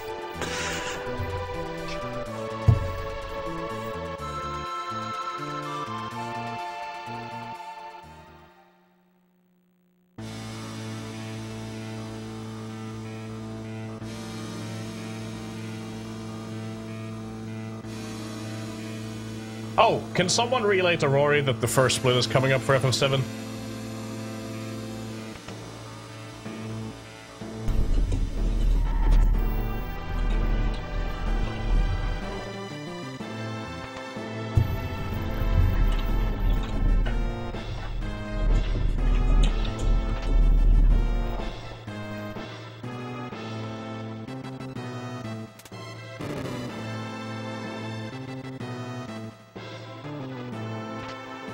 Just kind of walking through Kefka's Tower. We pick up the Force Armor because it's useful. It has very high magic evade, which in this game counts for both physical and magic evasion because there's a bug. So we get it to make things go better. Like a Sigma.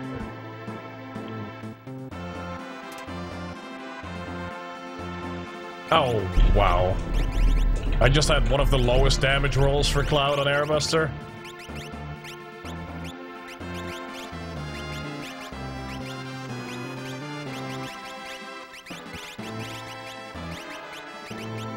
Oh. I just did an overkill by 1 damage, I believe. I got really lucky. Team Choco getting lucky. Say it isn't so. It's true. He has 1200 HP. I did 125, 534, and 536. How much is that?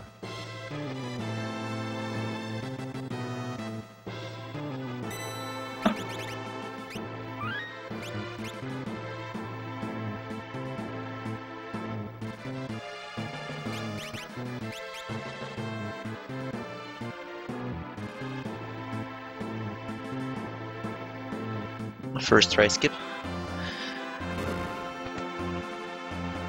Easy every time. Yeah, that skip is not. I thought it was harder, but I messed it. I messed around a little bit, but it's not that difficult. This was exactly 1200 damage that I just did. exactly 1200 damage. Nice. Wow. That luck. If that didn't happen, I would have lost like 30 seconds if he does the big bomber turns around and all that. Looks like the game is on my side for once. It's probably because I gave Tifa an appropriate name.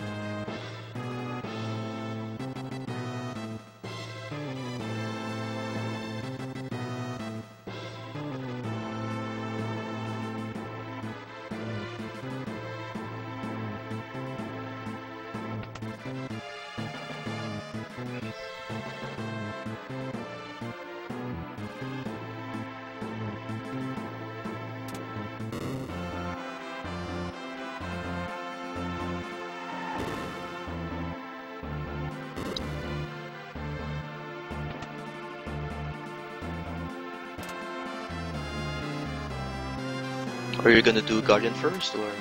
Bet it all. Oh. Yeah, I mean, if you're confident in your slots ability, it should really be a problem. I'm confident, I still screw it up. I only buy 2 Echo Screens because, I mean, if I don't land the slots, then you're pretty much dead anyway. Yeah.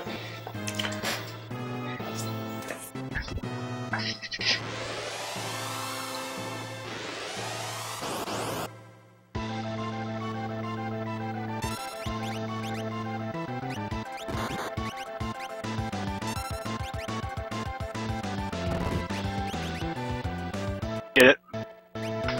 Nice. The second one was really early, I was worried.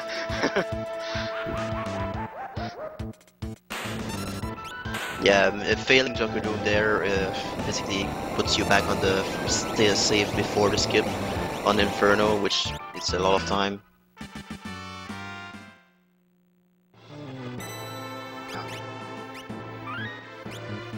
Oops, I pressed Y too early.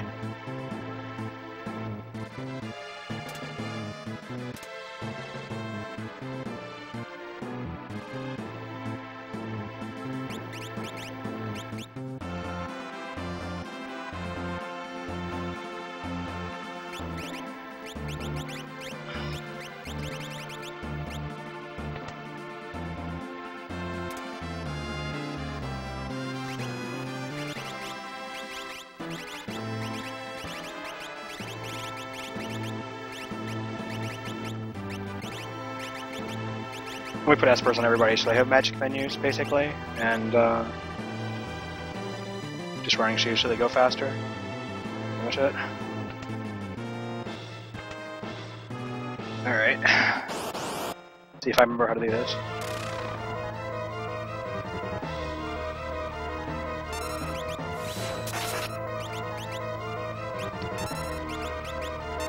First try. Very nice. Good job. I got one more to do, and that's the hard one, though.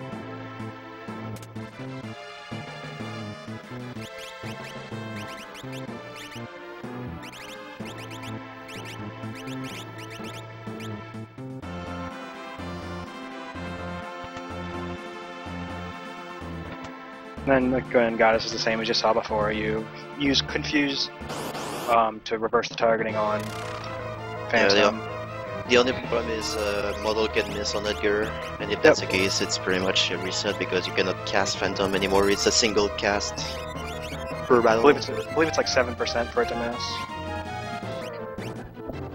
I mean, there is a save point right before it in a relay setting, so it's not really a huge deal, but still, it's annoying.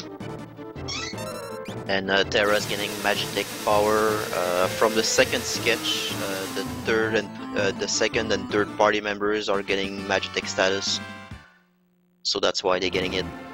Like Realm is getting it as well, but we don't need really Realm on the. We don't really use her Magitek power. She's just used to echo screen. Yep. So that's why on my on the new route you need to have Edgar on the 4th slot, because if you put him on 3rd slot, it's gonna screw up the Magitech stuff. Yeah. Like you Also, cannot cast, you won't be able to cast magic, so Edgar won't be able to cast magic because he will get Magitech. I think. He should be able to cast magic with Magitech. Replace his fight, right? Can Terra cast magic? I think. No, she can. Oh, she can. Which is, if she could, then you wouldn't have to put Stray on SNES. Well, no. The reason you need her to use X-Fur because she's the one that can use X-Fur, right? Like nobody else can. Yeah. So you like risk getting Goddess to turn then if you have her model, right? Yeah. Yes. But I'm pretty sure she can't actually use magic in the fight. Okay. So makes sense. I'm pretty sure Magitech is her only command.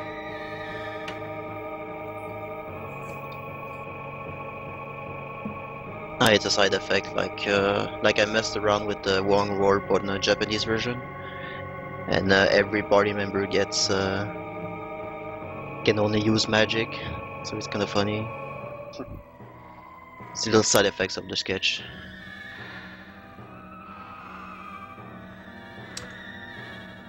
Good luck on the final fight. Oh, it's something. I don't have 255 Phoenix down, so I have to actually, win. Yeah. I have like 8. It can't get dicey. I mean, 8's more than enough. It should be enough. If Just goes don't right. mess up like 4 times. I have shown if the show decides to cooperate too.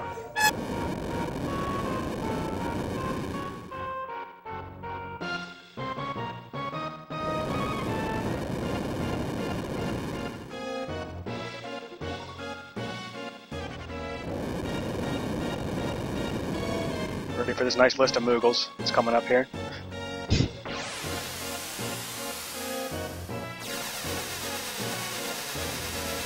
Just press start. That way you have big I Moogles. don't believe in LCC strats. Man, fuck. Actually, doesn't matter. Like I could use Terra. Like I just forgot which party I wanted with her. Ask me that. Okay.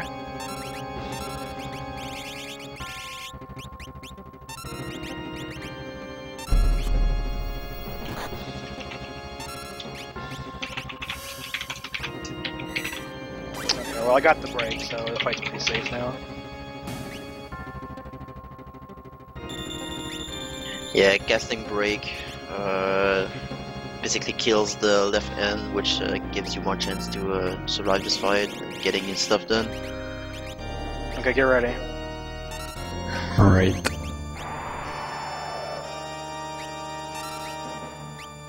And time. GG. GG. GG. Nice. Good job, Lynn. Good job, Thank Sabin. you.